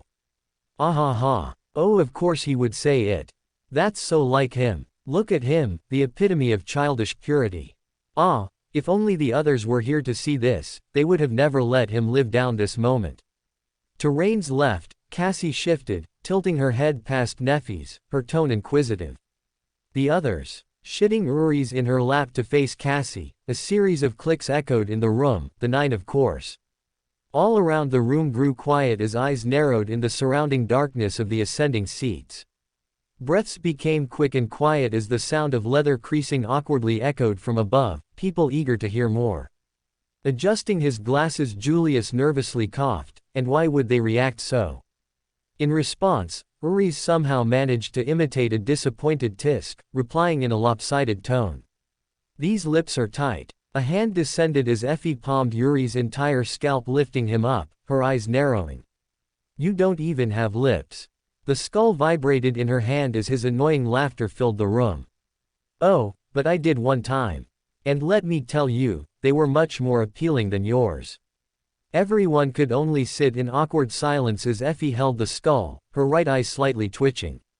Beside her, Kai's face tensed in a panic. He hesitantly reached across, unsure whether the skull would be sent flying at the screen the next split second. To his surprise, however, Effie simply grumbled, dropping the skull as it bounced around in Rain's hands, her face grimacing at the social pain as the saints quietly watched her clumsily catch him. Shaking her head, Effie looked at Neffys, who caught her gaze. Her lips drooped into an expression of pity. Neffys felt a weird pang of content from having received a rare moment of condolence from the usual banterful giant, but she dismissed it, turning to the crowd as her spoke loudly. As it seems, although the trial is harsh, it is likely that he will survive due to having Oro. Heads subtly nodded across the rows as some hushed voices snaked in the air. The tangling words abruptly scattered, however, as a raspy cough sounded. Darren shifted in his seat as his unreadable eyes looked at the image before him, colors intertwining off the reflections of his worn-out armor. Quietly he continued to watch, a mumble escaping. Even with such a highly regarded person, it is unjust to blur the collective contribution to this situation's development. A slave of shadow about to offer themselves to their god, and yet he still strives to survive against what seems should be. He paused, the corners of his dry wrinkled lips cracking. He is truly an admirable child. The words settled in the quiet air as everyone listened. Suspended emotion was only disrupted as Darren felt a light pinch on his right arm. Tilting his head, he gazed at Windflower, who held a flat but strangely envious face as she held his gaze with stillness. If not for the mood in the room, he would have laughed. Instead he barely chuckled, his eyes dipping. "Of course not as admirable as you," he whispered, only for her to hear.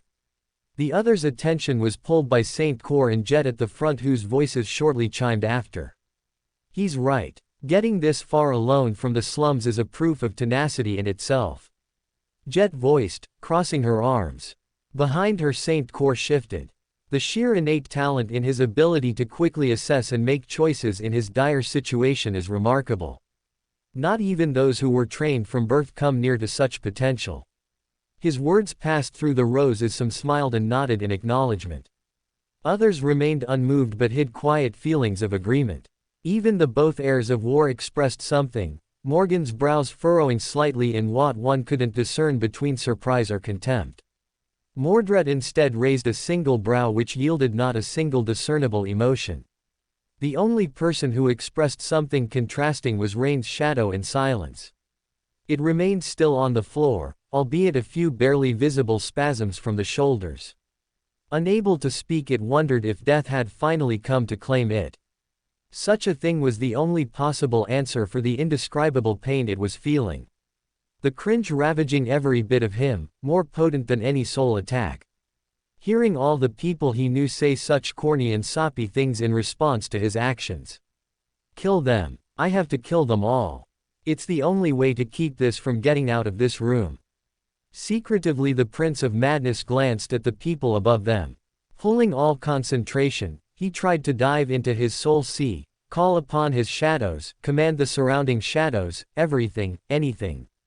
Yet it seemed he was just as restricted as the rest of the people brought here. Although he was more unfairly so than the rest. Why did the entity behind the room think it was necessary to throw him into and lock him inside Rain's shadow? Maybe he was a bit unhinged, but even Mordred had been allowed into the room with his body. And yet it regarded him as a rabid beast without manners and reason. He would only kill a person. Or two, but only the people that deserved it. He paused, scanning all the rows. Ah, but that is a lot of people. His silent contemplation was interrupted as his gaze fell on Neffys. Quietly he analyzed her still face, her gaze immovable as she saw him struggle on the screen.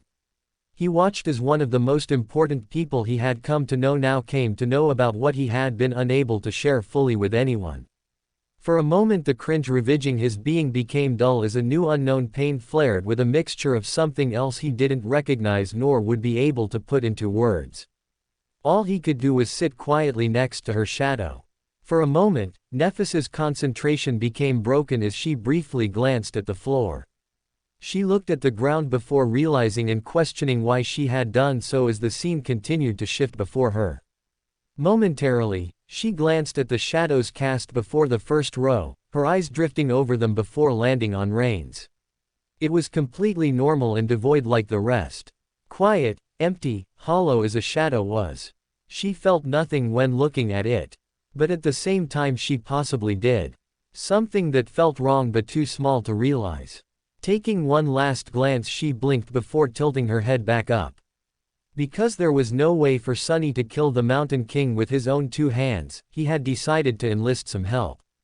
A human wouldn't be up to the task, so instead, he was planning to use a force of nature. Since I can't do the bastard in myself, let's make gravity do it for me. He was in the middle of thinking over the details of the plan when the young hero's foolish bravado presented an opportunity. Now everything depended on how long the pompous idiot would manage to stay alive. Come with me, Sunny said as he started running toward the far end of the stone platform, where the heavy wagon was perched dangerously close to the edge of the cliff. Shifty and Scholar shared a dubious look, but then followed, perhaps confusing his calmness with confidence, or maybe divine inspiration. After all, it was a widely known fact that crazy people were often favored by the gods. Behind them, Hero nimbly ducked under the tyrant's claws, slashing it with the sword. The sharp edge slid ineffectively across the dirty fur, not leaving even a scratch on the creature's flesh.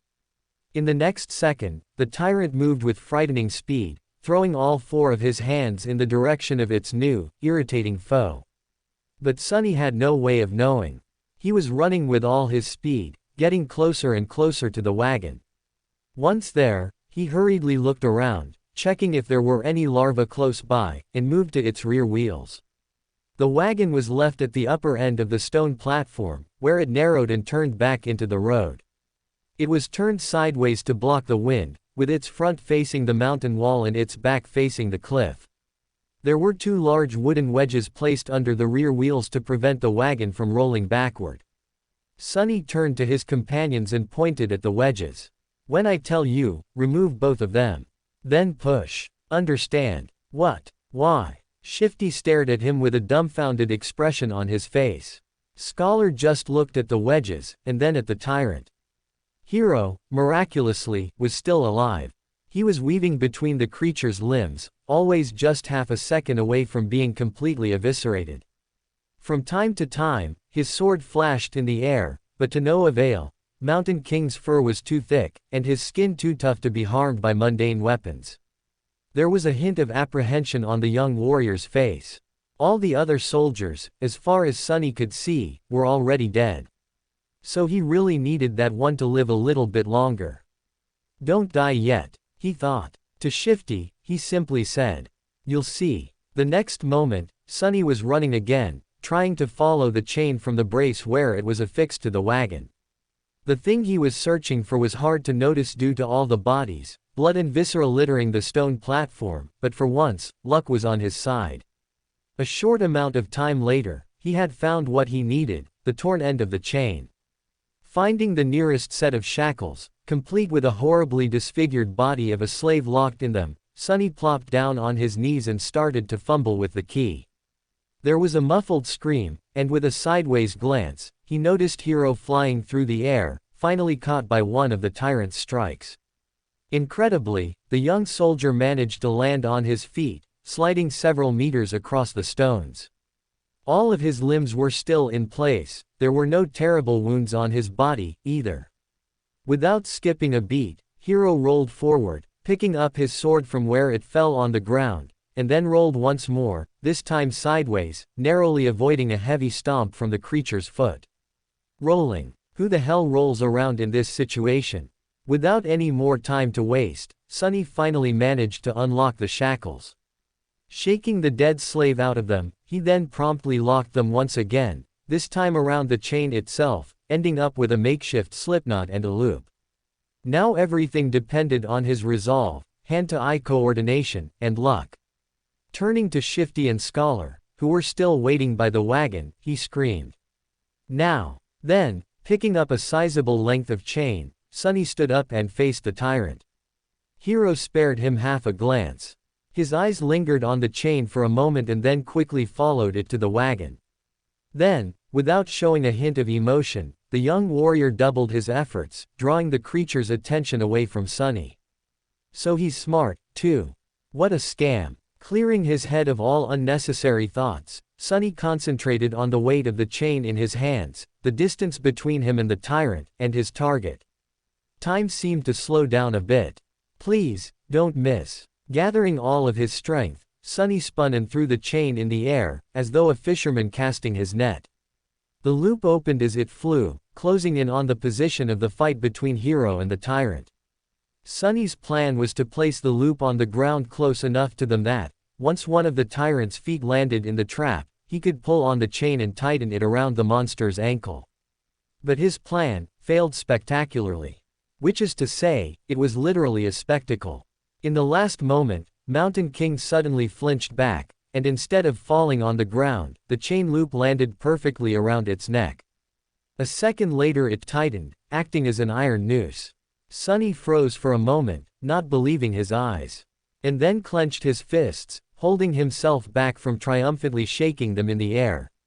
Yes, he screamed inwardly. Moments later, the wagon would roll off the cliff, pulling the tyrant down with it. Sunny looked back to make sure, and instantly turned even paler than he usually was.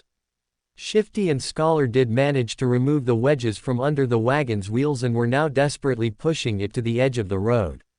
However, the wagon was rolling slowly, very slowly. Much slower than Sunny had anticipated. He turned to the tyrant, panicking. The creature, surprised by the sudden weight pressing down on its neck, was already raising its hands to tear the chain apart. Sunny's eyes widened. In the next second, Hero crashed into one of the tyrant's legs, throwing it off balance, and buying them some time. Sunny was already running to the wagon, cursing loudly in his mind. Reaching it, he threw himself onto the damp wood alongside Shifty and Scholar, pushing with all the strength left in his rather small, but terribly beaten and enormously exhausted body. Roll, roll, you creaky piece of shit. The wagon sped up a little, but was still rather slow in reaching the cliff's edge. At the same time, the tyrant finally managed to get a hold of the chain tied around its neck, ready to free itself. Quick breaths sounded across the rows like ice cracking. Eyes widened in anticipation as other more callous nodded in admiration. Everyone silently cheered, spurring him on as the scene pulled at them, like a starved reader waiting for a chapter. Please brother, Rain whispered as Anank mumbled an unspoken prayer beside her.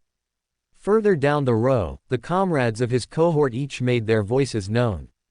You got this. Effie yelled, Ling cheering in her lap as he encouragingly pumped his fists in the air. Down the road Jet and Morgan smiled in unceremonious unison while Cassie and Neffy sat rooted to their seats, one of the two's palms gripping the handrests. Drowned in the encouraging cries of the others, their mouth moved in sync, unconscious of their actions. Sunny. They both whispered. More and more figures began to rise in the back, including Beastmaster and Deathsinger without restriction from their sisters. Noctis jumped up without hesitation from below, spinning his popcorn bucket wildly as the kernels flew all over the room. Even Mordred rose, saying something that drowned in the sea of voices. It mattered not, as all concentration was on the screen.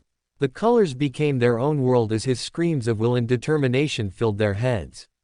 Come on, just a little bit more. What followed happened very quickly. The wagon's rear wheels finally slid from the road, hanging over the dark, seemingly bottomless pit beneath. The creature turned, staring expressionlessly at the three slaves with its 5 milky, dead eyes. The wagon careened, throwing Shifty and Scholar off their feet, and then froze, balanced precariously on its middle axis. Sunny was the only one left standing. He cast a last glance at the towering monster, and then slammed his shoulder into the front of the wagon, putting all of his weight behind it. The wagon finally lost its balance and rolled over the edge, scraping its underside deafeningly against the jagged rocks. Sunny fell forward and landed on his knees, narrowly saving himself from tumbling down the cliff with it. Turning his head to the tyrant, he gave it a wicked smile. Mountain King made a move to lunge at the scrawny slave, but it was already too late. A moment later, the chain on his neck drew tight, and he was yanked back with tremendous force, flying over the edge of the cliff like a rag doll. The creature fell into the darkness silently, as though refusing to believe that it was defeated by a tiny human. "Go and die, bastard," Sunny thought. Then he took one deep, ragged breath and dropped to the ground, utterly exhausted. Is this it? Did I pass the trial? He rested on the cold stones, staring at the night sky, and waited for that faintly familiar, but elusive voice to announce his victory. But instead of that, wave after wave of pain that he had earlier chosen to ignore finally started to catch up with his abused body. Sunny groaned, feeling hurt all over. The skin on his back, slashed by a slaver's whip and pierced by the bone spikes of a newborn larva, especially, was in agony. He was also starting to shiver, once again consumed by the dreadful cold. I guess not. Mouths dropped in confusion, some figures slumping back into their seats. Effie spoke for all of them as her voice reverberated through the room. How the hell is that not it? I have to agree, Saint Tyrus flatly voiced from behind, straightening her hair. Unfair this trial is, but with every unsurpassable obstacle there should be some development or boon of relative gain. Down the road Julius nodded. This really has to be the most impossible since the nightmare spell descended, he echoed in a grave voice. He paused, stroking his beard as his eyes became unreadable. A moment later he continued in a quieter, confused tone. Which is all the more confusing. If he was my student, it doesn't make sense how such events weren't recorded somehow, even if we may have forgotten, books don't lie. It should be the least of our concerns, a grave voice replied. Darren rose. He looked at the screen, his trained mind having already delved into an even more harrowing issue at hand. The other saints shortly caught on as their gazes also equally darkened. We don't know if the beast will return. But the cold is an even more unforgiving predator. As if answering to his statement, the scene shifted with the billowing snow. Sunny's figure shakily grouped up with the remaining survivors, including the scholar, the shifty thief, and of course, Oro. Fortunately, it was clear his pure nature far succeeded the skull's claims as the war zealot extended a hand to the slave, guiding him to the fire with the rest. They sat, warming their hollow bodies as if their toes and fingers weren't already becoming black from frostbite.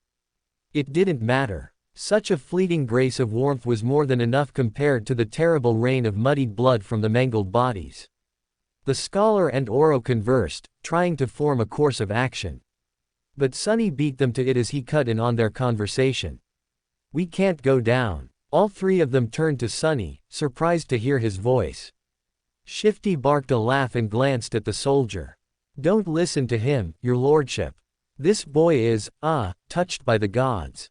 He's crazy, is what I'm trying to say. Hero frowned, looking at the slaves. The two of you are only alive thanks to this child's bravery. Aren't you ashamed to badmouth him so? Shifty shrugged, showing that he wasn't ashamed at all. The young soldier shook his head. I for one would like to hear his reasoning. Tell me, why can't we go down?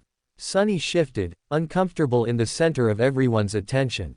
Because the monster isn't dead. Those words cut both the participants and the spectators. All they could do was murmur, watching with empty eyes as the figures salvaged what they could and began to ascend the forlorn mountain. Sunny had survived. This entire being in itself was proof. Yet the more they watched, they couldn't help but reject the supposed truth. Some opened their mouths to say something, only to pause and close them. Sounds of savoring coffee and popcorn disappeared as all the figures lowered themselves into the seats. Absolute silence overtook the room as the eerily white color of the biting snow seemingly leaked through the screen, creeping across the contrastingly velvet curtains towards them. All of them could only watch in silence as Sunny's figure continued to ascend, the snow swirling around his battered body. Only a single ominous peak remained ahead, looming before them all. The silence was shattered as Cassie, who had been quiet, finally spoke. Her voice echoed in the room, an omen of what was to come. What they were to witness. The gods and demons were both dead.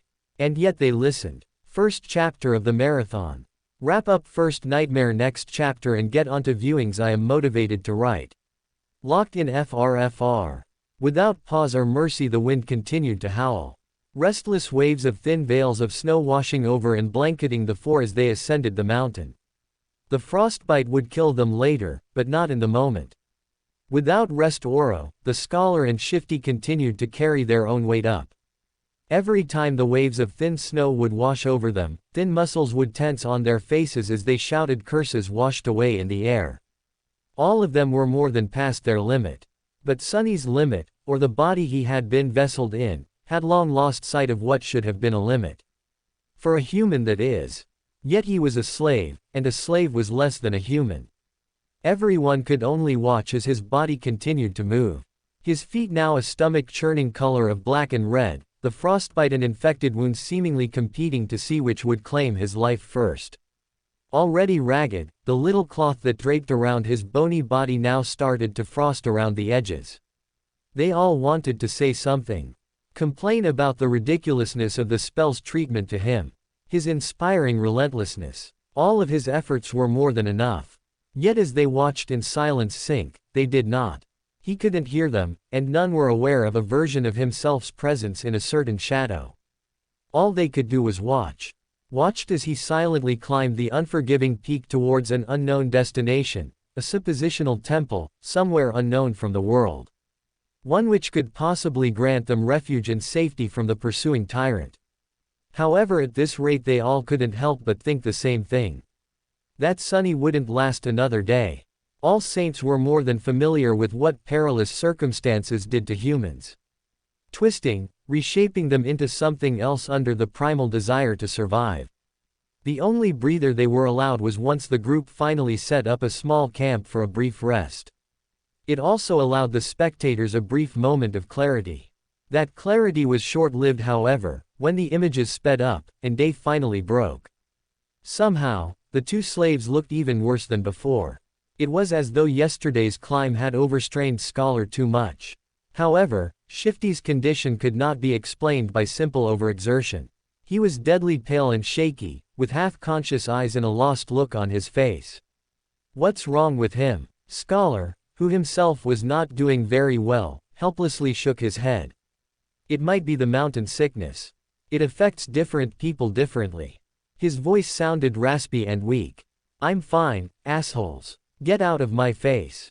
Shifty had trouble forming full sentences, but still insisted that he was all right. Hero frowned and then took most of the supplies the defiant slave was supposed to carry before adding them to his own load. After hesitating a little, he gave some to Sunny, too. Did anything happen while we were asleep? Sunny stared at him for a few seconds. The monster ate the dead. The young soldier's frown deepened.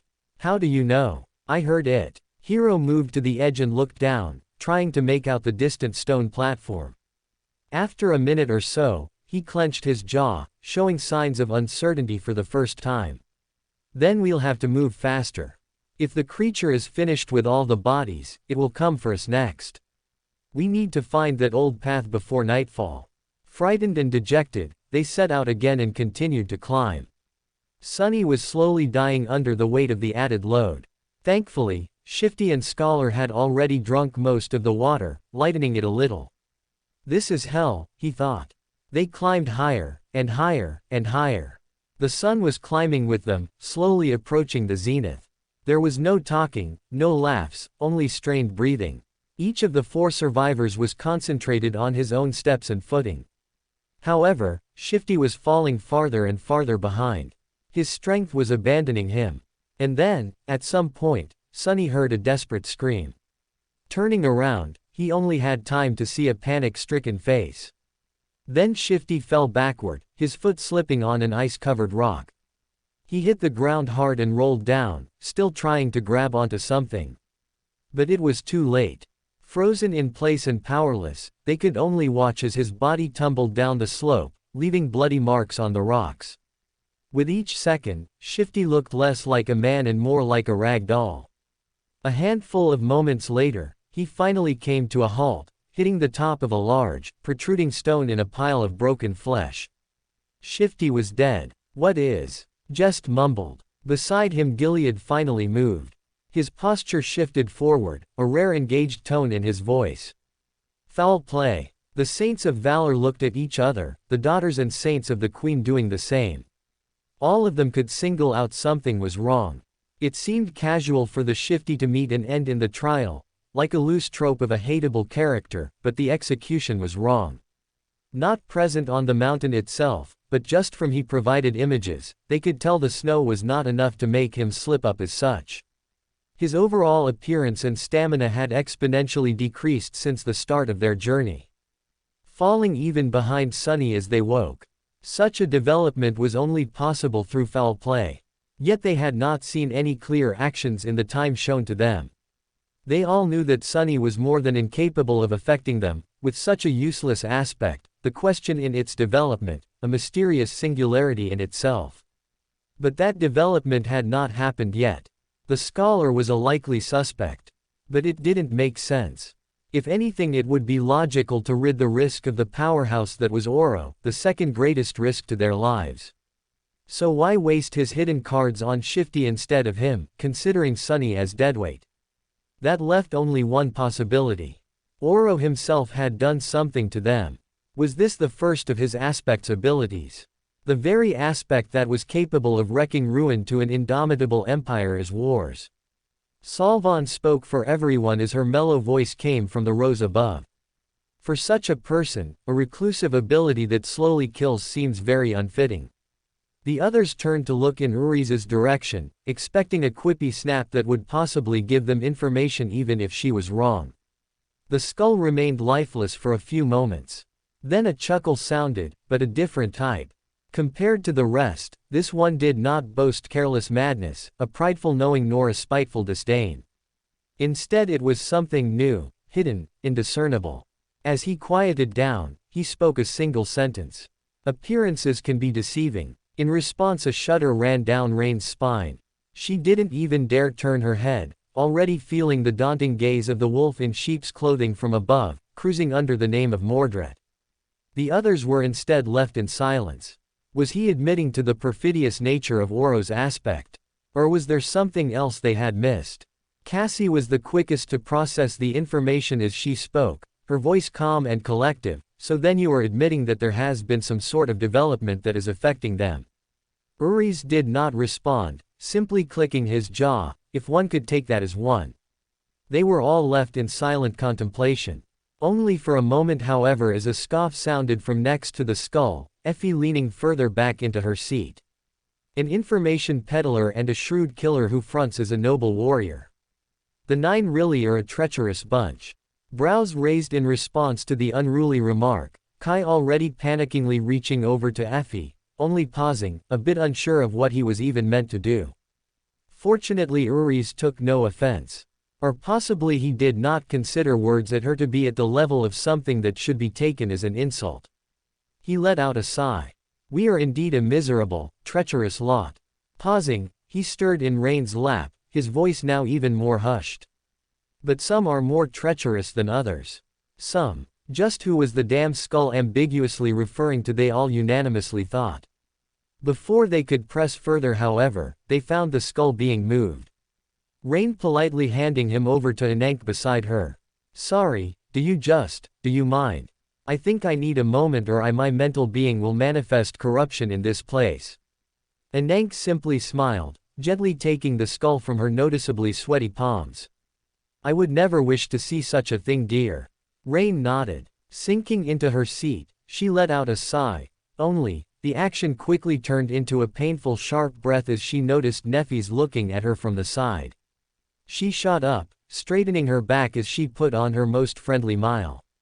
Neffy's blinked. You could have asked me to hold him for you. Rain remained absent-minded on the spot. The words bounced in her head. Eventually her lips slightly curled as she curtly nodded. Seemingly satisfied, the angel of humanity shot her a smile that would have incinerated any non-divine shadow's heart. That's what. She paused. What Neffy's wanted to say seemed to come to realization as she froze. Jade just asked me if you have any concerns or need something, she quickly finished, turning back to the screen. Rain, however, did not turn back.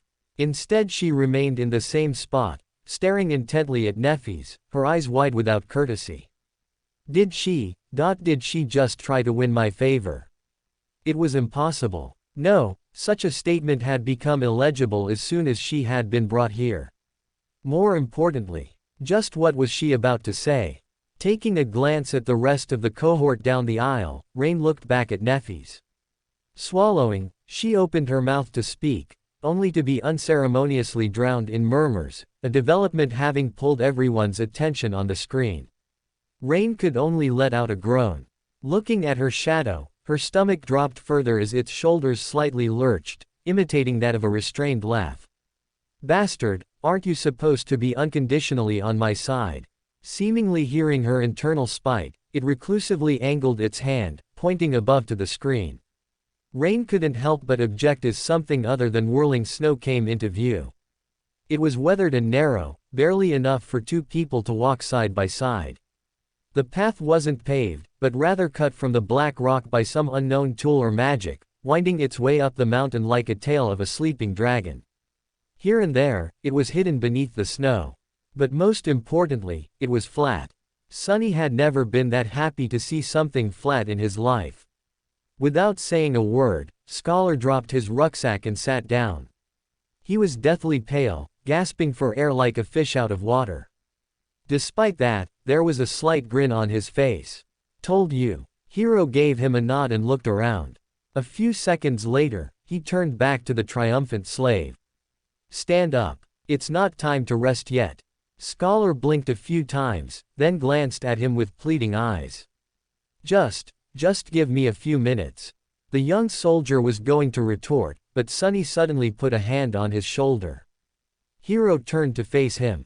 What is it? It's gone. What is gone? Sunny gestured down, back the way they came. Shifty's body. It's gone. Hero stared at him for a few moments, clearly failing to understand what Sunny was trying to say. Oh, right. They don't know that Shifty's name is Shifty. Ahem. Awkward. He wanted to explain, but both Scholar and Hero seemed to have grasped his meaning. Simultaneously, they moved to the edge of the stone path and looked down, trying to spot the place where Shifty had met his end. Indeed, the splattering of blood could still be seen on the jagged rocks, but the corpse itself was nowhere to be found. Scholar flinched back and crawled as far away from the edge as he could. The young soldier also backed away, instinctively grabbing the handle of his sword. The three of them exchanged tense looks, clearly understanding the implication of Shifty's disappearance. It's the monster, Scholar said, even paler than before. It's following us. Hero gritted his teeth. You were right, and if it is that close, we will inevitably be forced to fight it soon. The idea of fighting the tyrant was as frightening as it was preposterous. He might as well have said that they will all be dead soon. The truth of it was painfully clear to both Sunny and Scholar. But the older slave, surprisingly, did not look panicked. Instead, he lowered his gaze and quietly said, "Not necessarily." Hero and Sunny turned to him, all ears. The young soldier raised an eyebrow. Explain. Here it comes. Scholar sighed. The beast had traced us this far in just a day.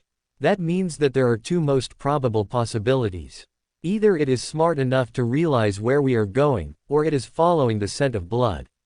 After a bit of thinking, Hero nodded, agreeing with this logic. The older slave smiled slightly and continued. Whether it is one or another, we can throw him off our trail and buy some time. How do we do that?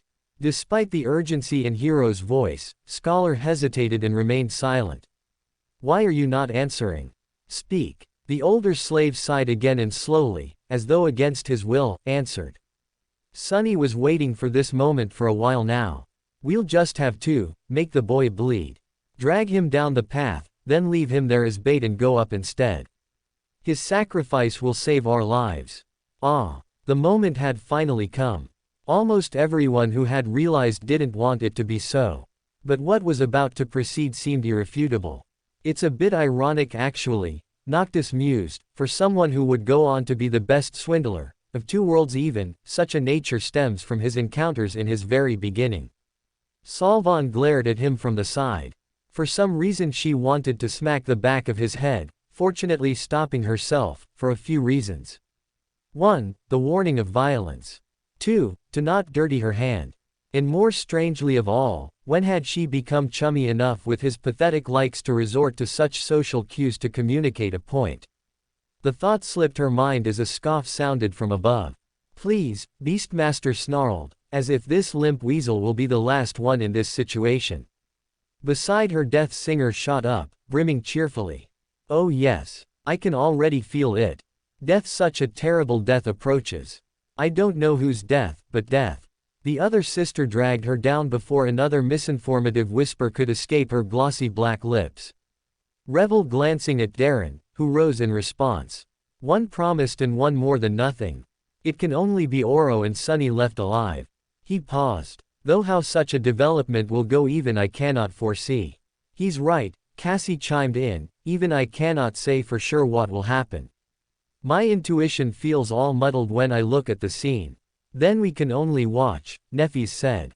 Finally, after some time had passed, the soldier spoke. I have only one question. Both Sunny and Scholar stared at him while holding their breaths. Yes, you said that one of us must be sacrificed to save the other two.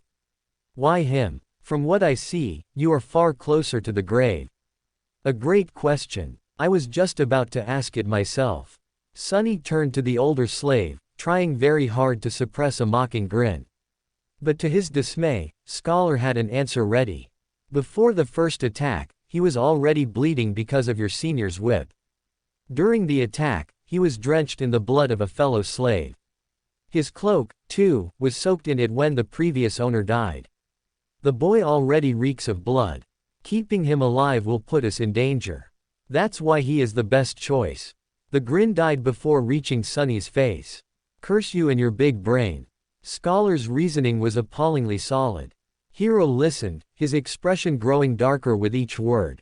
Finally, he looked at Sunny, a dangerous light shining in his eyes. That is true. Sunny felt his mouth getting dry. Cold sweat was running down his spine. He tensed, ready to act. But at that moment, Hero smiled. Your logic is almost unassailable, he said, unsheathing the sword. However, you failed to account for one thing. Scholar raised an eyebrow, trying to hide his own nervousness. What might that be? The young soldier turned to face him, the smile disappearing from his face. Now, he was radiating thick, practically palpable killing intent. It's that I know who you are, Your Grace. I also know what you've done, and how you ended up a slave. Just one of the revolting crimes you have committed would be enough to make me want to kill you. So if there is someone among us who deserves to be sacrificed, it's you. Scholar's eyes widened. But the smell of blood. Don't worry about it. I'll make you bleed enough to overpower whatever residual scent the boy carries. It all happened so fast that Sunny barely had time to react. Hero lunged forward with a speed that seemed almost inhuman. A moment later, Scholar was shrieking on the ground, his leg broken with one strike from the flat side of the young soldier's sword. Not giving him an opportunity to recover, Hero stomped on his other leg, and a sickening sound of shattering bones could be clearly heard. The shriek turned into a sobbing howl. Just like that, Scholar was done for. The brutality of Hero's actions was in such stark contrast with his usually graceful demeanor that Sunny felt blood turning to ice in his veins. This was scary. The soldier gave him a calm look and said in a placid tone, "Wait for me here." Then he grabbed the older slave and dragged him down the path, soon disappearing behind a rock outcropping. After a few minutes, terrible screams could be heard echoing through the wind. Sunny was left alone, trembling. Crap. This is too much. He still couldn't believe how sudden Scholar's demise came to be. And how ruthless it was. Some time later, Hero was back, acting as though nothing had happened. But it was exactly that normalcy that unnerved Sunny the most. After sorting through the contents of Scholar's rucksack and throwing most of the firewood out, the young soldier put it over his shoulder and nonchalantly turned to the young slave. "Let's go. We need to hurry." Not knowing what to say, Sunny gave him a nod and headed forward. Now there were only two of them left. It was sort of stupid, but Sunny suddenly felt lonesome. Walking on the stone path was much easier than scaling the mountain wall. He even had time for unnecessary thoughts. A strange feeling of melancholy descended on Sunny. Somehow, he began to feel that the end of this nightmare, whatever it might be, was not far off now. They walked in silence for some time before Hiro spoke. Don't feel guilty about what happened. It's not your fault. The decision was mine, and mine alone. The young soldier was a few steps ahead, so Sunny couldn't see his face. Besides, if you knew this man's sins, actually, it's better that you don't. Just trust me when I say that killing him was an act of justice. I wonder which one of us feels guilty. These people, always trying to rationalize their actions, always desperate to maintain an illusion of righteousness even while doing most foul things. Sunny hated the hypocrisy. Not getting an answer, Hiro chuckled. You don't like to talk, do you? Well, fair enough. Silence is gold. They didn't speak again after that, each preoccupied with their own thoughts. The sun was setting, painting the world into a million shades of crimson. This high up, the air was clean and crisp, pierced by streams of scarlet light. Below them, a sea of maroon clouds was slowly rolling past the mountain. The stars and the moon had begun to reveal themselves in the vermilion sky. See, Beastmaster chortled, damn insect got what was coming. Damn, Effie mumbled. She turned, looking at the skull in the lap of Anank across from her. Considering her previous words, she lightly smiled, jokingly commenting, for such an epitome of righteousness, he can be pretty brutal. Uri's did not respond, but something in the air around him changed. Maybe had finally succeeded in beginning to break the ancient being's body with her corrupting banter. Or maybe he was living in the past. Reliving distant memories that could be considered relics, conversations, knowledge and sights of what Oro had been.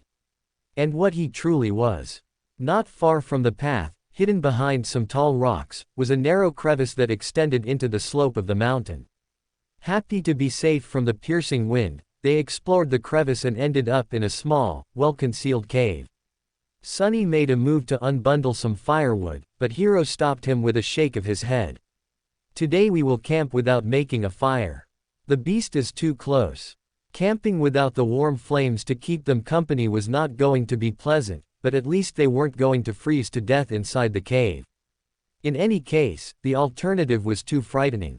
Sunny sat down, putting his back against the cave's wall. Hiro settled opposite of him, looking downcast and thoughtful. He was obviously in a strange mood. If nothing else, it was apparent from the fact that today, for the first time, the young soldier had failed to care for his sword after making camp. Soon, the sun was gone, and their small cave became completely dark. Sunny, of course, could still see perfectly well. Hiro, on the other hand, was now completely blind. In the darkness, his handsome face looked noble and, for some reason, sorrowful. Sunny studied it, not willing to fall asleep. After a while, Hiro suddenly spoke in a quiet voice. You know, it's strange. Usually, I can feel someone's presence even in absolute darkness. But with you, there's nothing. It's like you are just one of the shadows. With only silence to answer him, he smiled. Are you asleep? Wow. It's like their student and mentor. Rain murmured. Beside her Effie lightly elbowed. I know right. Like Batman and Robin. Except the Robin is not really a robin but a very small and unkillable angry roach. She lazily chuckled, looking around at the others' faces. Surprisingly nobody reacted, nor conveyed emotion of their own interest. Instead it was cold. All the saints looked with darkened eyes. Effie was also a saint, and it only took her a split second to realize. Quietly she pulled Ling close, covering his face as he yielded without resistance. Only Rain remained confused and out of the loop. Frowning in concern, she turned to Neffy's.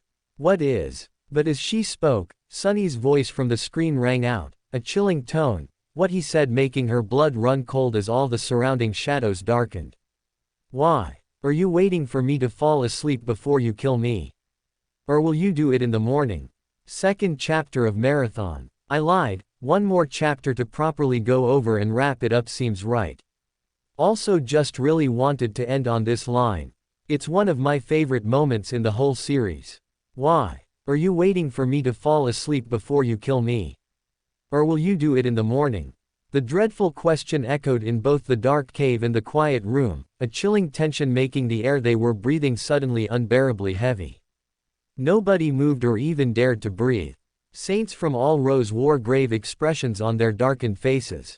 Having survived the hardships of the nightmare spell, none of them were ignorant to the unforgiving steps people were willing to take for survival. Apart from changing their entire existence, they felt their minds were cruelly beaten, torn apart, reshaped to accept the cruelty of life. And more disturbing, the extremes humans would take when driven into such a corner.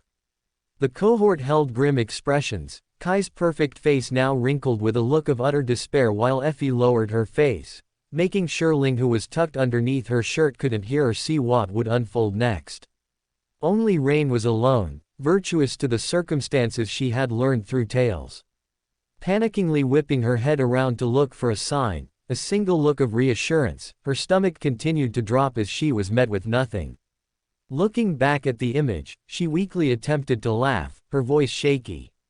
He won, he wouldn't. After taking his side against the other two, even maiming the scholar instead. No voice responded from above. All she could feel were the countless eyes on her back, unseen but somehow exuding a presence of pity. She felt a hopeful warmth from Anank, who gently caressed her forearm, her voice a whisper yet somehow speaking directly to Rain. Corruption is like an all-consuming rapid. It only grows, consuming and taking from those unfortunate to be in its path.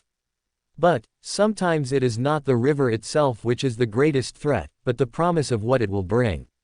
I myself was not born outside like my parents and ancestors before who entered the great tomb, however they carry their stories. A mother fleeing with her healthiest child, crying as her home is destroyed along with her weaker one who she didn't have the strength to carry. Soldiers, once friends, clawing at each other's thin bodies, fighting for the last portion. A king closing the gates to his city, turning away as those on the other side plead in tears. Life is cruel, and it teaches us that cruelty is the flaw we was use when we step into this world. Rain listened silently as others let the works sink in as well. Nobody could retort the words that carried a depth of thousands of years, not even Uri's had a bone to pick. Her attention shifted as to her left Neffy's moved, tilting her head up as she spoke. He will survive, he has to survive. At those words, invisible sparks began to light up in the dark room, another voice hesitantly chiming in from the back. Yeah, this is his trial. No matter how bad it gets, none of us would even be here if he didn't continue to survive. Telly exclaimed, Windflower nodding strongly in agreement to her side. She's right, Saint Cor murmured, moving forward in his seat. Don't look down on him. So what if he's against one of the 9? He's proven time and time again that his greatest strength is his adaptive thinking. He paused, subtly looking towards the first row, expecting a bony voice to join in. But strangely Uri's didn't seem to pay the words mind, or maybe he didn't hear them entirely, focusing on something else they hadn't realized. Everyone turned back to the screen, anticipation screaming as the scene continued. The smile froze on Hiro's face. He lowered his head, as though in shame. After a minute or so passed, shrouded in heavy silence, he finally answered. Yes, I thought that if I do it when you sleep, you won't have to suffer. Unseen to him, a bitter grin appeared on Sunny's face. A long sigh escaped from the young soldier's lips. He rested his back against the cave's wall, still not looking up. I don't expect you to forgive me. This sin, too, will be mine to bear. But, please, if you can, find it in your heart to understand. If things were different, I would have gladly faced that monster to let you escape. But my life does not belong to me alone. There is an unencompassable duty I am sworn to fulfill. Until it's done, I cannot allow myself to die. Sunny laughed. You people, look at you.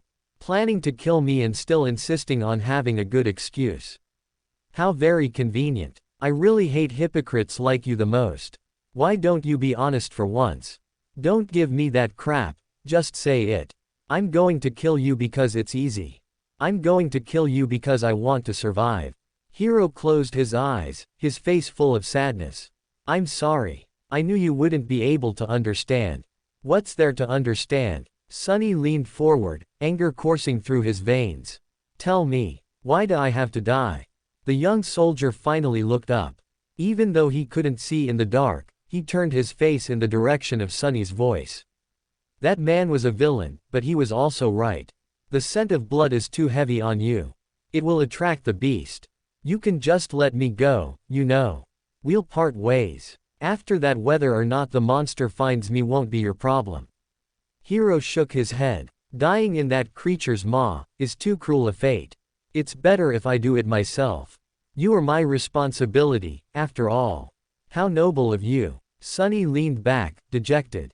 After a short while, he quietly said, you know, when I just came here, I was ready to die. After all, in this whole world, 2 worlds, actually, there's not a single soul who cares whether I live or die.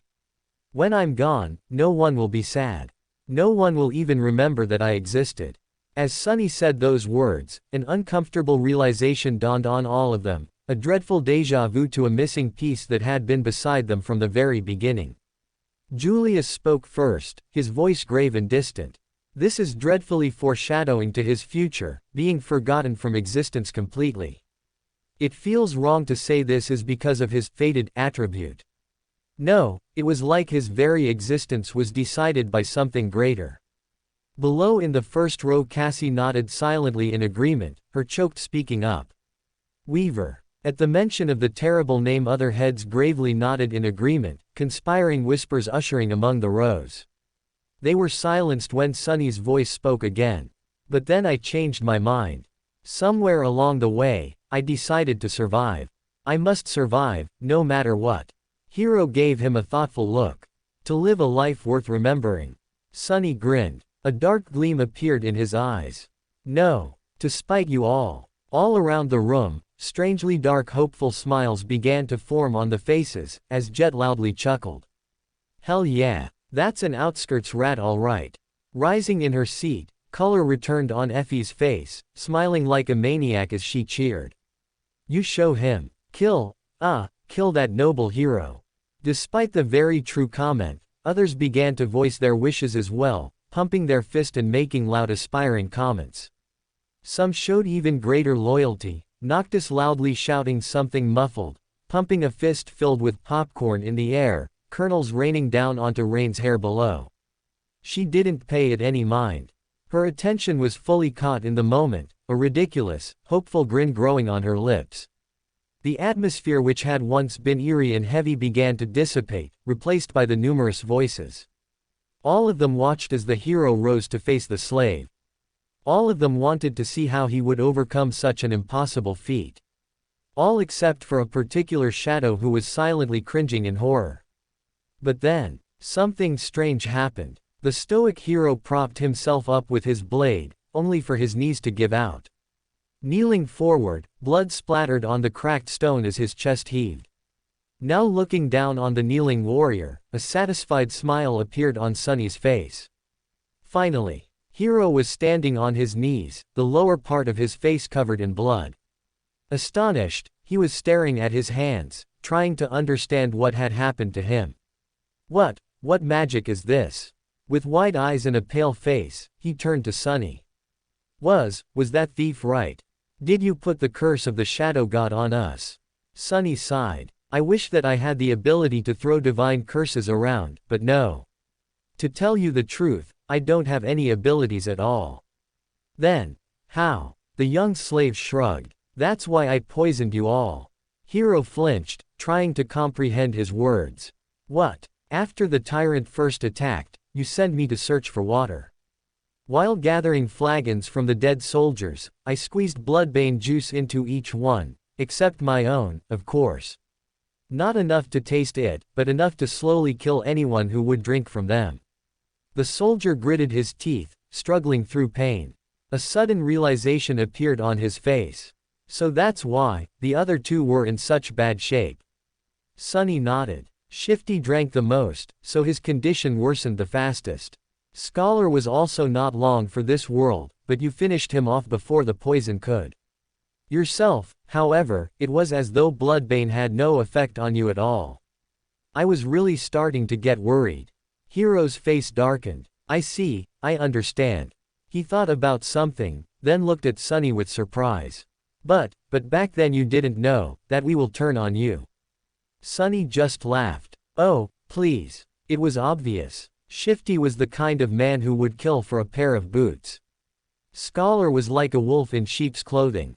People are selfish and cruel in the best of situations. Was I supposed to believe that those two weren't going to do something terrible to me when faced with certain death? Noctis loudly laughed, briefly startling Solvon next to him. The little devil. I knew you had something planned, you treacherous shadow. A shiver briefly ran down the backs of the cohort at the words. Saint Cor's voice rang out, making them forget the brief feeling. Terrifying. The new generation is truly terrifying. Julius adjusted his glasses, nervously laughing. I'm both scared and excited that a student of mine can do such a thing. Murmurs of awe continued to rise. Even Mordred, who had been idle, wore a rare, honest smile. There was no unsettling feeling or hidden motive, just a smile of pure enjoyment. His glassy eyes sparkled as he lurched forward, bringing a hand up to stifle a laugh. Sunny, you did not disappoint. I'm sorry for doubting you. Rain's shoulders stiffened, Uri's, who had been motionless, now slightly shaking as a usual clicking noise sounded. His voice was indiscernible, a mixture of reluctant acceptance and something too complicated for words. Bastard. He really didn't change at all. Nephis looked over, frowning in confusion. Hasn't changed. Did he do something similar last time you met? A gurgled groan sounded in response. I guess he was right about that. What else would I mean? He's treacherous. A bargainer who only visits me when it benefits him. Look at him here, only a child, and yet he's so vicious. The cohort once again felt an uncomfortable shiver at the mention of the word. Nephis wanted to press him further for what he meant at the start. But at that moment, Sunny once again spoke. And what he said for a moment drowned out everything in the room. Like the words were directed at her. Hero spat more blood. Then, what about me? You. A disdainful expression appeared on Sunny's face. You are the worst of them. Why? Sunny looked at him and leaned forward.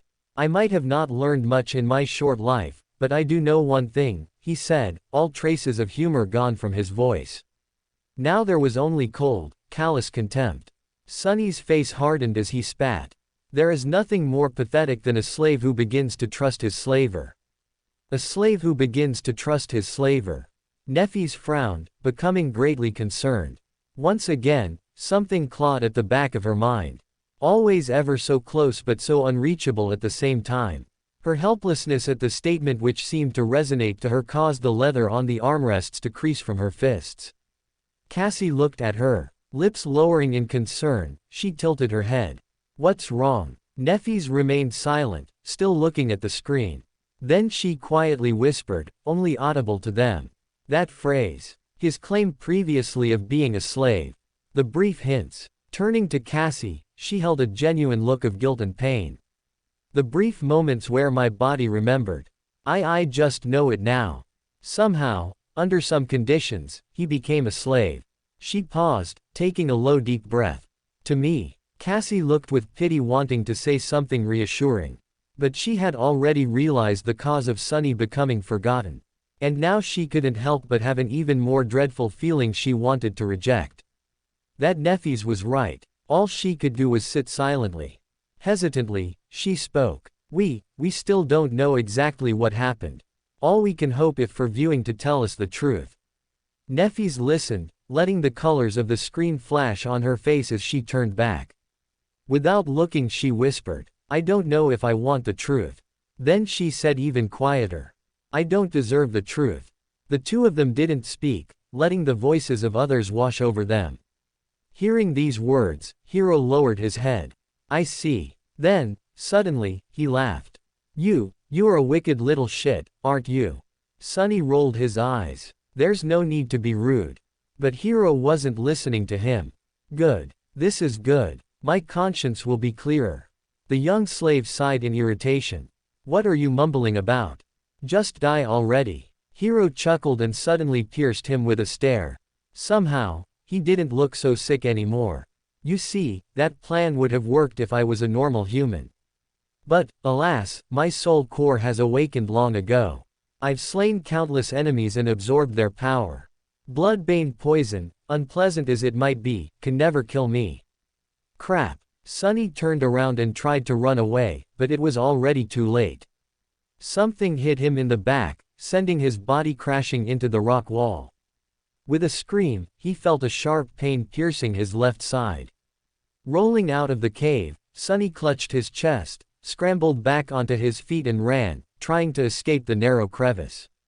He managed to reach the old path, finally being able to see the stars and the pale moon shining brightly in the night sky. But it was as far as he was able to get. Stop. As the cold voice sounded behind him, Sunny froze. If Hero really had an awakened soul core, he had no chances of getting away from him. In a fight, he had no chances at all. Turn around. The young slave obediently turned, holding his hands up. He looked at Hero, who was wiping the blood off his face with a displeased look in his eyes. The two of them stared at each other, shivering in the murderous cold. Was it worth it? No matter. Despite it all, I will be true to my promise. I'll make it quick. The soldier unsheathed his sword. Do you have any last words? Sunny did not answer. However, a small silver bell suddenly appeared in his hand. Hero frowned. Where were you hiding that thing? Sunny shook the bell. A beautiful, clear ringing sound flowed over the mountain, filling the night with an enchanting melody. What are you doing? Stop. The young slave dutifully stopped. What was? Right under Hero's bewildered eyes, the silver bell disappeared into thin air. He looked at Sunny, stumped and suspicious. Tell me, what did you just do? But Sunny didn't answer. In fact, he hadn't said a single word ever since escaping the cave. Right now, he wasn't even breathing. Hero, on the other hand, continued to speak. Tell me right now or you will regret it. He scowled. Why are you not saying anything?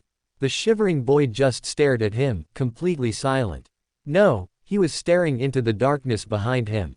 Hero's eyes widened. What? At the last second, a hint of understanding appeared in the young soldier's eyes. He began to turn around, his sword rising with lightning speed. But it was too late. A massive hand appeared from the darkness and caught him into an iron grip. The bone claws scraped against the armor, pulling it apart. Mountain King dragged Hero back, paying little attention to the sword biting into its wrist. Viscous saliva was streaming from its opened maw. The screen washed them in a crimson color of red, a sickening crunch sounding. Holy hell! Effie yelled. Gilead grimaced, crossing his arms. What a terrible way to go. Beside him Jest nodded solemnly, for once in agreement with his antithesis. The bell. Turning around, everyone looked in the direction of the voice. Darren sat forward, elbows propping up a clasped fist he rested his chin on. Staring at the scene, his deep voice murmured. We finally know the purpose of the bell among the other prized memories in the museum. Looking at the gruesome scene unfold, a dark smile appeared on his face. He used a measly bell to kill one of the 9. Immediately a huff sounded from Yuri below.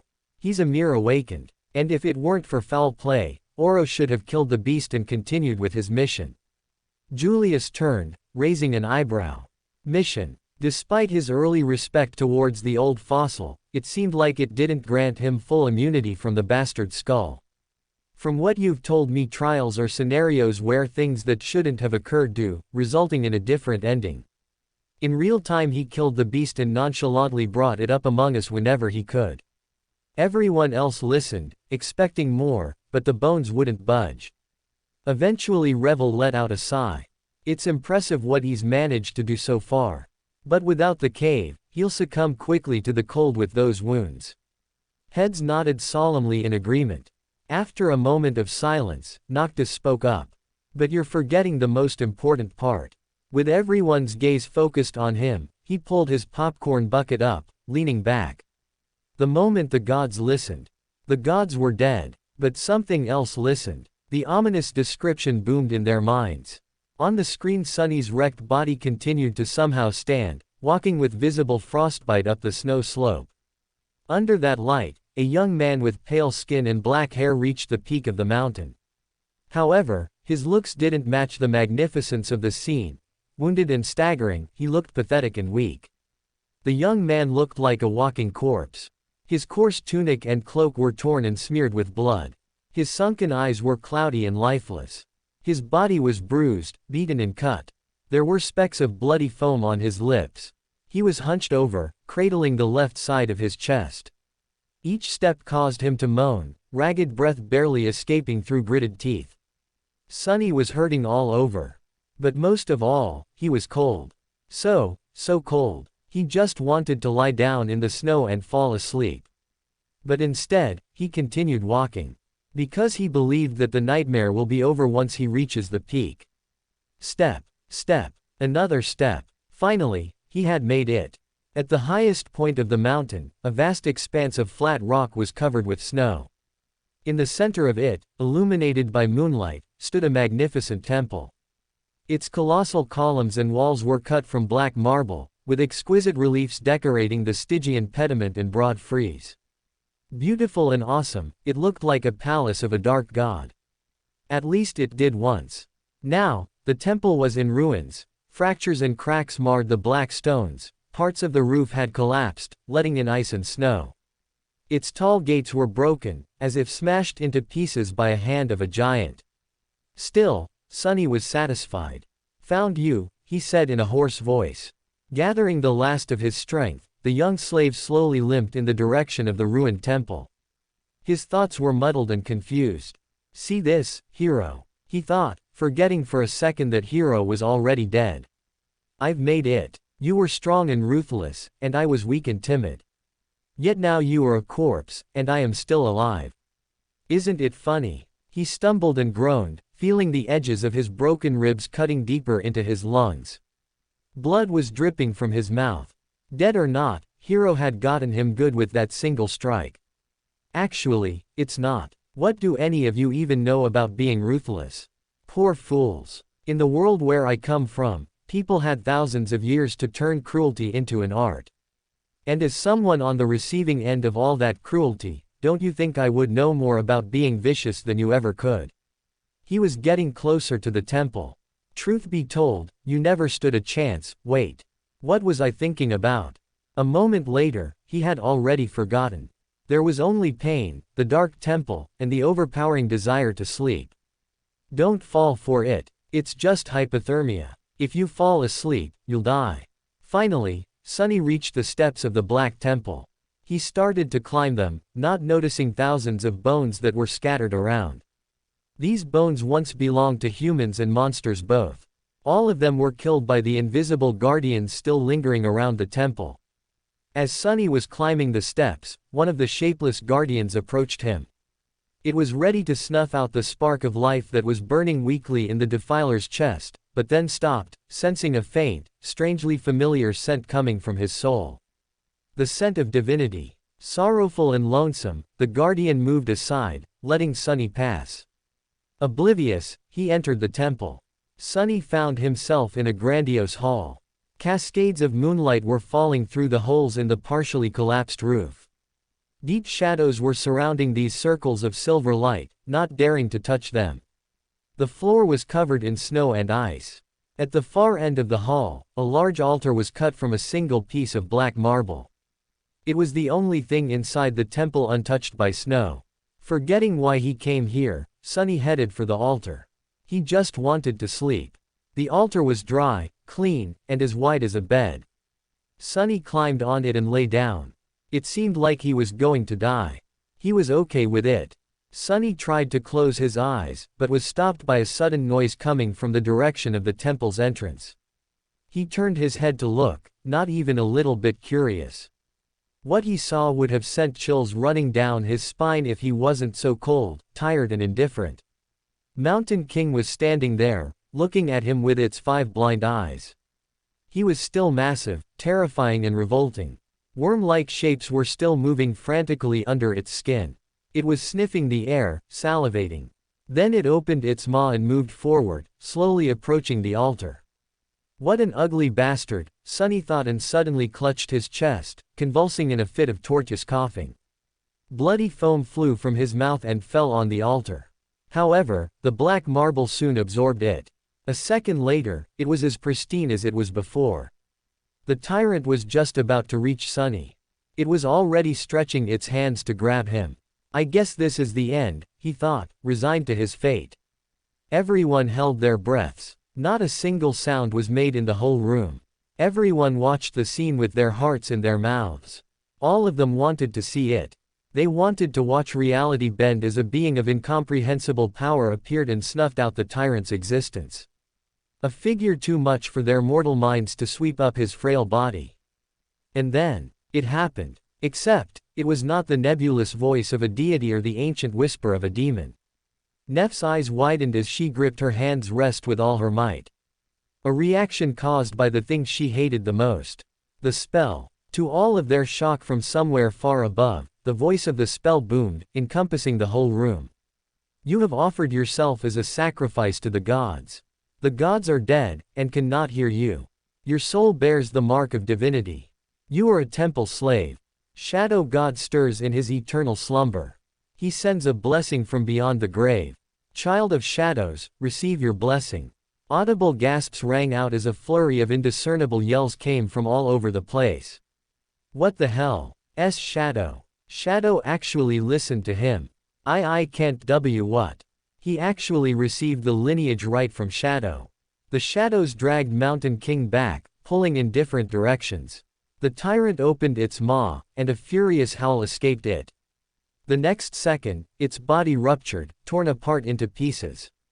Blood, viscera and severed limbs fell on the floor in a crimson torrent. Just like that, the horrible creature was dead. Sunny blinked. Once again, he was alone in the ruined temple. The great hall was dark and silent. And then the spell whispered. You have slain an awakened tyrant, Mountain King. Wake up, Sunless. Your nightmare is over. Prepare for appraisal. As the voice of the spell boomed, white light poured over everything. Finally it faded, leaving Sunny's body resting in the space between dream and reality. Nobody said anything. Nobody could think of what to say. After what felt like an eternity, Julius pulled off his glasses with a visibility trembling hand. Taking a shaky breath, he spoke loud with uncertainty. We just witnessed history. He remained silent before exploding. We just witnessed history. The words echoed in the room. All their thoughts were a mess, trying to process everything that just happened. Noctis could only mumble, reclining his chair to limit as he looked at the endless ceiling. Shadow. He actually had an audience with Shadow. Closing his mouth he continued to stare at the ceiling. Then he leapt out, sending his bucket flying down to the rows below. I try for over 1,000 years. Offering souls, following their rituals, appealing to their costumes. And he gets an answer by accident. Salvan stared at his frazzled state with an unusual look of joy, pulling her hand up to cover a smirk. Everyone else thought quietly, looking at Julius, prompting him to speak what they all had on their minds. Coughing, he nervously scratched his neck, looking back and forth between the screen and the audience. So, because of his body being a temple slave and bearing the mark of divinity, he was able to get past the guard, and by chance spill his blood, stirring Shadow and receiving a blessing which saved his life. Looking at the ground, he continued to mumble. But why would Shadow respond to his call? What about all the other possible temple slaves, or the higher priests? Wouldn't it be more plausible that Shadow answers them? And how coincidental that he was placed in a body that had all the requirements to make the sacrifice. Quote. Too much. There are too many coincidences. Nothing can be that perfect. Collapsing back in his seat he tiredly rubbed his temples, groaning. Heads turned to look at each other for answers. Some began to murmur, trying to figure out how it all connected. Could this also be Weaver's doing? No, it's not possible. Weaver and Shadow would have to be working together. The screen was still playing, however to everyone's dismay, the censoring had returned. Not only was it blurring whatever was being said, but it also blurred the runes when he pulled them up. All of them were dying inside to know what was being said and read. Especially when Sunny collapsed back with a visible look of disbelief, without a doubt unable to comprehend getting a divine aspect. Effie spoke for all the audience when she shot up, yelling in complaint. "Oh come on. What the hell is wrong with this place? You can't just put us through that and then end it on a cliffhanger like that. Do you know any decency between producer and consumer boundaries? Respect your damn audience, you sleazy, situational entity." Maybe the entity did hear her plea. And it seemed to have a sense of humor. On the screen the audio lifted, as colors began to shift. Sunny opened his eyes. The armored ceiling of the police station's vault hung above him. No one would call its aesthetics beautiful, but to him, it was the most majestic sight. Only now did he realize how much he had missed the real world. It was safe and familiar. There were no monsters or slavers, well, at least officially. There was no constant fear of torturous death. It was home. In addition, Sunny felt incredible. The cold that had crept deep into his bones during the nightmare was gone, taking with it all the pain that his wounded body had been enduring day after day. His feet and wrists were not in agony, his back had forgotten the bite of the whip, and he could even breathe without feeling the sharp edges of his broken ribs cutting deeper and deeper into his lungs. What a blessing! The sudden disappearance of pain, coupled with the new vitality that permeated his body, almost made Sunny cry. I really survived. He slowly looked down and then froze, breathless. On a cheap plastic chair placed beside his reinforced medical bed sat the most beautiful woman he had ever seen. She had short, raven black hair and icy blue eyes. Her flawless skin was smooth, supple and as white as snow. Actually, this was Sunny's first time meeting someone as pale as he himself was. However, while Sunny's pallor looked strange and unhealthy, the beautiful stranger was nothing short of striking. The woman seemed to be in her late 20s. She was wearing a dark blue uniform with silver epaulets and black leather boots. The jacket of her uniform was casually unbuttoned, revealing a black tank top beneath. Currently, she was stretching her arms above her head, clearly bored and sleepy. The gesture forced the thin fabric to tighten, provocatively accentuating her full breasts. Mesmerized, Sunny almost missed the fact that there was a shoulder insignia on the woman's left sleeve. There were 3 stars on it. 3 stars, huh, he thought, distracted. 3 stars means an ascended, huh, yeah. Wait, an ascended. But before Sunny could fully digest the meaning of this word, he realized that the woman was staring at him, too. What are you looking at? She said, not a gram of humor in her voice. Sunny blinked a couple of times, embarrassed, and quickly came up with an excuse. Then he opened his mouth and answered. Your breasts. A second later, his eye widened in absolute horror. Because he wasn't planning to say those words at all. His mouth moved on its own. A wave of terror suddenly drowned his mind. The woman slowly smiled with a dangerous gleam in her eyes. Then, without any warning, she moved her hand and slapped Sunny across the face. Sunny's whole body was turned around. If it wasn't for the restraints holding him in place, he would have probably flown off the bed. For a moment, he even saw stars. And just like that, the viewing abruptly ended, leaving them staring at the blank screen. Without showing emotion, everyone turned in sync to look at Jet, who remained leaned back in her seat. After a while, she shrugged, speaking in a carefree tone. You know what, I don't blame him. I feel somewhat honored to give him a reward after what he just went through. Eyes blinked. Was she talking about his staring or her slap? Effie couldn't care to follow up on the specifically worded response, still visibility steaming from the unforgiving censoring. Now silent once again, Morgan looked around. Anyone have any speculations or follow-ups of what we've just learned? Nobody spoke, not out of obliviousness, but sheer shock from what they were wrapping their heads around. Song, of course, didn't respond for obvious reasons. Receiving no answer, she glanced at the cohort, smiling as she cooed. What do you think? All of them turned but didn't speak. Kai frowned, a troubled look on his face. What are we supposed to think? He went through hell and through a miracle was blessed with the shadow lineage which allowed him to survive. But apart from the child of shadow and fated attribute, we still can't make a strong connection. Hell, We couldn't even see or hear what his runes said. The others nodded in agreement. Shifting her attention to Nefis, she also nodded subtly. Anank, who had been seated and listening, jolted slightly as Yuri's displeased voice rang out. Why must you make it more than it is? He was blessed and he survived. Such a process seems slightly underwhelming for a divine shadow. Rain turned, a rare look of annoyance on her face. Then what did your other divine shadow friends have to do? Uri's cackled. I don't know. Why don't we ask? The room suddenly became very quiet. Tiras spoke loud and resolute from the second row. If you are insinuating we try and bring Sunless here as a reward for completing a viewing, I advise against it. This place is highly unlikely to bring him here while being the center of attention. And even if he was brought here, how would he react? Watching all his secrets and hardships laid bare for everyone to see and comment on.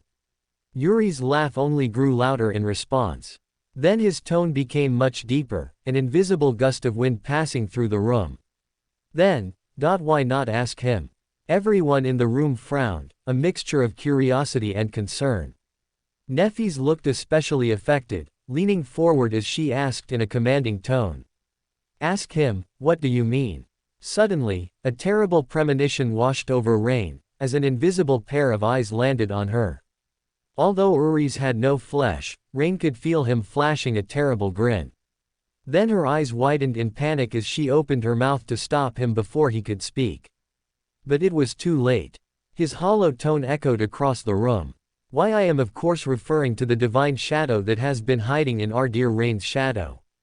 Sun went away sad face. No choice but to write now. Also first nightmare finally done. Whoa. For more thrilling fanfiction stories like this, check out my channel Fanfic Audiobook. Dive into epic adventures, mysterious realms, and legendary journeys brought to life through immersive storytelling. Don't forget to like, share, and subscribe for more amazing audiobooks.